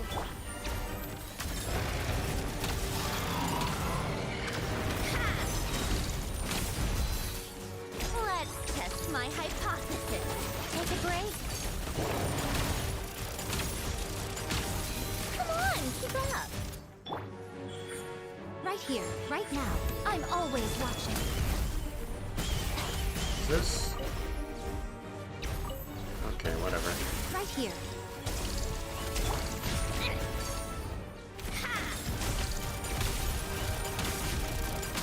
How tiresome.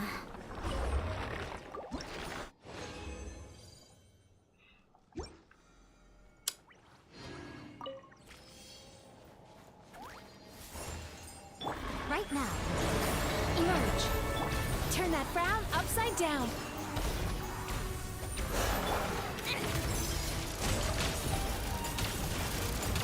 Come on, keep up. Bang. Bang. Bang. A spot of tea time entertainment. How tiresome. Come on, keep up.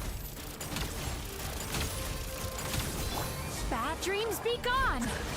Right now, right here, right now. Oh. Nothing lasts forever. Emerge. Well, I can talk good now, but I did take a look in the mirror, and boy, I do not look good with that missing tooth. Apparently I'm supposed to not do anything with it for like 3 months, as in like not get a implant or whatever, or a bridge or whatever I want to do. Oh man, but that replacement tooth is very expensive, so I will have to be having a job when I do that, which I mean I was planning on getting a job within 3 months anyway, so I guess that's fine. But what if I don't? What if I fail to do that?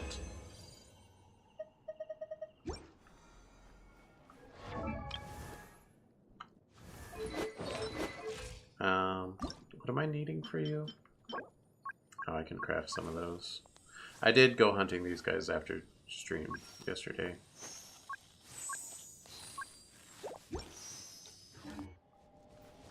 Alright, well, we'll finish beating this guy up first. Right now, emerge. Take a break. Come on, keep up. Surprising no one, Snezhnaya does damage way faster than Mizuki. How tiresome.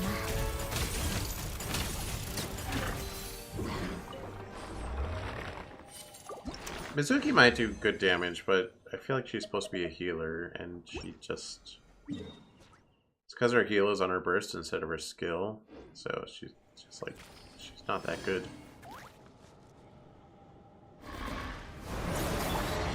Right now, emerge. Did I say right now? Well, it never is. But other characters have heals on their skill, or on both their skill and their burst. And they are quite good healers in my opinion.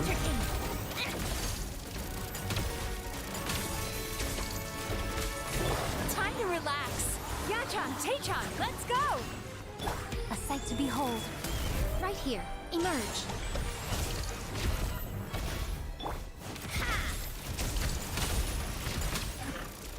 Take a break. But Snezhnaya is pretty power creep, so she's better than a lot of characters. Most characters, even. She's top tier, even. Alright, let's go turn in dailies.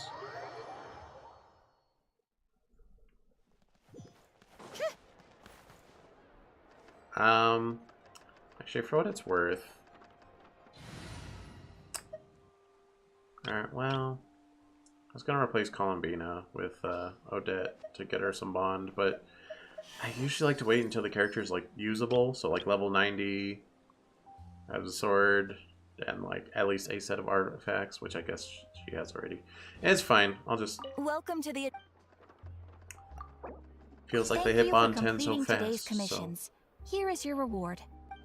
Oh yeah, she has different dialogue for Snezhnaya. Welcome to the event. She doesn't say add extra applesauce. So yeah, those ores that I picked out of that chest, I've never farming 7 or 8 a day out of QC, so I guess getting 25 of them might have been a waste of my daily whatever. Is there any ore here? I usually go for ore. I go for as much ore as I can, and then money with the rest.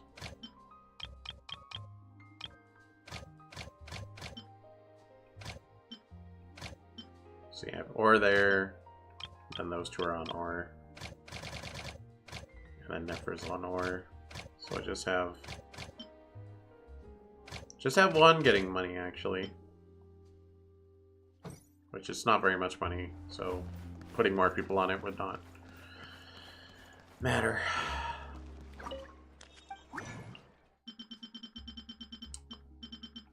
Now, this is why I went to Fontaine, because apparently crafting tables are illegal in Snezhnaya or whatever. There's only one on my train. I just want one next to the thing. Okay, this is what I need. Symbiotic Chimera Nucleus. I don't know who dropped that. Alright, I need some ice purples. Oh, good thing I have a bunch.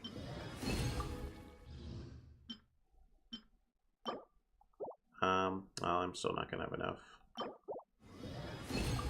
I mean, I'll have enough for this ascension, but not full ascension. My fouettes are now perfect, but now is no time to let up.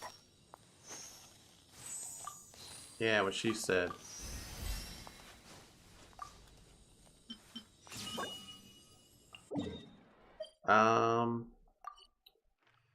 Interesting. The in-world harvestables take like a day or 2 or 3. So it's just showing me ones I haven't picked up already. Oh, Odette also shows what they are. That's nice. There's a couple there I could get. There's a couple here.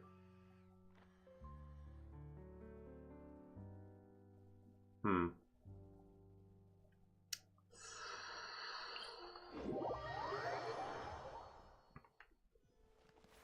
on, keep up. Let me mark this. Pick up the pace.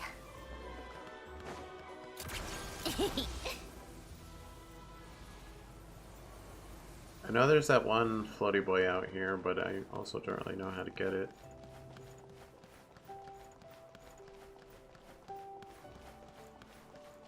Take a break.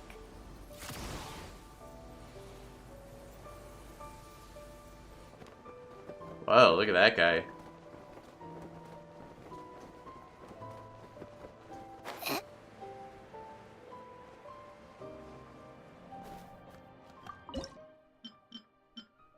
Oh, I could have been getting flowers out of... Wait, no, that's the leeway flower. Never mind.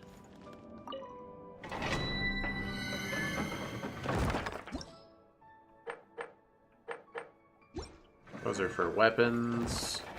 I don't have any regional weapons to upgrade yet.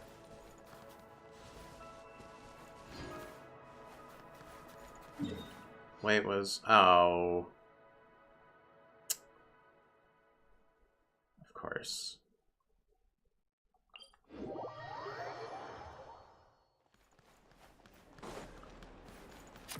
Pick up the pace.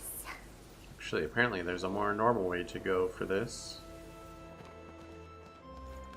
How tiresome.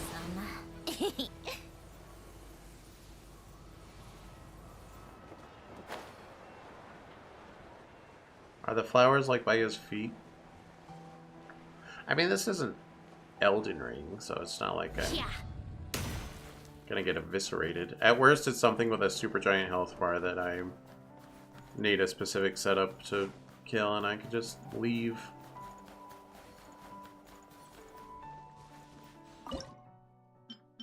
Just curious what people are leaving.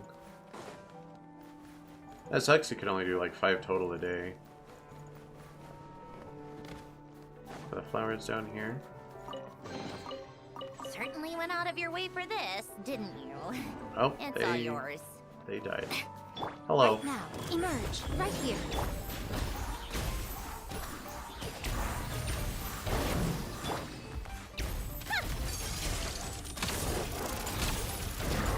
Take a break.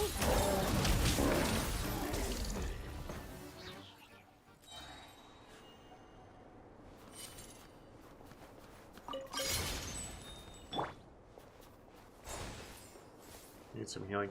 I guess another thing that makes Mizuki a bad healer is like you have to run. She drops a thing that you have to run into with the specific character you want to heal instead of it just flinging a blanket like everyone gets healed right now.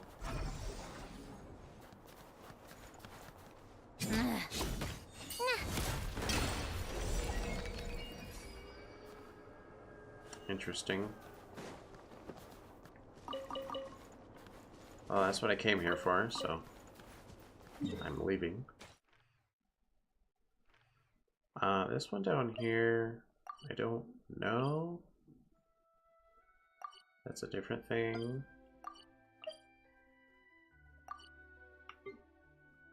I don't see like an obvious place to drop down. Drop down. So I'll ignore those ones. Any other flowers about? There are not. So I guess I'll just get the ones that are up here. Pick up the pace.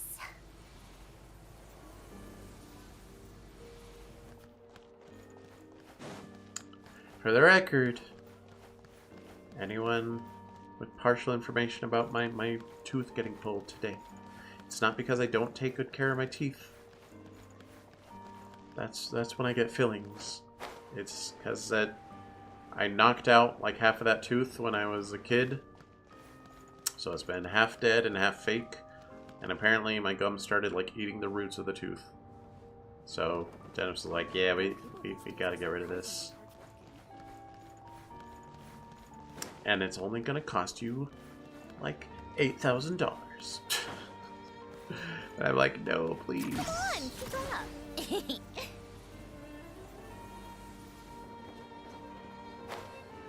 Where the heck? Oh, it's not highlighting it because I don't...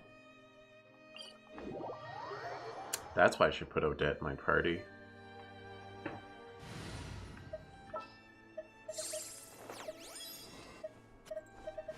Wherever she is. Alright, it doesn't show your favorites up top in this one for some reason. This time.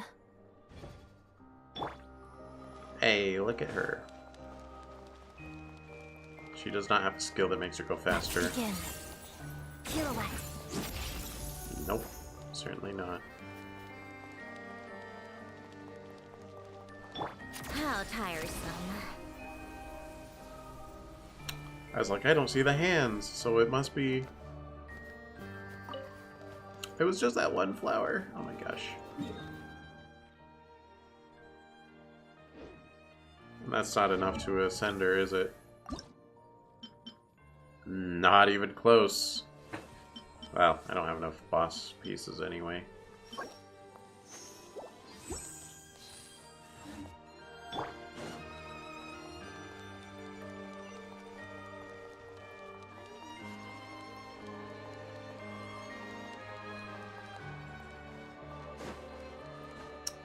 Yeah, despite taking good care of my teeth, I now have a very, very bad looking smile. I checked in the mirror, it's very noticeable when I talk. I'm just gonna bunker down and not talk to people even more than usual. I don't want people to see my teeth right now. Even though a long time has passed from my perspective. As far as Paimon's concerned, I probably just went out to watch a very short show. I should keep my emotions in check when I see Paimon again, or it'll seem weird. Nah, you can do it. The atmosphere here feels off. What do you mean? Shh. Stay quiet. Let's go inside and take a look. Did someone already leak info about your Have we Lelek still not identity? been able to notify Child yet? We need new orders. What if that person comes back again?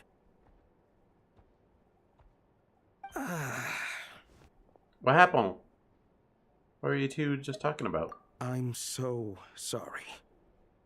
Under the circumstances, there was really nothing we could do. Paimon's been pie-napped? What happened to Paimon? It was the Jester. He came here in person and escorted Miss Paimon away. He's the director of the Fatui.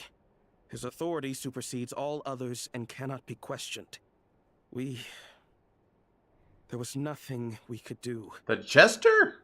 How long ago did he leave? And what was Paimon's status? It was about an hour ago. Miss Paimon was fast asleep at the time. The Jester simply walked off with her as if it was only natural. I assure you, he absolutely did not use any force. Do you know where they went? The Armory Palace, most likely. Lord Piero, the Jester, has been overseeing the experiments there lately, keeping a close eye on their progress. Everyone in the Fatui has heard about it by now. Ether, you willed this into being when you were contemplating your detachment from the world, and you're like, Paimon is my whole world. She's everything to me. You willed this into being. You manifested it. I'm surprised he came in person. Whatever his reason for taking Paimon, he'll most likely return to the Armory Palace first, which is exactly where we were headed anyway. Then lead the way, Odette. Okay, let's go. Hang on, I need to check something.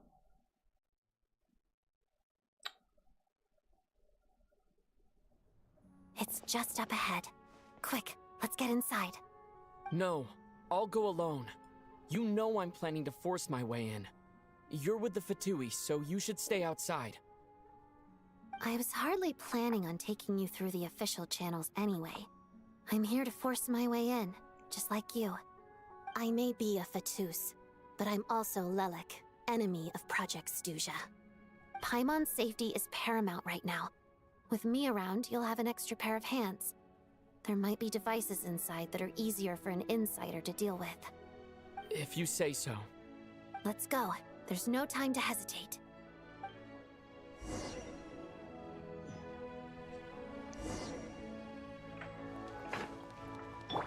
Take a break? Go to the Armory Palace, search for Paimon. Yep. Hey, Excuse me, who I'm are Odette. This part of the Armory Palace is under restricted access. What do you think you're doing? What? No questions, please. We're short on time.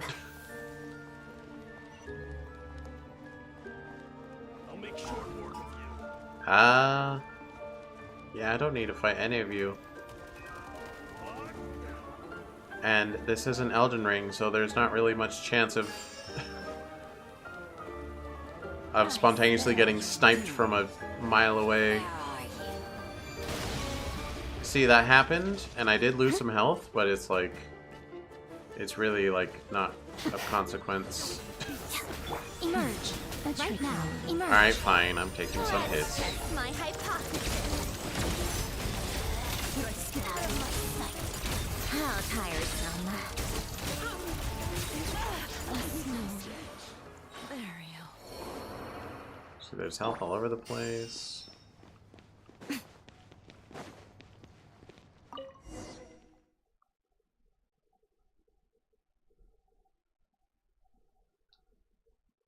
Yeah, that was an interesting little murder mystery section with a unique twist. You have a pass? Where are you coming from? So, you're intruders, huh? Then don't blame me for what happens next! Okay, I won't blame you for getting knocked out. Take too long.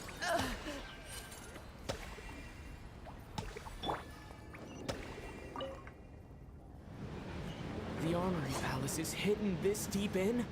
This place is much bigger than I imagined. They're conducting top-secret research, after all.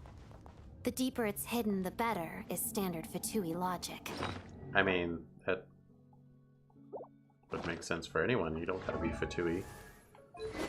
Alright, so she's got her personal weapon.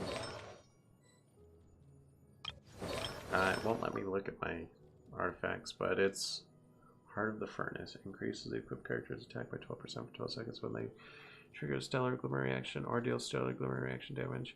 Also increases stellar glimmer reaction damage dealt by all nearby party members by 50%. The above effect can trigger even when equipped character is not on the field. The damage bonus for multiple artifact sets the same name do not stack. Okay.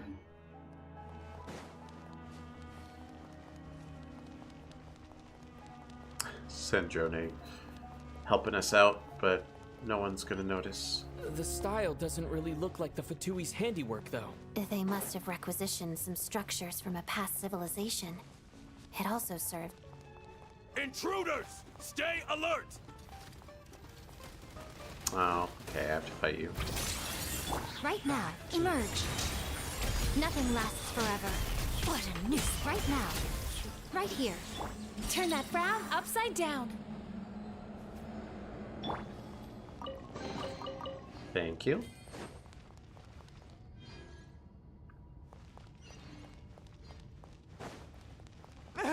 Intruders? Don't come any closer! Just what are you guys trying to do here? I'm short work of your skull! Together. Heart of death. Mission! Right now. Right here. Sweet dreams! Don't worry, Snezhnaya. I'll keep your health as secret as I can. No one interferes with a jester's work! Sure. I'm interfering, I'm interfering.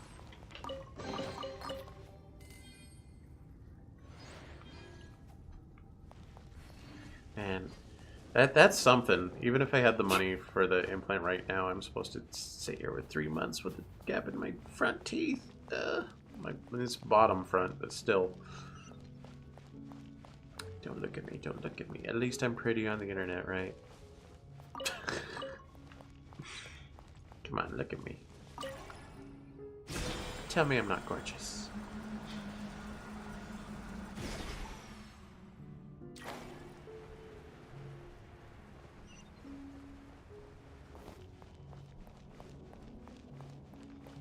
Yeah, I was legit thinking like, well, you know, maybe if it's the gap in my teeth isn't that noticeable, maybe I'll just not get an implant. Maybe I'll just live like this. Looks like no one's guarding this place. But it looks so bad. There's something off about that decoration over there. Look out! Let's deal with these before we move on. Attack to destroy them. Okay. Snezhnaya, you want to help?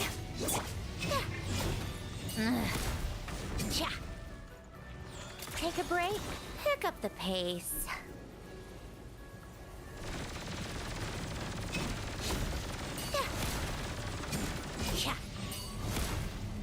Although honestly, oh wow. Snezhnaya go burr. Man, I mean, she is my only like not Bond 10. And you know, usually my dailies team is all characters I build a bond with, but now I'm like caught up. But I was gonna say, like, I'm gonna miss having her on the team, but you know, I guess I can have her on the team whenever I want. And she is on my Claymore team permanently. She doesn't really have much good stellar synergy on it. Well, I guess Dory provides some electro she can bond with, but the others are Mawika and Navia, and they Pyro and Geo don't allow for stellar.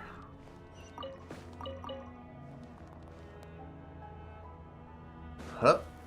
Whoa, that was very strange. Let me try it again. Okay, didn't happen that time. The researchers here probably don't know that we're uninvited guests. Let's try not to hurt them. Hmm? What's the big star from the theater doing here? That's Miss Odette. She's a member of the Fatui. Don't tell me you didn't know that. Yeah, come on, stupids.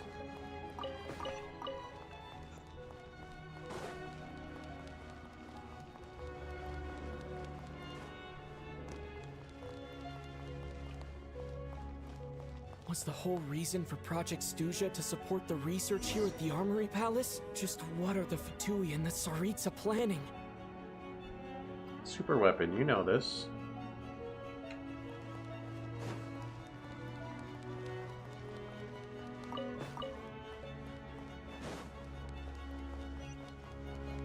Fellas, ladies, boys, goyles.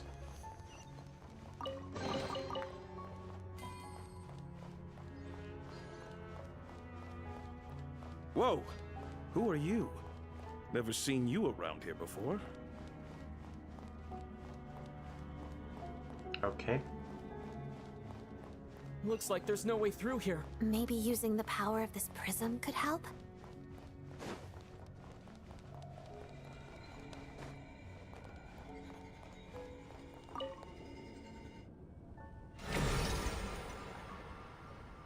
I think I see some images. It's the prism's power at play, causing images of the past to reappear, albeit only as illusions. Let's make our way Paimon. And the Jester. Is this another scene from the past? Yes. It looks quite old, though. I don't think it happened in the recent past. Oh? Were Jester and Paimon BFFs before we met Paimon? The source seems to be the Armory Palace. They must have started some large-scale experiment. Wait, what if this has something to do with Paimon? We need to hurry! Don't do it!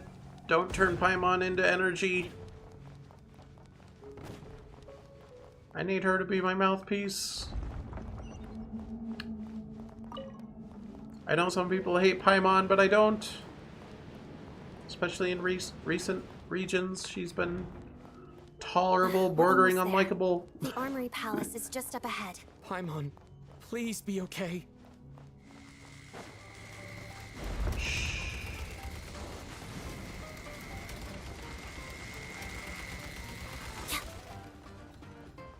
I'm not fighting y'all. You're not even gonna drop your droppables.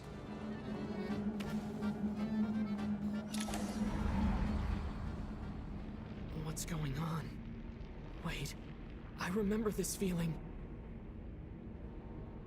It's the curse of death. No, not now. Why is the curse of death striking again already?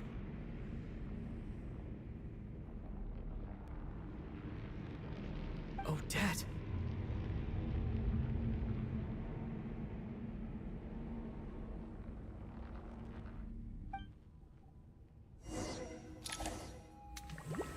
No. Is this the afterlife again? Dang it. I need to find a way back to reality. Is that Odette's core Ignis? Could that be what just woke me up? Oh, it do be floating with me.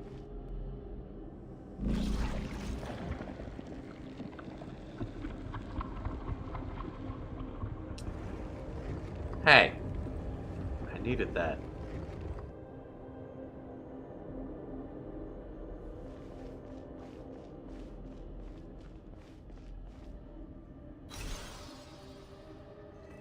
Oh?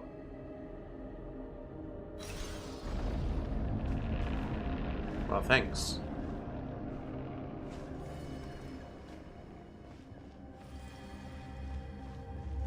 They still let me move in the Z-axis with that camera angle? Come on.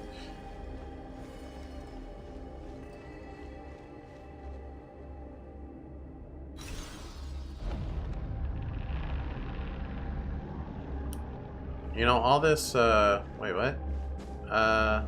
What do I do?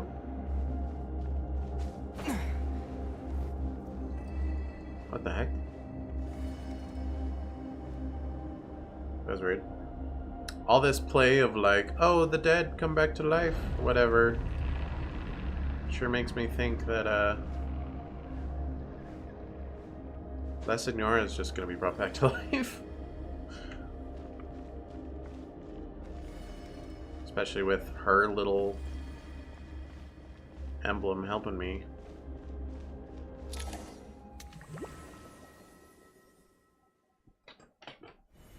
Odette? Odette! No signs of life. But past experience says that she should be resurrected before too long. Right? Did Odette intentionally use her core Ignis to guide my soul? I feel like something similar happened in a dream I had before. Thank you, Odette. If not for you, my soul wouldn't have found its way back to my body so quickly. And I might not have woken up so soon. But I'm sorry. I don't have time to protect you. I have to use the time you bought me to get Paimon back. But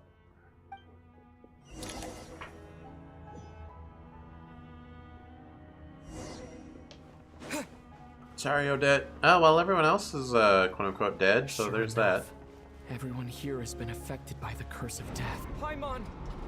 Paimon! No, wait. Paimon probably didn't escape Renova's curse either. She won't be able to respond to me right now. I'll have to find her myself.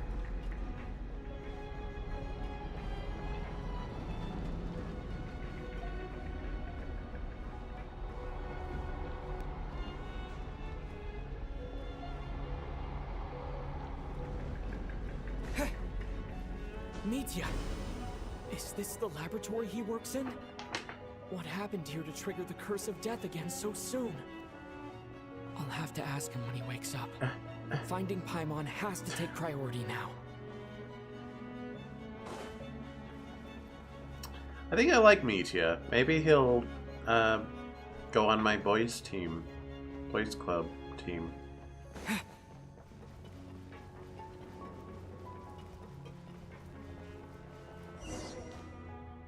Found her.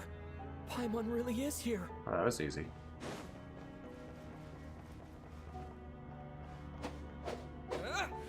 She does look like she's sleeping though, rather than dead.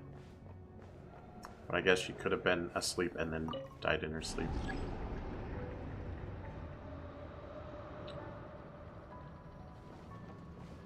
I'm just gonna press buttons like crazy until that door opens. What could go wrong?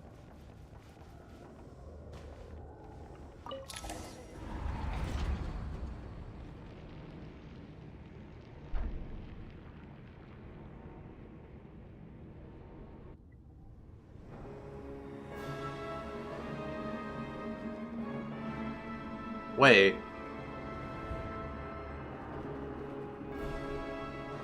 No, okay. Hi. How's it going? Rule and Death? You don't learn, do you?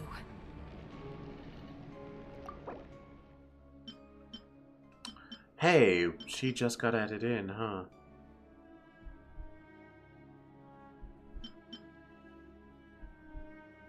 Ruler of Death, Renova. Renova is the ruler of Death, one of the 4 shades of the heavenly principles. In carrying out their will, she fulfills the duty appointed to her. For what reason does death come, if only because the destined hour has arrived? During the blaze of the crimson butterfly, she pressed on through the howling snow after losing the place where her heart had once found rest. At last, upon the frozen rest, she found another place to shelter. What? Renova! You've already been involved in one mass death, and now you show up at the scene of another. How am I supposed to avoid them, madam? I don't know where they're gonna be. This might have passed for a coincidence the first time, but a second time? Am I to assume you are intentionally interfering in Snezhnaya's affairs? Hey, I'm just getting my Paimon back.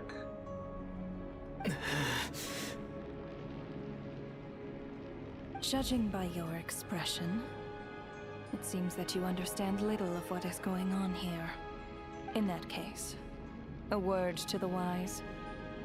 Do not interfere in Snezhnaya's affairs. It's too late. A civilization that fails to learn its lesson constantly depletes its own worth. It will one day lose any reason for its existence.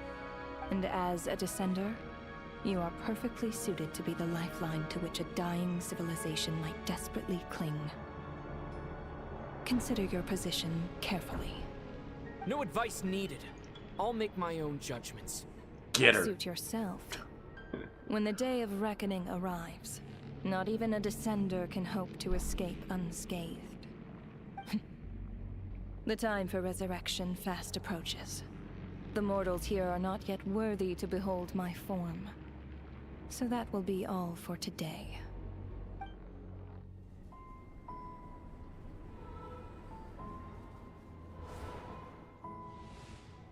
No. That thing is coming with me. It is not. She's not.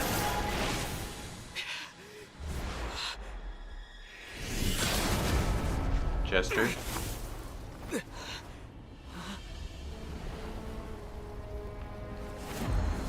Piero, the Jester director. Oh. You awoke sooner than I thought. The curse of immortality is stubborn, unable to enter the ley lines, yet not content to remain a spirit. Ruler of Death, what do you want? You perplex me. Both you and you. That thing may be a creation of Celestia, but it possesses none of Celestia's power, let alone authority.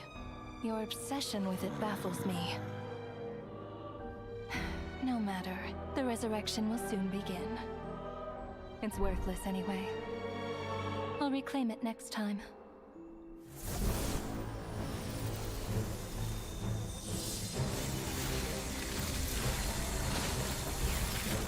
Hey, who says there'll be a next time? Get her.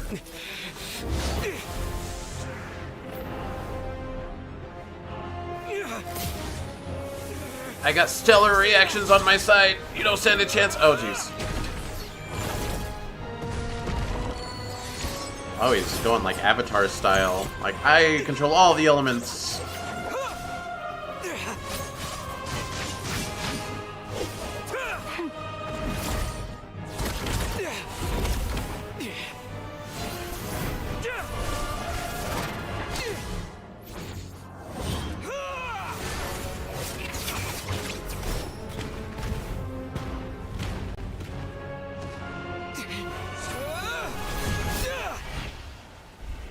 Got distracted.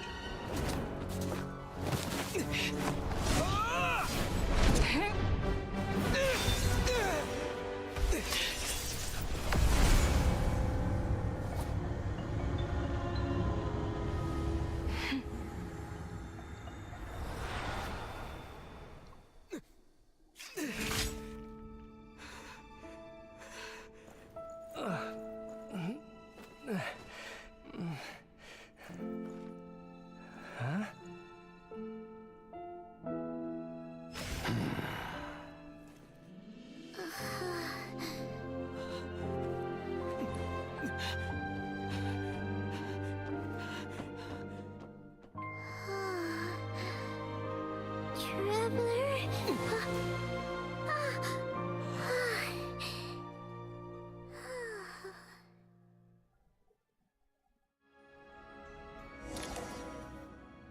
I missed you, Paimon. What are you talking about? We haven't even been apart for that long, have we? It was different this time. You seem to be in pretty good shape. Yeah, Paimon's back in tip-top condition. It's the weirdest thing. Paimon fell asleep earlier, and when she woke up, she found herself here. The jester and that guy talking to him used some kind of energy on Paimon, and she could kind of feel it canceling out that other thing that was making her feel unwell. So, Mitya helped too? Apologies for leaving in such a hurry at the theater earlier.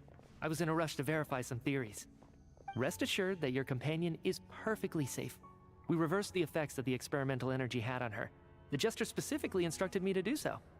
I suppose this is our first official meeting, Traveler. I could not let Paimon suffer in her condition for a moment longer, and so I simply took her without explanation. I hope you do not mind. Well, you definitely gave me a scare. You could have, like, left a note.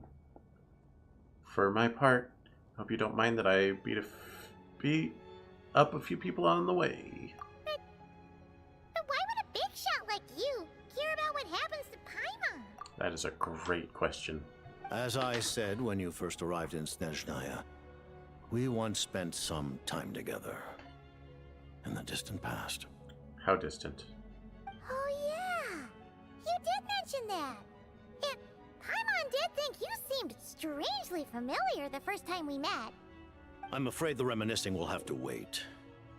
Mitya, let us continue with the report. What conclusions, if any, did you reach from conducting the final experiment of our energy research ahead of schedule? The good news is, my hypothesis regarding the Ruler of Death has been verified. As for the bad news, I recommend we suspend the experiments and Project Mistleton until further notice. Currently, we have no means with which to make a breakthrough. I say this purely as a scientist, guided by reason alone. It's not how you pronounce Mistletoe, but whatever. I will trust your judgment. We shall put the project on hold until the Ruler of Death has been eliminated. Wait, what are you guys talking about? You want to get rid of Renova? Like, how? By killing her? By whatever means necessary, so long as it removes the threat she poses to us. Until then, everything we do will be in vain. After what just happened, I've ascertained Renova's goal. Or rather, the trigger condition for the Curse of Death. Go on. Okay, let's hear it. What she's doing is blocking Snezhnaya's technological progress, preventing us from possessing any means with which to threaten the heavenly principles. Just like the little lapdog she is. So, any ideas, research, or experiments that lead to technological progress can trigger the curse. What? It's Just crazy. now, for instance, I was set to launch a final phase energy experiment ahead of schedule. If the experiment was successful, we could have achieved a crucial breakthrough. As expected, though, the moment the experiment began, all the researchers, technicians, and witnesses died from the curse. All that effort, not to mention the energy and materials we relied on Project Stuzha to gather for us, went to waste. In the end, nothing was gained. Does that mean something similar happened when we were at the theater? That's right. During the performance, I thought of an important breakthrough regarding the experiment, and wound up dragging everyone into this. Because we had a eureka moment at the theater, everyone there got dragged into that? Renova. You gotta be a little pickier about it. So the nature of the curse seems to be something like, when moments of technological progress occur, all life in the vicinity is taken away.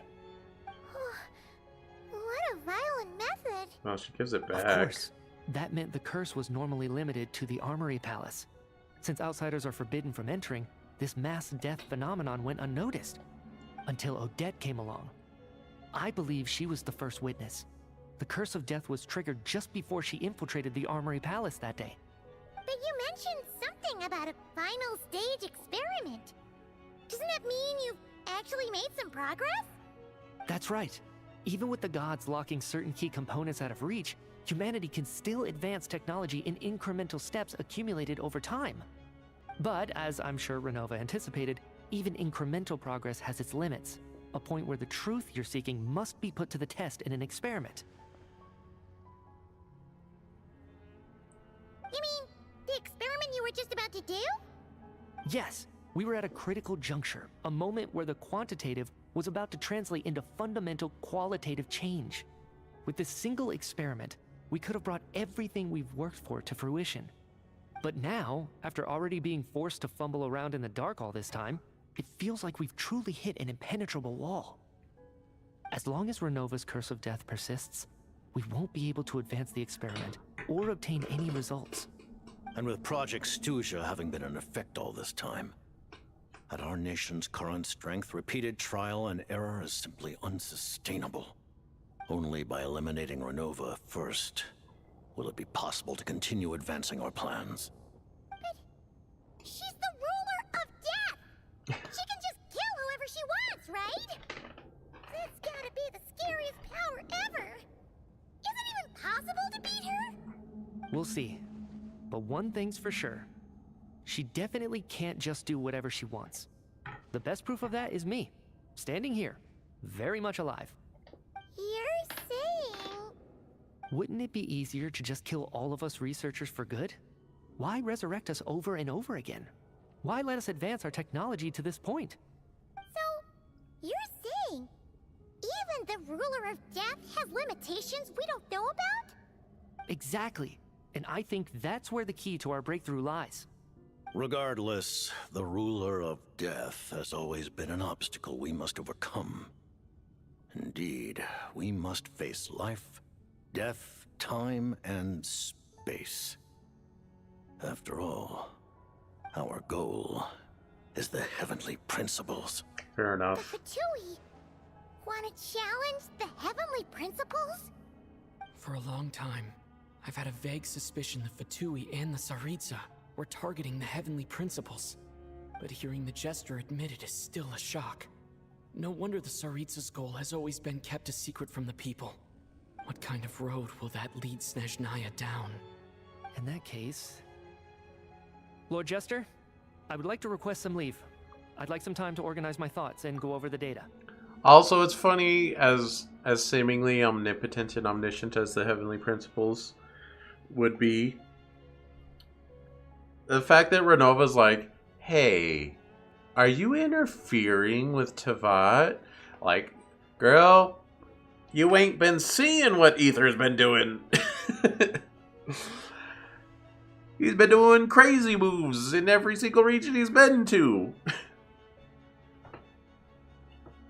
Granted. Get some rest, put the experiment out of your mind, and take care that the curse of death doesn't affect any civilians.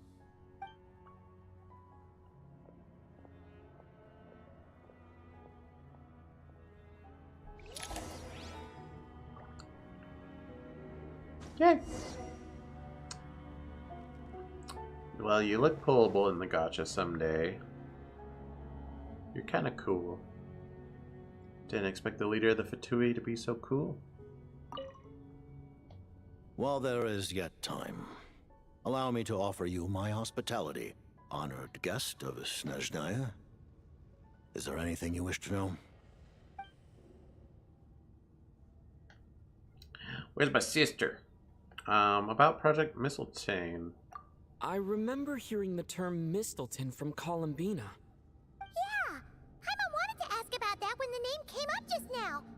What is it? Paimon's heard of Project Stuzha, but not this one. As you know, Project Stuzha is a series of measures enacted to consolidate our nation's resources, the greater purpose of which is to serve Project Mistleton.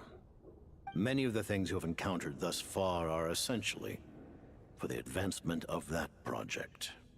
This includes the Kuvaki Experimental Design Bureau in Nodtrai. Researching Kuvaki was merely a facade. Its core objective was to use local resources and research findings to build Mistleton itself. And that's a weapon built for the final battle against the heavenly principles, isn't it? Huh? How did you know that? I was given some intel, and I made some deductions. Wait. You must mean that thing over there. Oh, Paimon's gotta take a closer look at this thing. Especially after you guys sent so many people to Nagrai to work on it. Kuvaki alone will not break through Celestia's defenses, let alone challenge the heavenly principles.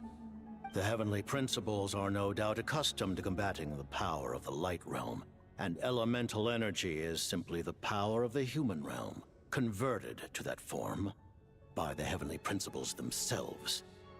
Any attempt to use this power against its creator would be a futile endeavor. For now, therefore, we have set our sights on the form of energy associated with the third descender and the stellar linchpins. This may hold the potential to allow Mistleton to contend with the heavenly principles. You could say that by reverse engineering the stellar linchpins to extract the energy within, we have obtained a source of anti-Celestia energy. Dear Princess Celestia. So this is the energy research that Mitia was in charge of. Never imagined it was such a major project. I mean, you imagined it was probably pretty major. The Kuvaki Experimental Design Bureau, Project Stusia, and the new energy experiments. Huh. So, Project Mistleton is what ties it all together. And it looks like your plan is almost complete. No wonder the Ruler of Death came after you!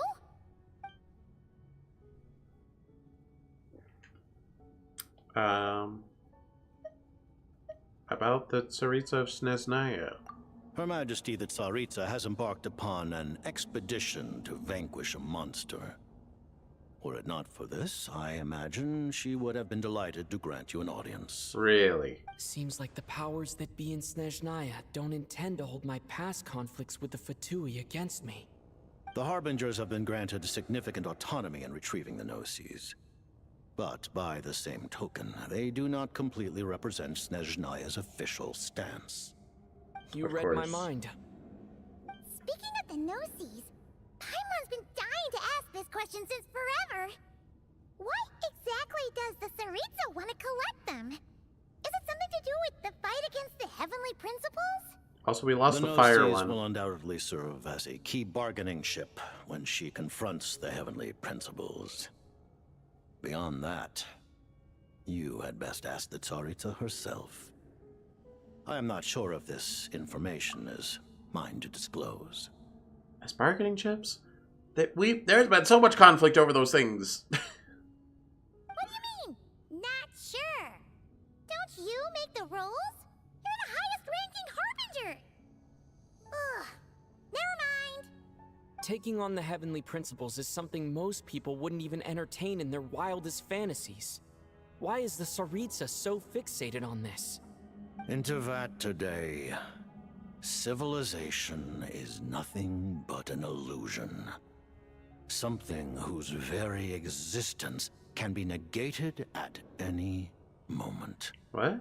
Our civilization may very well be destroyed in the struggle, but as things stand, the heavenly principles could choose to negate our existence on a passing whim. And we must not sit back and accept that fate. Only by changing the state of affairs, only by overthrowing the heavenly principles, can our civilization truly be said to have taken root. Otherwise, the fate of the people of Conria and Hyperborea is a cycle doomed to repeat itself. Accepting potential destruction in return for getting to control your own fate. Furthermore, perhaps this is still somewhat difficult for you to understand. Are you aware that all the rules of this world are made up of curses? Huh? All of them? Paimon knows about the curse of death you mentioned, and the the curse of immortality that you and Dainsleif have. Then the birth of the Hilly Churls, the rules of Natlan's Ode of Resurrection. Those are curses too? Farina's long life seems to stem from a curse placed on her by Focalor as well. Yes. Even a god's love for humanity is a curse the heavenly principles inflicted upon the gods. What? The Tsaritsa has always had ample reason to hate the heavenly principles. If she can seize their authority, she will reconstruct the entire world, and when that time comes, humanity will be completely liberated from curses and lies. It is a smidge disappointing for it to be like, oh yeah, Tsaritsa's good and chill and has good motives, and she just needed very powerful people to go be the harbingers for her, and she just granted them the heck ton of what did he say? Why do I want to say anonymity? That's not right. Autonomy. Just gave them a lot of autonomy, and because they're crazy powerful people, they had crazy motives, and they try to do dumb shenanigans. Scaramouche tried to become a god. Look forward to it. It will be a world beyond your imagination. Though the ordinary people of Snezhnaya may not understand these details, in this frigid land locked in a ceaseless struggle against the environment, in this nation to which the gods have never shown favor, we all believe that standing in solidarity with the Tsaritsa in our shared struggle will surely usher in a new and better world. Hopefully. Well then, about your relationship with Paimon? Paimon really doesn't remember. He's basically a stranger. You gotta believe Paimon. You've been emotionally cheating on me, Paimon. Relax, you're freaking out over nothing. Allow me to explain.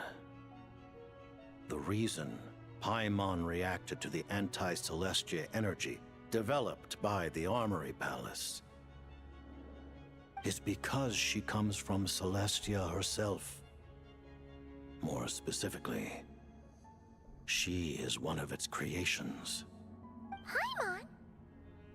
A creation of Celestia? So you are not part of Celestia, a creation of Celestia, rather.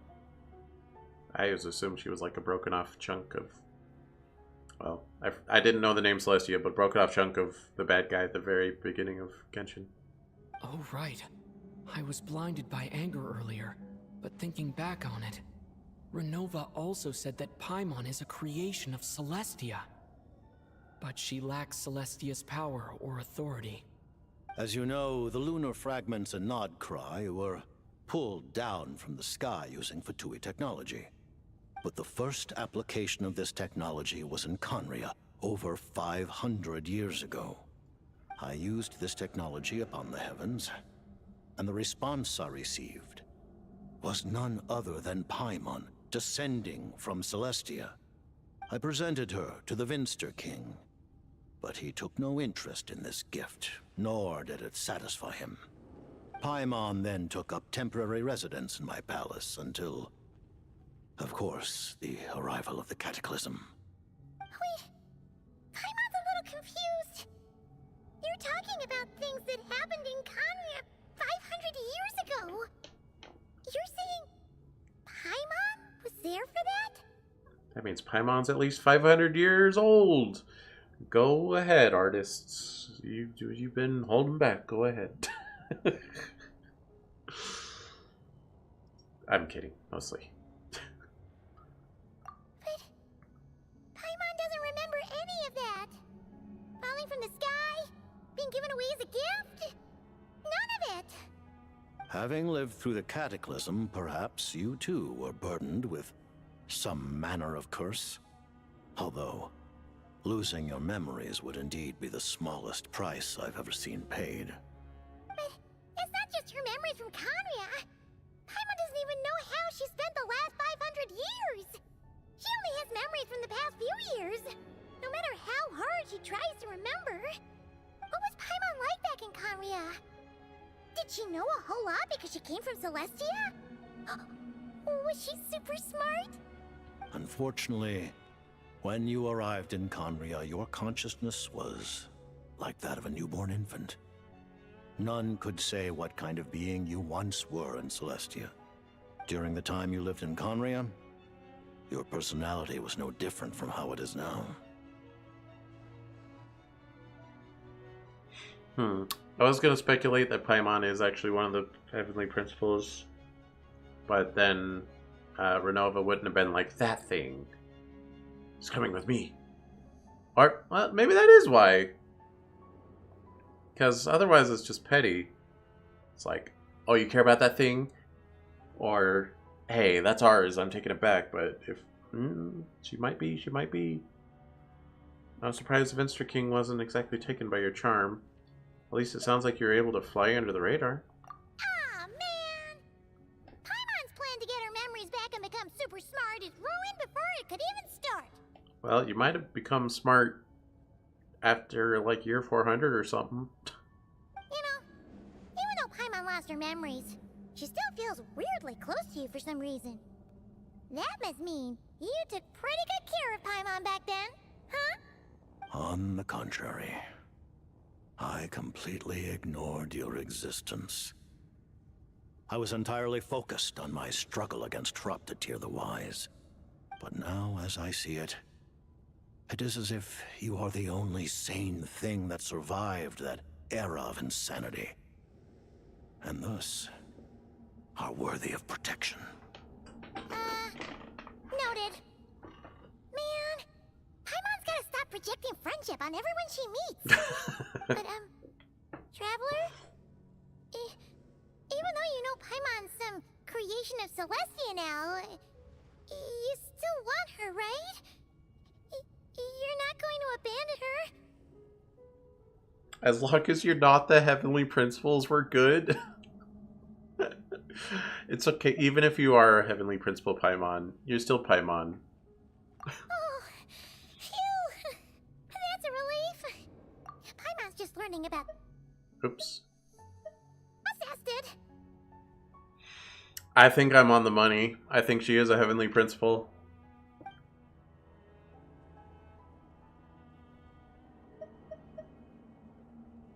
Did we give up on finding our... I guess, we learned the truth from Columbina. We don't care about finding our sister anymore. It's like, oh, she got here in the ship with you, and she exited about 2,000 years before you. Left you in there. She checked on you a couple times, or something. No more questions.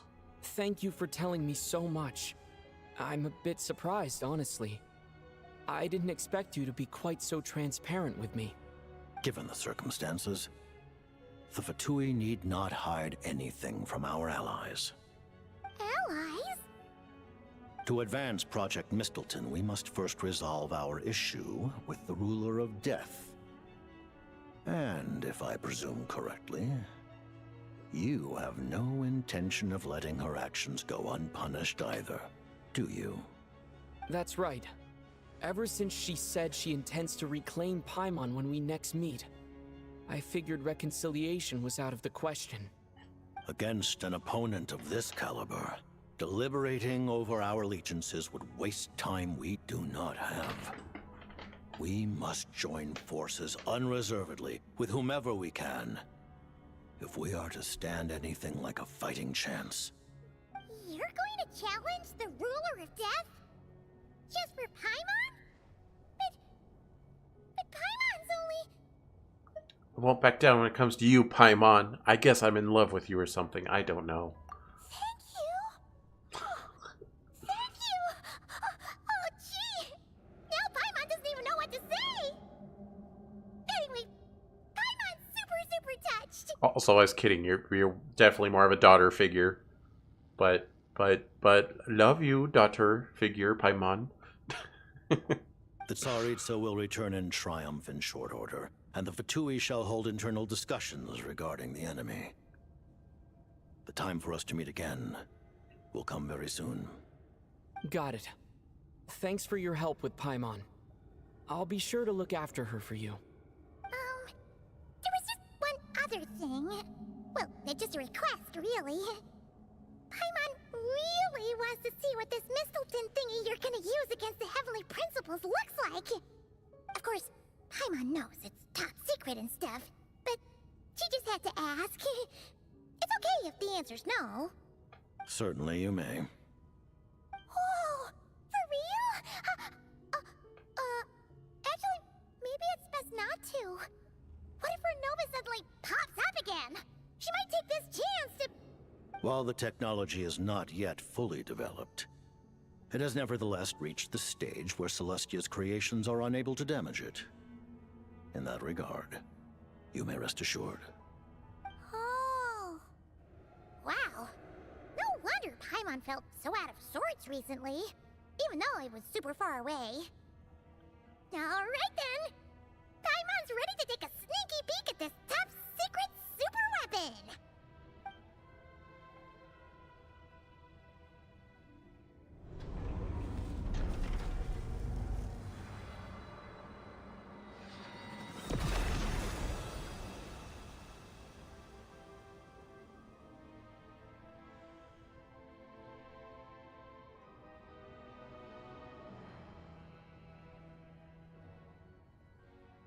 Got quiet.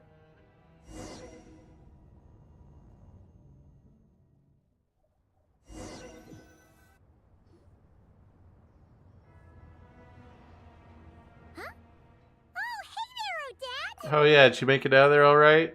Paimon? You're okay. Thank goodness. You look well. Have you recovered? Long story short, yep, Paimon's all better. What are you doing here? Were you waiting for us? That's right. When I woke up, I wanted to go in after you, but the guards had woken up as well. It would have been tough to take them on alone, and there was no easy way to sneak past them. Okay, the second god stopped the bleeding, Cheezette. I can talk fine now.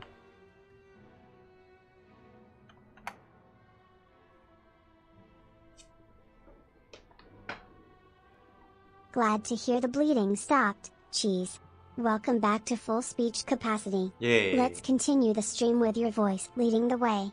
Together, we'll conquer challenges and entertain our viewers. Microphone emoji, video game emoji. Video game emoji. So, I returned the way I came and waited for you here. It was thanks to you that my soul found its way back to my body so quickly. Thank you. Huh. That actually worked? Nice. I just figured I'd try my luck when that ominous feeling struck me. Really, you should be thanking this thing instead. Thanks, La Anyway, Signora. and now that things here are all taken care of, I have other things I should get back to.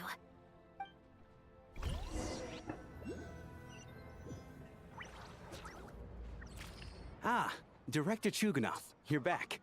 We just received notice that Project Stuzia has been suspended, so we've convened an emergency meeting. Hey, I can't bring up my list of things. This is the preliminary plan. In addition to expanding production capacity, we've also discussed feasible layoff plans to optimize revenue and expenditure structure. There we go.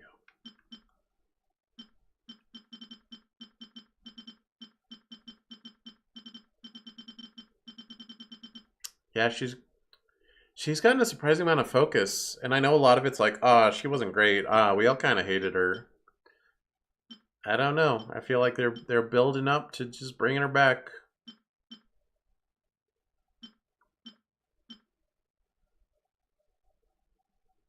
And that if we're also defeating Renova, we could get the captain back too.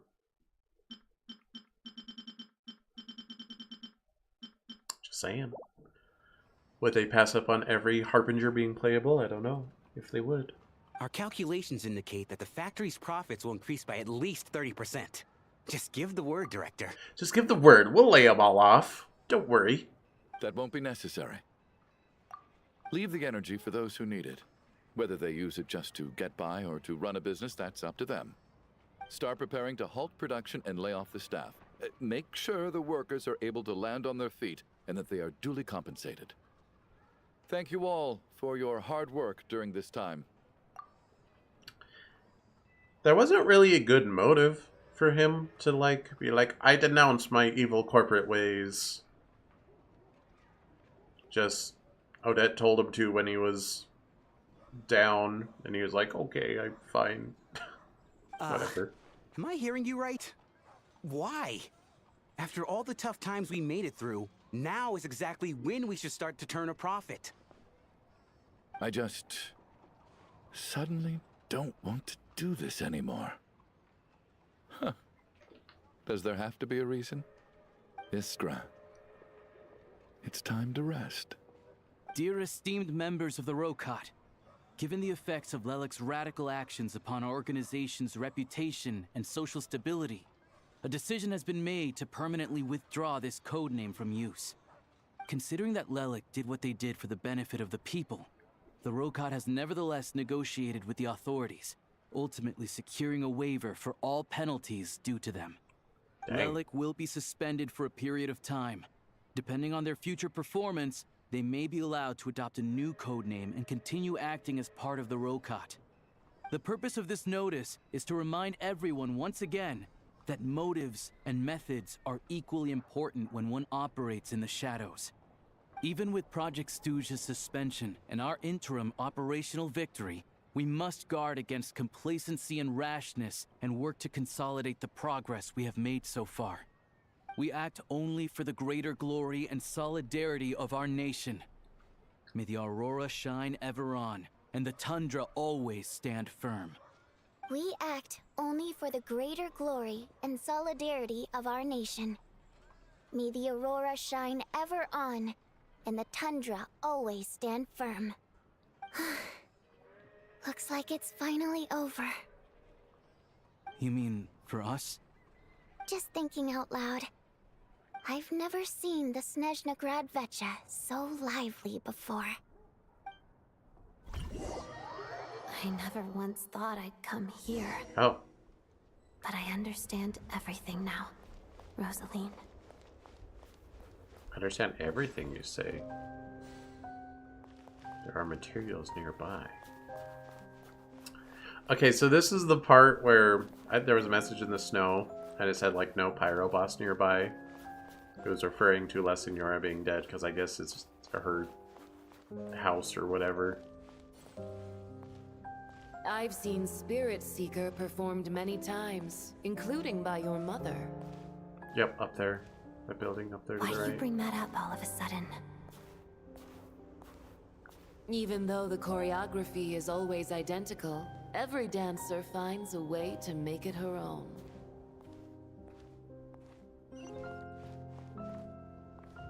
So you actually want to talk to me about ballet? I just think it would be a pity if the dance was lost to history. She didn't teach it to you, did she? That was an unusually subtle taunt for you.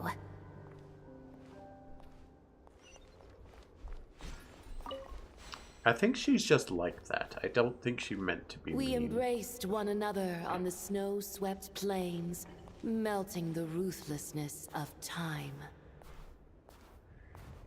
But when our bodies, in pieces, are cast to the winds, what of our love will remain behind?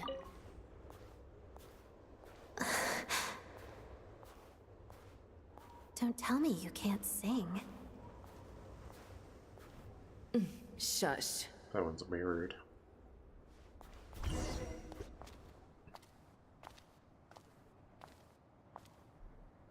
I understand her hatred. The Fatui robbed her of the life she should have had. I never opposed her dancing. Yet still I became an enemy of her ballet. I'll just keep my distance. Many despise me. I'm used to it. You're certainly not one to shy away from confrontation. But children, they need a different approach. I'm hardly the most maternal figure. Yet, she is a child. In my experience, while a father commands authority, he must still yield to love. You should tell her what you think about her dancing.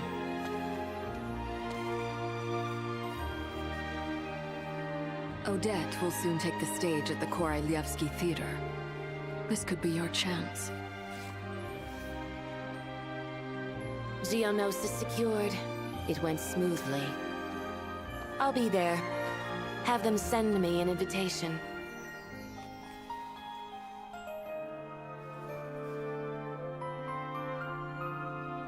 Sadly, things didn't work out. Her final words are inside that block of ice. This? Aren't these for monitoring her subordinates? Not yours. This one isn't her witch's flame, but my two worlds' flames. The two worlds' flames can burn away memories. It was my parting gift to Rosaline.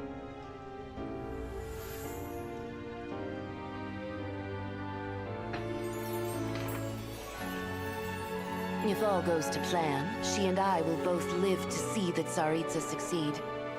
I believe she'll find peace. But if anything happens to me, she needn't follow in my footsteps. The cryo-energy will fade away in time. Then the two worlds' flames will burn away all memories of the Fatui. She'll be free to dance. She deserves this. I will handle the aftermath. The choice is yours, child.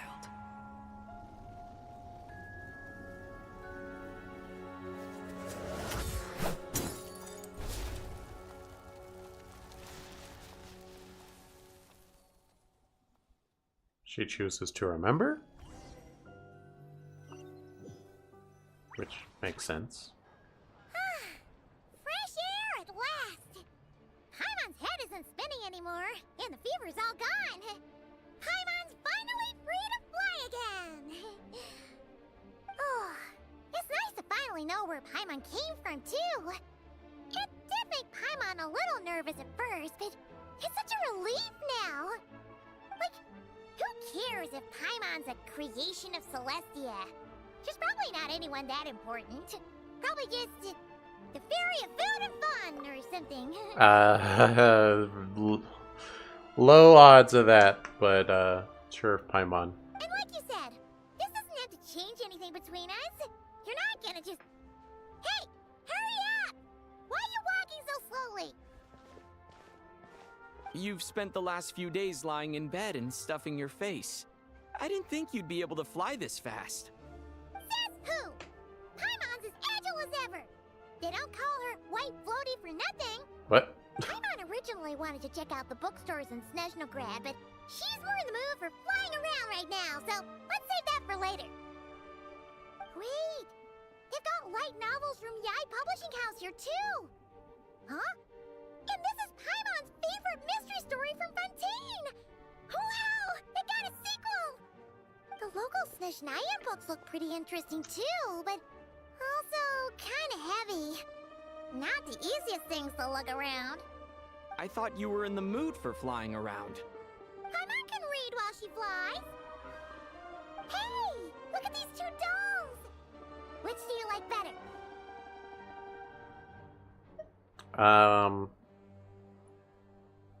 I mean, there's one I got in the gacha, but honestly, what do you need to... I like her. Alright! Boss, we'll take both. Paimon will have the other one. Oh, I thought we were only getting one. Alright, fine. I'll pay. There you are. Thanks for visiting. Paimon will grab this and then... Huh? Huh? Huh? The Russian nesting dolls. How many layers does this thing have? And what are you laughing at? Huh. You knew all along, didn't you? A whole bunch of people are gathered over by the plaza. Hey, I know that voice. Of course. If it isn't Paimon and my old comrade. You're looking well, Paimon. All better? Yeah! The Jester knew what was wrong and fixed Paimon right up! Thanks for sending someone to keep Paimon safe, too. Oh, yeah. About that. That was kind of embarrassing. Who could have known that our director would go looking for you in person? So sorry for the misunderstanding. Oh, right. Let me introduce you. This is my little sister, Tonya. Hello, Tonya. Hello, hello. Firstly, I'm really sorry about my brother. Sounds like he's caused you no end of trouble. Psh, tell me about it. Hey now, why'd you have to start with that? Not that it isn't true, of course. So she's the real Tonya. She said you two didn't manage to meet up at the theater. She waited ages for me, and when I didn't show, she got a little worried and went outside. Wait. You mean you didn't even tell Tony I'd be going in your place? I know, right? He didn't bother to say a word to me. I searched up and down the city for him, and he only told me about it when I finally caught him at the gates of Glupov. I've been rushed off my feet lately, so I didn't get the chance to go home. I just figured the Traveler would fill you in when he got there. Well, the snow was bad, and you're never late. So I was really worried about you. How was I supposed to know that you'd stood me up? I'm sorry, Tonya. I really am. I'll make it up to you somehow. Just... please don't tell Mom and Dad. Although the mix-up led to a series of misunderstandings, it's probably for the best that the real Tonya didn't get caught up in that mess. Besides, it's obvious that Tartaglia isn't usually one to break a promise. He only gave his ticket to me because he had to look into Lelik.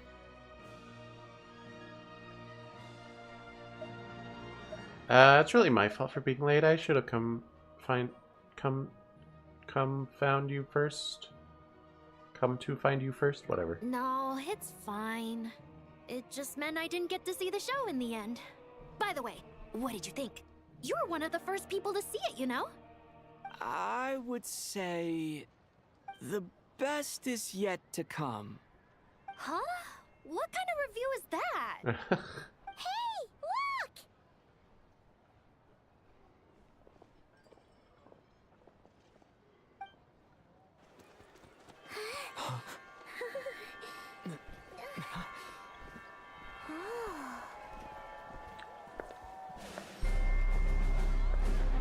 Oh, yeah.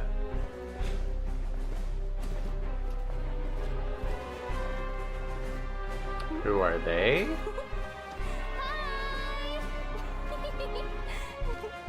Gotcha characters for sure. For sure.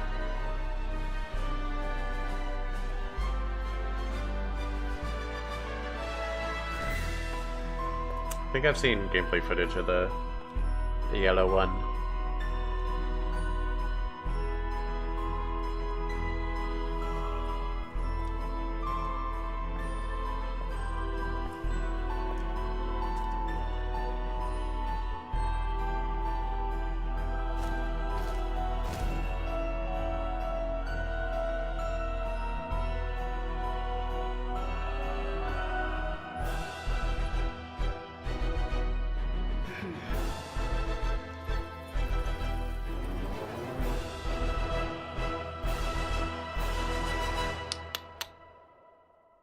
That'll do.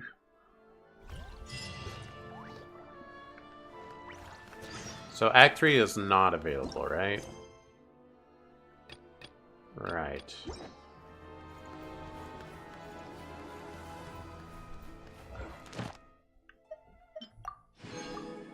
Yeah, that's next update. Alright. Well, let me just finish my business. Give myself an excuse to not boot up the game later. that was a pretty good chapter. Or arc, whatever you want to call it. Act.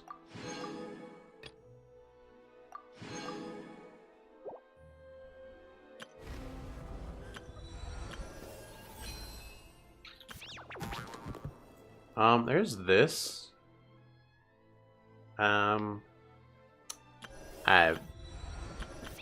Maybe if I boot this up later, I'll do that, but...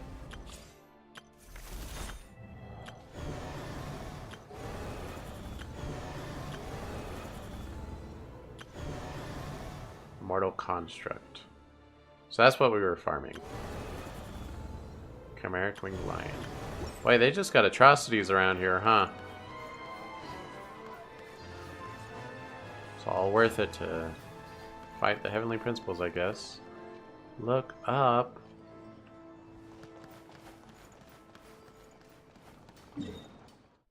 So, that do be a fountain. Oh yeah, I could activate these.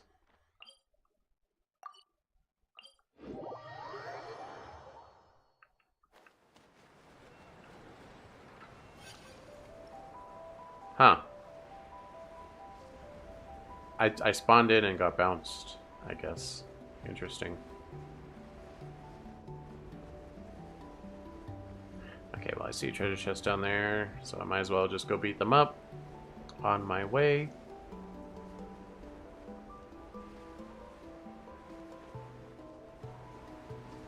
Huh. You wanna fight? Let's Show go. me what you got. Right now. What a joke.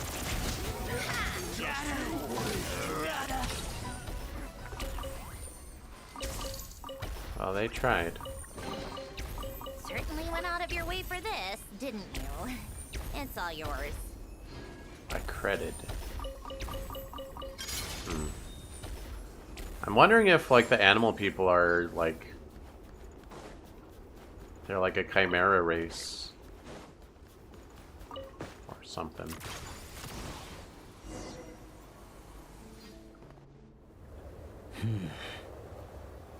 Alosha? What are you up to? Traveler? Shh, I'm hunting. Keep your voice down. Don't spook the prey. Don't look so surprised. There are all kinds of prey out in the Snezhnayan wilds. This time, it's a Fae gang. Fae gang? First time I've heard of one. Well, all you need to know is that these aren't Fae you want to mess with. They aren't legitimate organizations like the Fatui, but their roots run just as deep. And why are you messing with them? Here in Snezhnaya, most things considered prey are dangerous to get involved with, but a hunter has to make a living. Rumor has it that some of these gangland folks have connections at the Energy Commission, and they've got a real hoard of Kresnik Crystal. All for smuggling, of course. It won't appear on Project Stooge's ledger, so no officials will investigate, even if it gets stolen. But the gang will investigate, won't they? Don't worry. Like I said, Fae gangs aren't legitimate organizations. Once the crystal has been distributed to freezing villagers, do you really think they'd dare go door to door to take it right back under the Druzhna's nose? And as for me, they can't trace this back to me. Say you're just trying to make a living, but you're actually just looking out for the villagers. Just doing what needs to be done. Besides, it's nothing particularly noble. I'm just one crook robbing another. Then consider me a fellow crook. I'm not afraid of those gangs. It's always good to have extra help, but... you know what? With your skills, you'll be fine.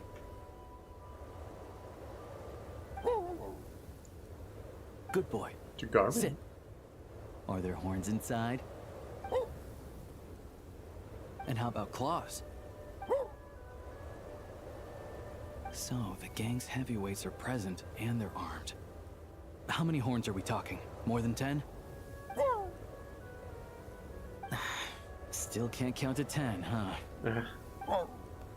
Looks like I'll have to go and check for myself. I'm confident I can figure out their exact numbers, but I'll need to get closer. Traveler, stay hidden nearby with Tugarin for now, and wait for my signal.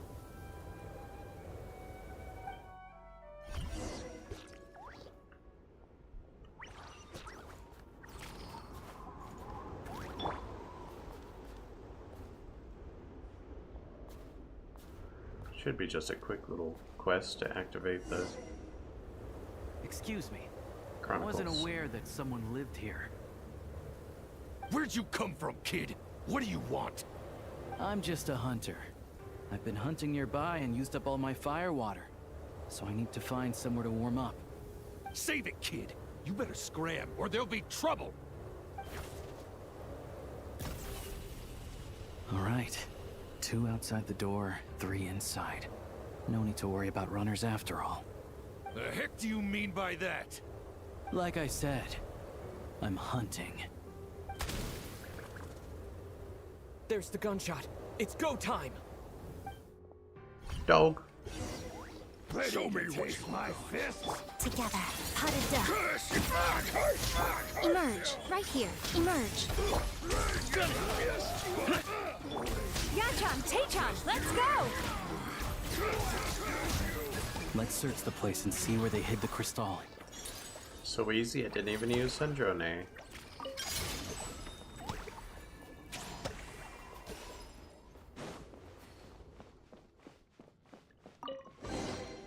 Oh, a little something to boost the mood. Not a single piece in here. What were they guarding this cabin for, then? Key. A key and a card? What do you think they're for? No clue at the moment. Hold on to the card for now. As for the key, it's probably for that door over there. Makes sense if you think about it. Hoarding crystal is dicey business right now, so they'd want to keep their stash well hidden. Let's head further inside. Sure. Assuming this key unlocks the door.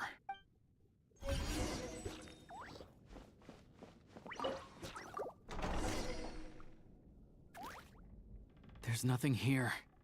Did we just get unlucky this time? This ice. Is it a dead end? No. This ice is fresh. Probably put here to keep people out. Guess we'll have to go deeper if we want to find our crystal. 2 safeguards in a row. Must be quite the hoard. We need to find a way to melt this ice. No problem. It hasn't formed for long, so this should be a cinch.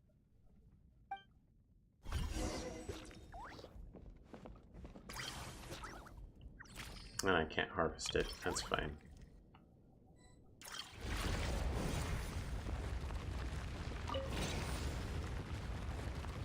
Sure enough, there's a path. Traveler, let's go. On reflection, that was a risky move I made back there. Diving headfirst into a suspicious cave isn't how an experienced hunter should operate. But it had to be done. Too many people... Stay back! Wait, what? How are their gang members here too? Should we attack? Not just yet. Not until we know what's going on. Looks like there are 2 groups over there. I'll need to use my scope to see clearly. I said stay back! All of you! I've got the detonator in my hand! Doesn't look like a detonator, it looks like Hey, dynamite. cool it. I told you. Turn around and walk away now, and we won't cause you any trouble. Not a chance! Anyone who finds treasure out in the wild gets a share of it. Old Sire's rules. The East Myloff family will get their fair share for Old Sire's sake, but the rest, we've earned it! You think you could just show up here and expect us to walk away empty-handed? That's not what the rules say! They're arguing over how to split the loot? Oh, you think you've hit the jackpot, huh? All you've managed to do is block the way in. Bet you tried to get in, but failed, didn't you? You ain't getting nothing. So what? We found this place first. There's gotta be a finder's fee for that, at least. Old Sire... Old Sire is dead. Or were you hoping Zmi would pick up where he left off? Huh? You didn't think so. Now beat it! What about Lady Voronina? You saying you're not scared of her either? Oh, you! Look, the only reason any of us are able to get by in this ash heap they call Snezhnaya is because of Old Sire. He put the rules in place for a reason, and no one gets to break them. Times have been tough for everyone. I get that. But if you break the rules, you can bet your life that Lady Voronina will be hearing about it. All right, so we're doing this the hard way.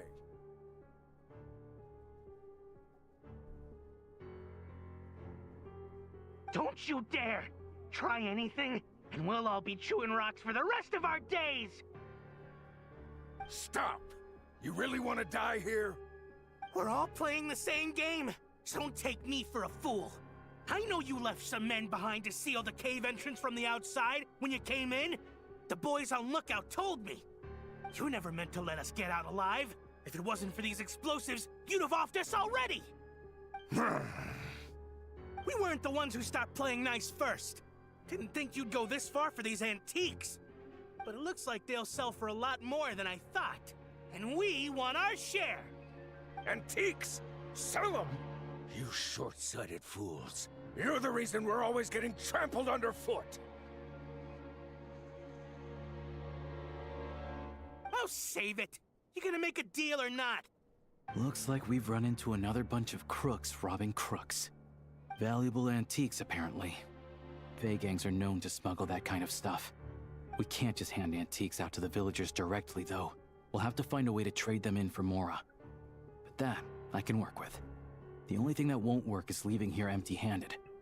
But as long as that Faye's holding the detonator, we can't make any rash moves. Leave this to me.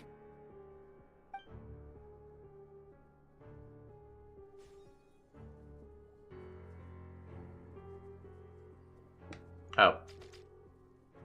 Bang. Go, Tagarin. Show me what you... What? We got company? Right here, right now. I'm Curse you! Emerge. Right now. Just you? Cover me!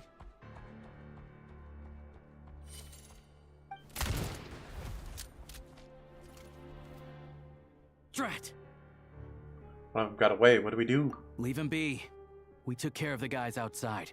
If he wants to call for backup, he'll have to go back to base. That gives us more than enough time to clean this place out. Let's go take a look and... Yeah, get on with it. I was curious, like, because I've, like, gone into an entrance and all that, it'd be kind of hard to pick this back up. I'm curious what's at the other ones. I guess there's only one other one? Well, I'm curious what's there. I wanna know. Can you show me? But alright, it looks like there's only a little bit more in here. Maybe. Antiques was right. None of this is from the present era. I don't know much about these ancient artifacts. Looks like part of Eye of Grey. I'm sure they must serve some special purpose. If you're curious, I know a guy in the Rokot who's a bit of an expert about this kind of stuff. Maybe I can get him to come take a look later. This thing clearly isn't going anywhere. Let's start with whatever we can carry. But with this barrier blocking the way, we can't get any further inside. Shadow Realm barrier device detected. With the right access card, it may be possible to unlock it. The Eye of Grey seems to recognize it. An access card? Wait, that card we found earlier. Try it. With any luck, this might be what it's for.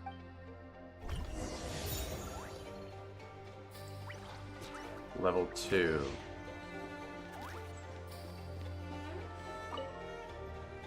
Wait, 100 snowfields and remnants of the Shadow Realm. Okay.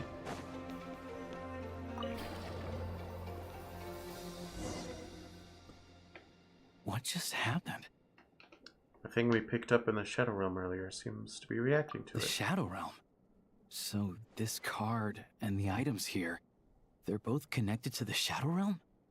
Looks like we'll need to find an expert to figure out how to use these things.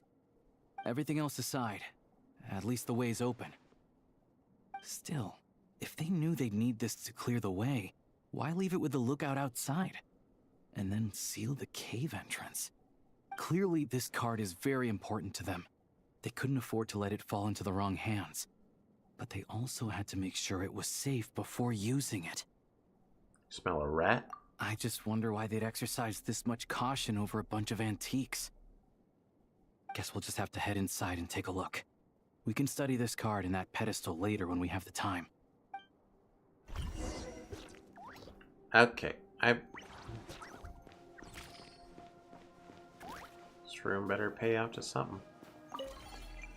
Firearm blueprint? Muzzle. Blueprint for firearm accessory that can be used to create a sound spread weapon. Okay. What is it?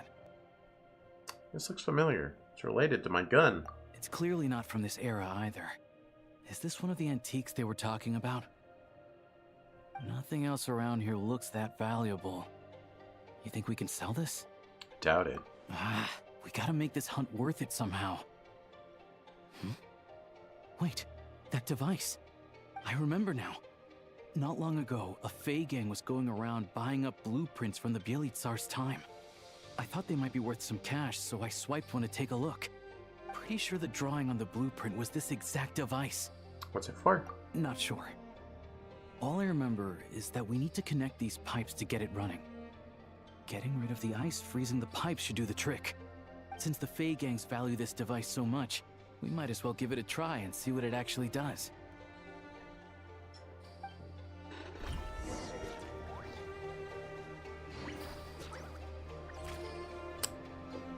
Yeah, do it. Oh, I have to...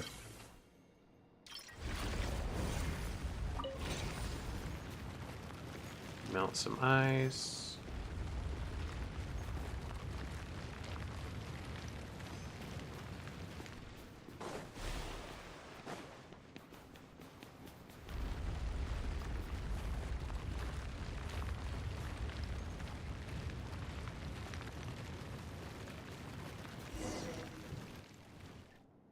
It's so warm.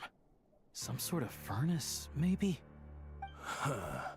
Looks like the intel was good. A prototype Kresnik's torch. Tech from that age is what the big boss needs for the plan.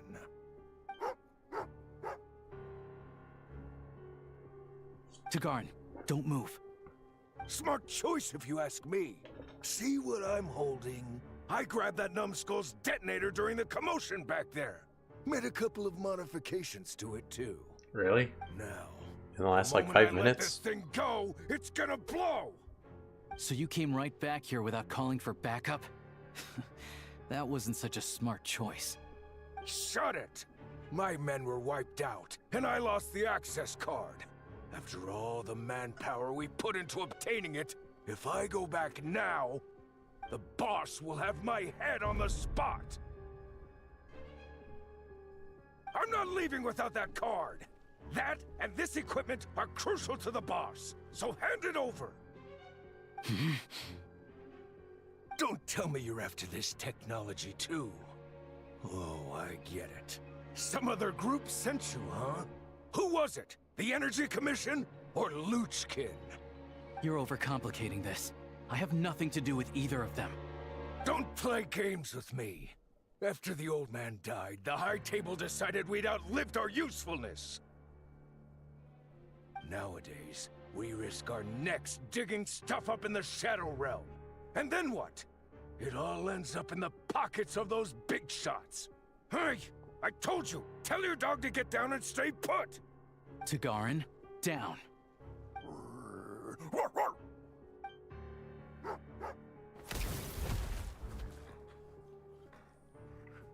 What the? Down means to prepare to attack. Sit is staying put. Who sent you? Who are you with? No one. I'm just a hunter. I don't work for Rockhot or nothing. Rockhot. So it's a prototype Kresnik's torch? Seems to be at the center of a lot of attention. What should we do with it? Well, if it looks like a furnace, and it gives off light and heat like a furnace, let's just use it as a furnace. Deal. It really is unique. I've seen a lot of Crystal-powered furnaces, and this one is stronger than any of them. It can warm up this whole area. This place makes a perfect shelter. I'll bring all the villagers at risk of freezing over here. Much easier than handing out Crystal. This looked touch and go for a while, but in the end, it was a successful hunt. What about those gangs and their schemes? Don't they concern you? Oh, I'm sure that if we kept following the trail, we could end up accomplishing something pretty monumental. But I'm also sure that would involve pointing my gun at more people along the way. And honestly, that's not what I'm about. I don't believe Question you. for you. What do you think is the difference between a hunter and an adventurer? With the sprawling wilderness before them, a hunter turns back after catching their prey. but an adventurer always goes that extra step further. So, I'll let you hold on to that access card and any weapon parts we find here. You're the most famous member of the Adventurers Guild after all.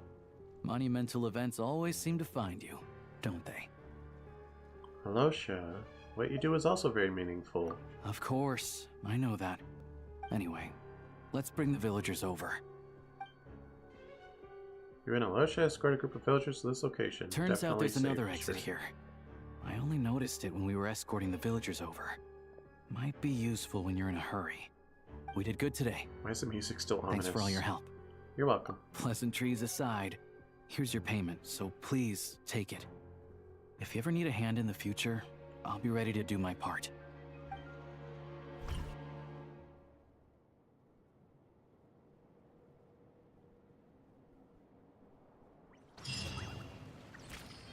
Meeting point. See. Construct.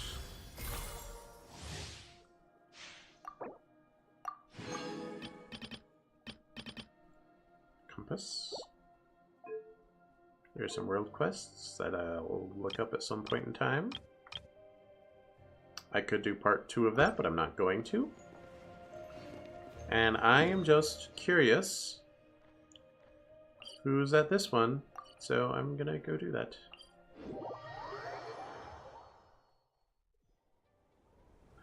Actually, there's a couple spots along the way.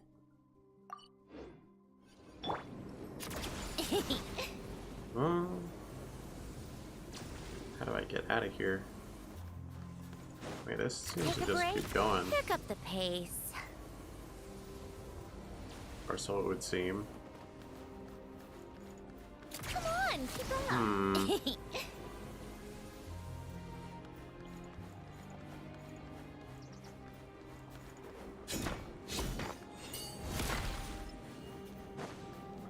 Take a break. No, don't interrupt me with stuff.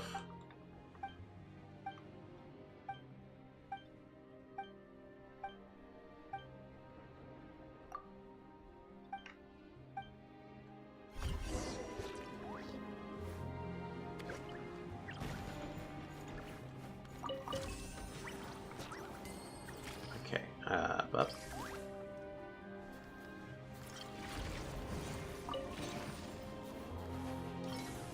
Oh, I can just harvest that. Well. Certainly went out of your way for this, didn't you? It's all yours.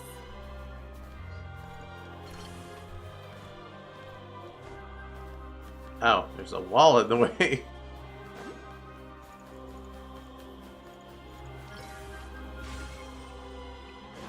Come on, keep up. What's this? Nothing. How Knocked over. tiresome. Pick up the pace.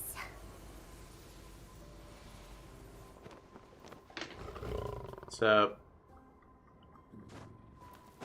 Shadow me. Emerge, right now. Time to relax.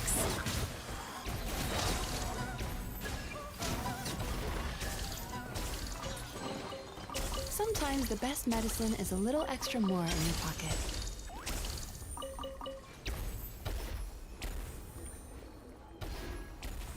Dang, that's kind of based, Mizuki.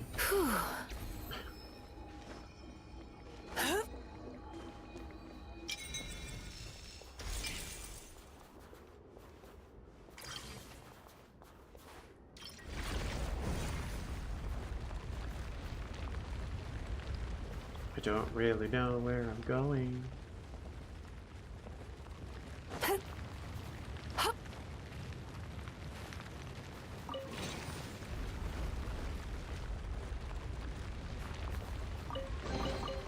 Oh, a little something to boost the mood.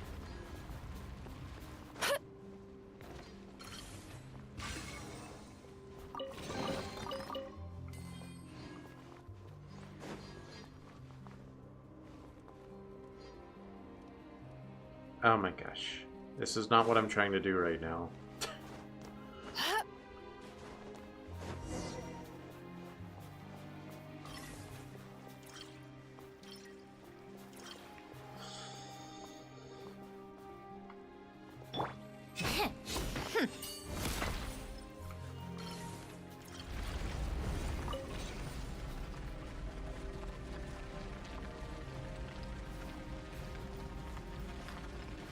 Wow, it is laggy.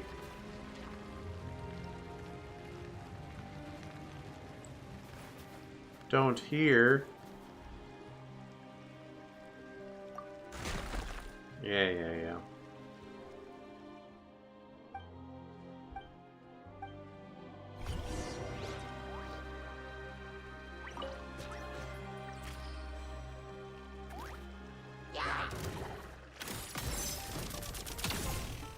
Oh, there's Illitrills in this region.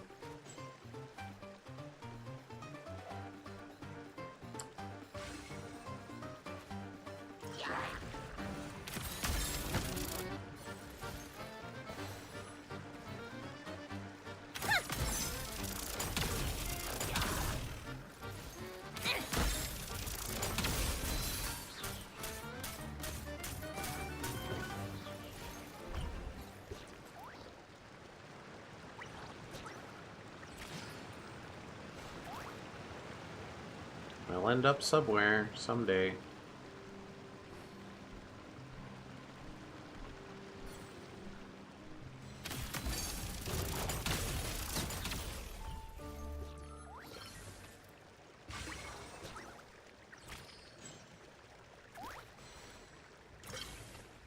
Yoink.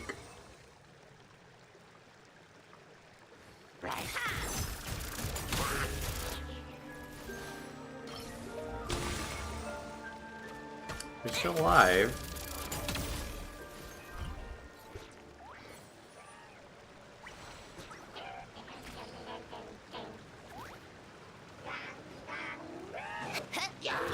Together, lots of the snowflakes. Right here, emerge. Right now, nothing lasts forever.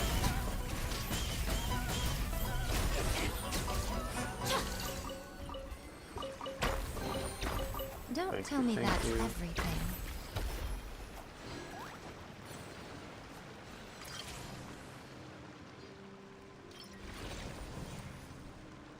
What?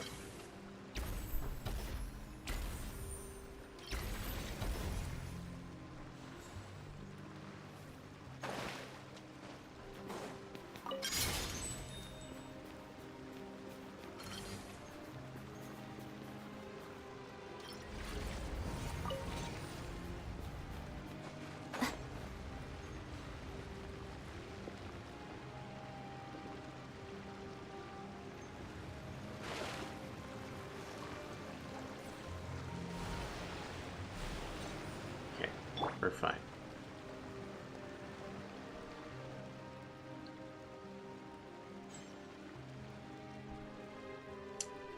There's a gumball machine.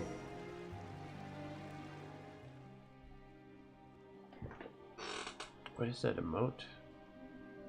Oh, it's Neuro. It's Neuro twirling. Cute.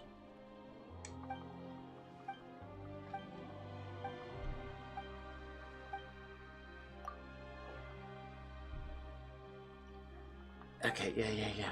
Go on. Yeah, here I'm trying to get to the Chronicle.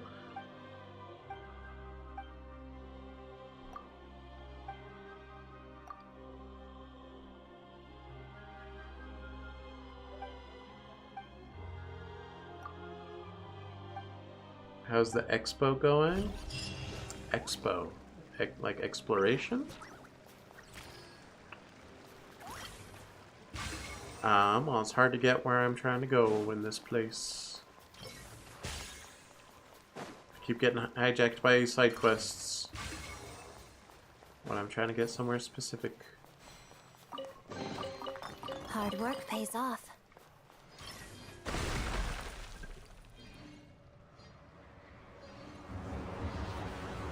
Yeah, I can escape. I just gotta do one of these.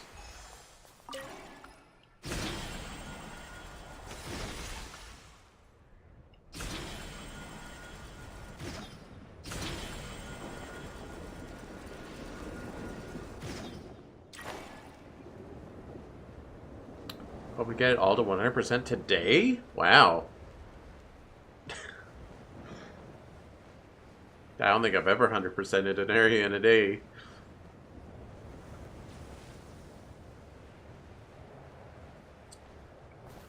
Is that including Archon Quest or just region exploration? Yeah, I'm not gonna get that waypoint. So 2 new areas and the other 3 are 91, 70, 53. Wow. Time for more snow damselettes.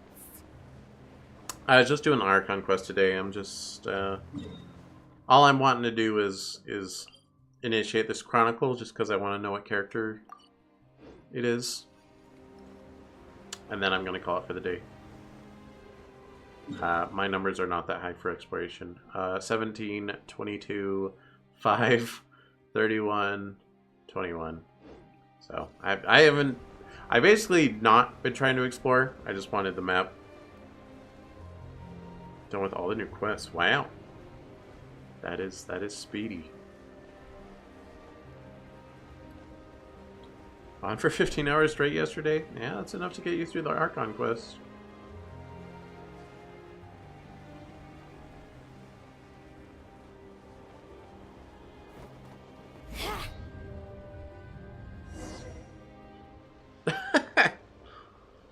Eminals. Oh, it is gonna be, I keep forgetting her name. Whoa, that made me jump. The water imp. Why did so many little animals suddenly scurry over? Strange. Vodyanista, yeah. Seems to be coming from this hole. Vodyanista.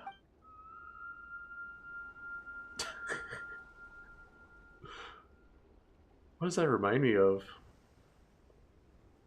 My ears. They're ringing non-stop. Why does this voice sound so familiar? You didn't like her? I like her. Should I jump down? Who knows what sort of trouble could be waiting? Right. Let me test the waters first. That's what it is. That singing just now reminded me of Finn's scream in Adventure Time when he's like, "Oh!" You know. Hello? Come out of there. Or it reminds me of Puppy Cat's voice a little bit. No response. This sudden silence is even more unsettling. I like the design, not the character. I like both. But So what there. exactly is down there? Well, there might be trouble, but there could also be treasure. Might as well take a... Okay, get over yourself, traveler. Just my luck. But looks like there's still a path ahead. This is the...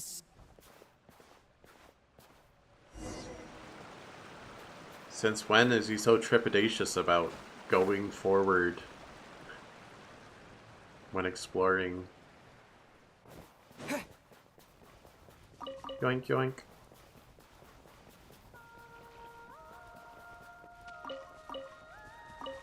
Yoink, yoink, yoink.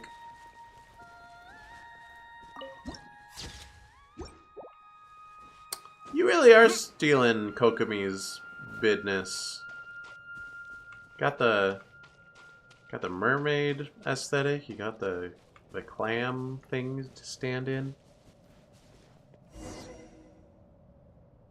You just realized there's a waypoint you don't know how to get. It's usually there's some huge weird shell. Strange.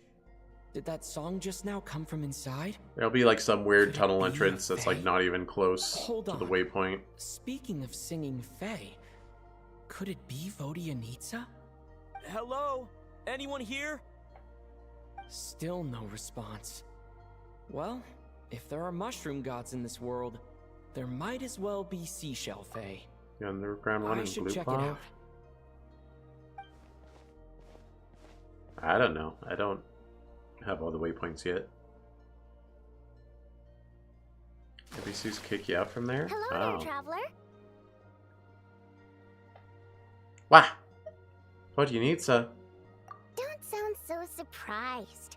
Who else were you expecting? A lost little Snegoroshka? A Vila who took a wrong turn? A Doma voice stranded in the middle of nowhere? Yes, all of those. Sorry, why would they have to be lost? Because my private practice room is so well hidden, obviously. No one stumbles upon this place on purpose.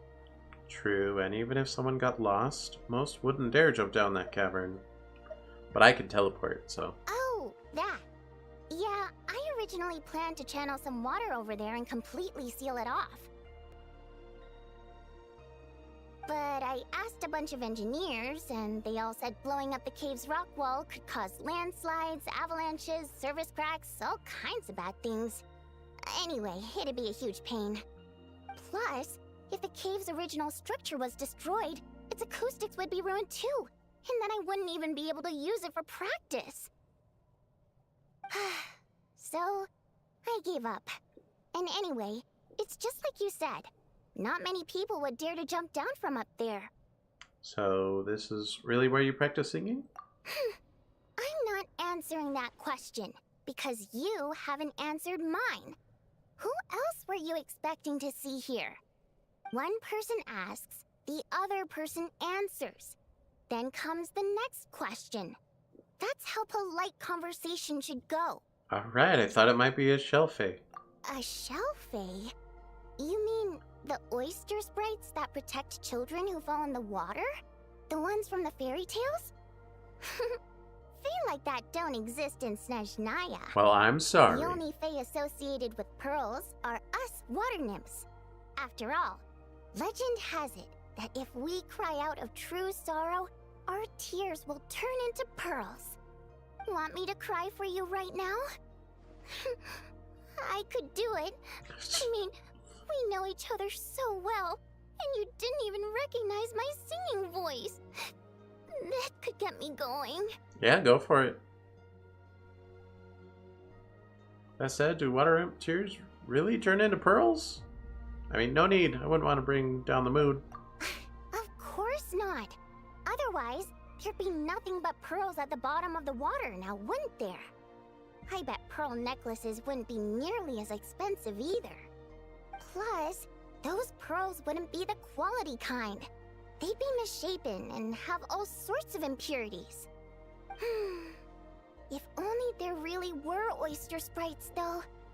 I bet if you paid one, you could get all sorts of beautiful pearl jewelry. Oh, right. Take this pill to warm yourself up.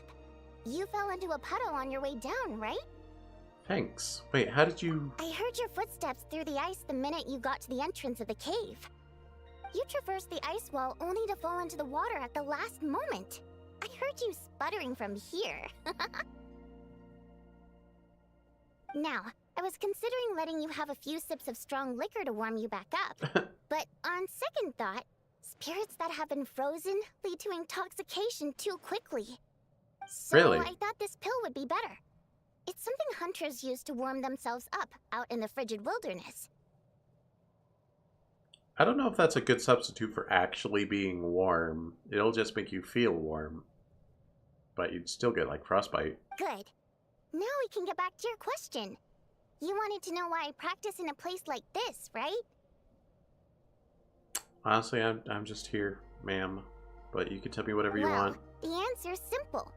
Practicing in the city would disturb people. Oh, of course. I used to practice in the theater, doing vocal warm-ups, singing a cappella, you know, stuff like that. Letting some fresh air in always puts me in a better mood, so I would usually practice with the window open. And, well, do I even need to say how captivating my singing voice is? Every time I practiced, a huge crowd of listeners would gather down below. And they wouldn't leave until I was done. Honestly, the people were packed as tight as sardines down there. But it's not like I could do anything to help it. You open the window to let fresh air in the snow region that's snowy all the time? Okay. Okay, lady. That said, there's another reason I don't really practice in the theater anymore. I don't exactly recall when, but one day, this young girl showed up in the crowd of people who had come to listen to me. She turned out to be quite smart. She studied my habits to the point where, at all times, she knew when and where I was going to practice. And sure enough, she'd always be there. People would even pay her to show them where I'd be, so they could be sure to grab a spot. She made quite the sum that way. Now and then, She'd even send me a basket of flowers with a thick handwritten letter tucked inside. The letters weren't anything special, mostly the same flattery I've heard 10,000 times. And they read a tad awkwardly too. But at least they were sincere. So, I'd often send her a ticket to my latest show in return. I thought it'd make her happy. I like people who chase after what they love with all their might, but still have some smarts to show for it. I think people like that are fun and cute. I would have loved for our fun to continue. So what happened? She changed. She no longer came to my practice sessions because she liked to hear me sing. She just wanted to make Mora. Lots and lots of it. Enough that she could put all the relentless celebrity chasing behind her. That much I wouldn't have minded, but then I discovered at some point she started selling every single ticket I sent her for several times the price. Oh no. I suppose she didn't like my music anymore. The innocent version of her who was just there for the love of my voice was no more. That would be heartbreaking. You have a biggest fan and you indulge them, you send them special tickets, and then they start scalping them. You hate to see it. In human terms, she grew up. I no longer found her cute, fun, or interesting. And I certainly didn't want to play with her anymore, so I moved to a different practice location. I won't meet anyone interesting here, of course. But at least I can practice my singing in peace. Although, you braved the journey here now, didn't you? Freezing puddle and all. Yeah, I had a marker on my map, told me to come here. I feel much warmer now. Just now, during practice, your voice sounded a bit... The little animals were all... Don't even go there. It's been giving me such a headache. If the acoustics in this echo chamber were still in good shape, my voice wouldn't have come out nearly so... piercing? Precisely. Thanks, traveler. This place looks like it's in good shape, though. Where's the problem? The problem isn't the main cave structure, but the echo pillars made of prime ice. Perhaps I was practicing too hard, or my pitch was too high. But while I was practicing a few days ago, some of the pillars suddenly cracked. Honestly, all I need are a few simple prime ice pillars to replace the damaged ones, and this chamber will be pretty much back in working order. But alas, I'm terrible at making things like that. You're hinting at something, aren't you? Hinting? Goodness, no. I'm shamelessly asking for your help, of course. Okay, well, valid. Well, you did give me that pill. Hold on, were you playing this from the start? No, it's like I said. All I heard were footsteps at the entrance. It's not like I lured you here or something. Uh-huh, vile temptress. I swear. Anyway, since I have you here, there's no time to waste. Let me tell you which pillars to swap. Actually, just telling won't do. I have a better method. And what would that be? Shh. I'll sing which ones to swap. There we go. See those brightly illuminated prime ice pillars? Those are the broken ones. Okay. Wow, Prime Ice is something else. Your voice is something else. That goes without saying. Otherwise, I wouldn't be nearly so invested in all this. Anyway, I'm counting on you, traveler. If you forget which prime ice pillars are broken, just come back and I'll show you again.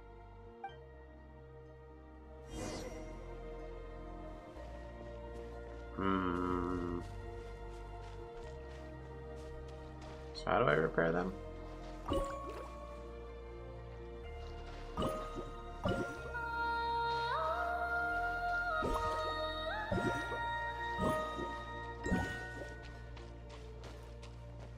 Perfect! This prime ice pillar is good to go! Okay, next. Ow. Okay, I don't need her to sing. I could count on you. It turned out beautiful. The positioning of these prime ice pillars is perfect. Now then, let me test them out.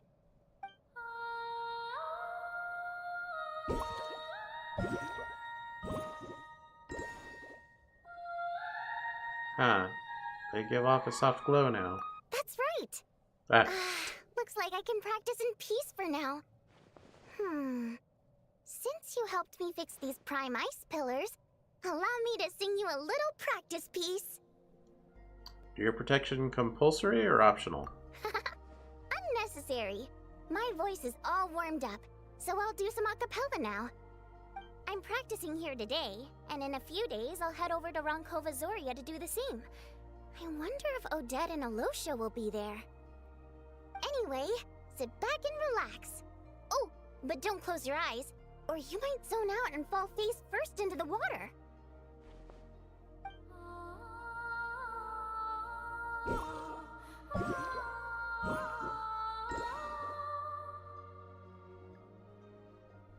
Did I level Travesty Weapon all the way? I did. Well, as far as I can, I think. You can't get the last two markers yet, right? Because they have to expand the map or something. Yeah. Oh. Ah, look at her. Oh, she forfeited her legs.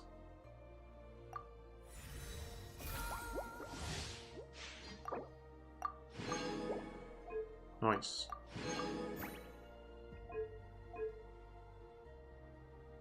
Oh, I guess I did one of those already. Okay. Alright, let me just finish my dailies. Which just means going to Teapot. Oh.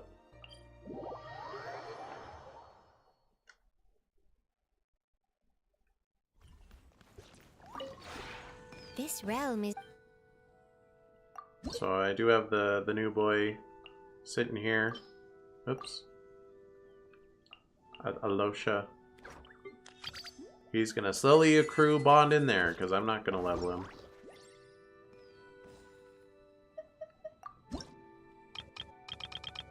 Grab some of these. If you ever have... And I'll just do my Mr. Wonderland dailies real quick. Just real quick alike.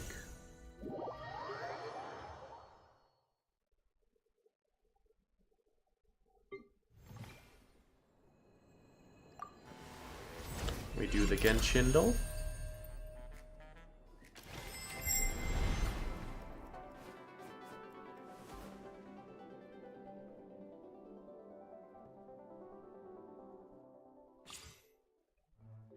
I'll go hard mode. Sometimes hard mode basically gives you the answer, and sometimes it's like impossible. Alright, a newish 5-star bow.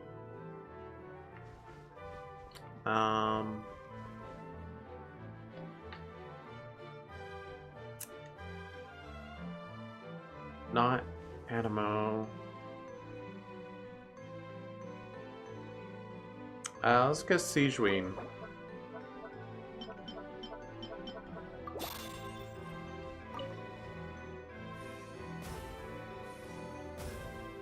Not Hydro, newer. I'm trying to think of like recent bows. It's not Chaska. Did they add any 5-star bows in Notcry? I don't think they did.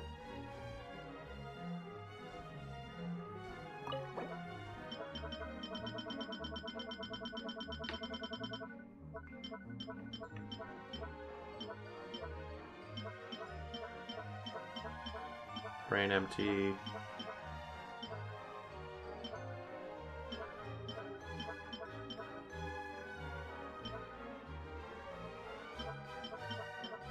Can't be Chaska. Oh, Linnea.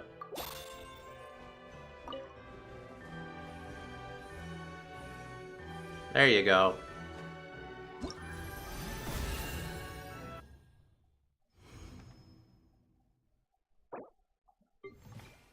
And my other daily, Mr. Wonderland.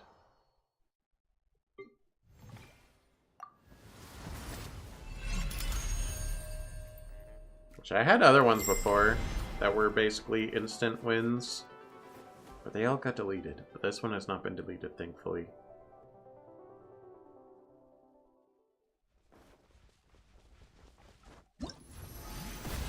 It's weird it didn't make any noise. Literally only use that for DPS testing. Yeah, there is the DPS dummy. I don't care about my damage output that much. I don't know. I just do the 2, sometimes 3 daily. Just to slowly accrue that, and then I can do the free gacha. And get cute outfits for my characters I'm not going to use. Oh, that reminds me. I think I have enough for a wish on the regular banner, or a 10 pole. That'd be a good way to end things. Wait, what's in here? Okay. Yeah, I have a 11.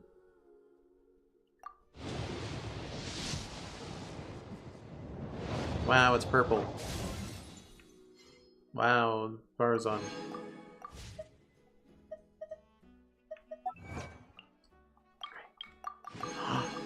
Look at all those primos. Oh, they're gone. What about here? Wow, nothing. What about here? Wow, nothing. Okay, well, thanks so much for watching. I will probably not stream Genshin again until Act 3 comes out. That's just how I roll. Tomorrow, the rest of the schedule for this week. So today I swapped out Elden Ring for Genshin because I couldn't talk very good at the beginning of stream. And I have to keep my blood pressure down. So tomorrow will be Virtue's Last Reward. Saturday will be Pikmin 2. Good luck to me keeping my blood pressure down for that. Sunday will be Halo 1, and Monday will be Mega Man Battle Network 2. And I don't know if I'm going to resume Elden Ring next week. I'm honestly thinking I might not. Because I want to play a fun game instead. Yeah, thanks so much for watching. Yeah, until next time, Ferret out. Goodbye.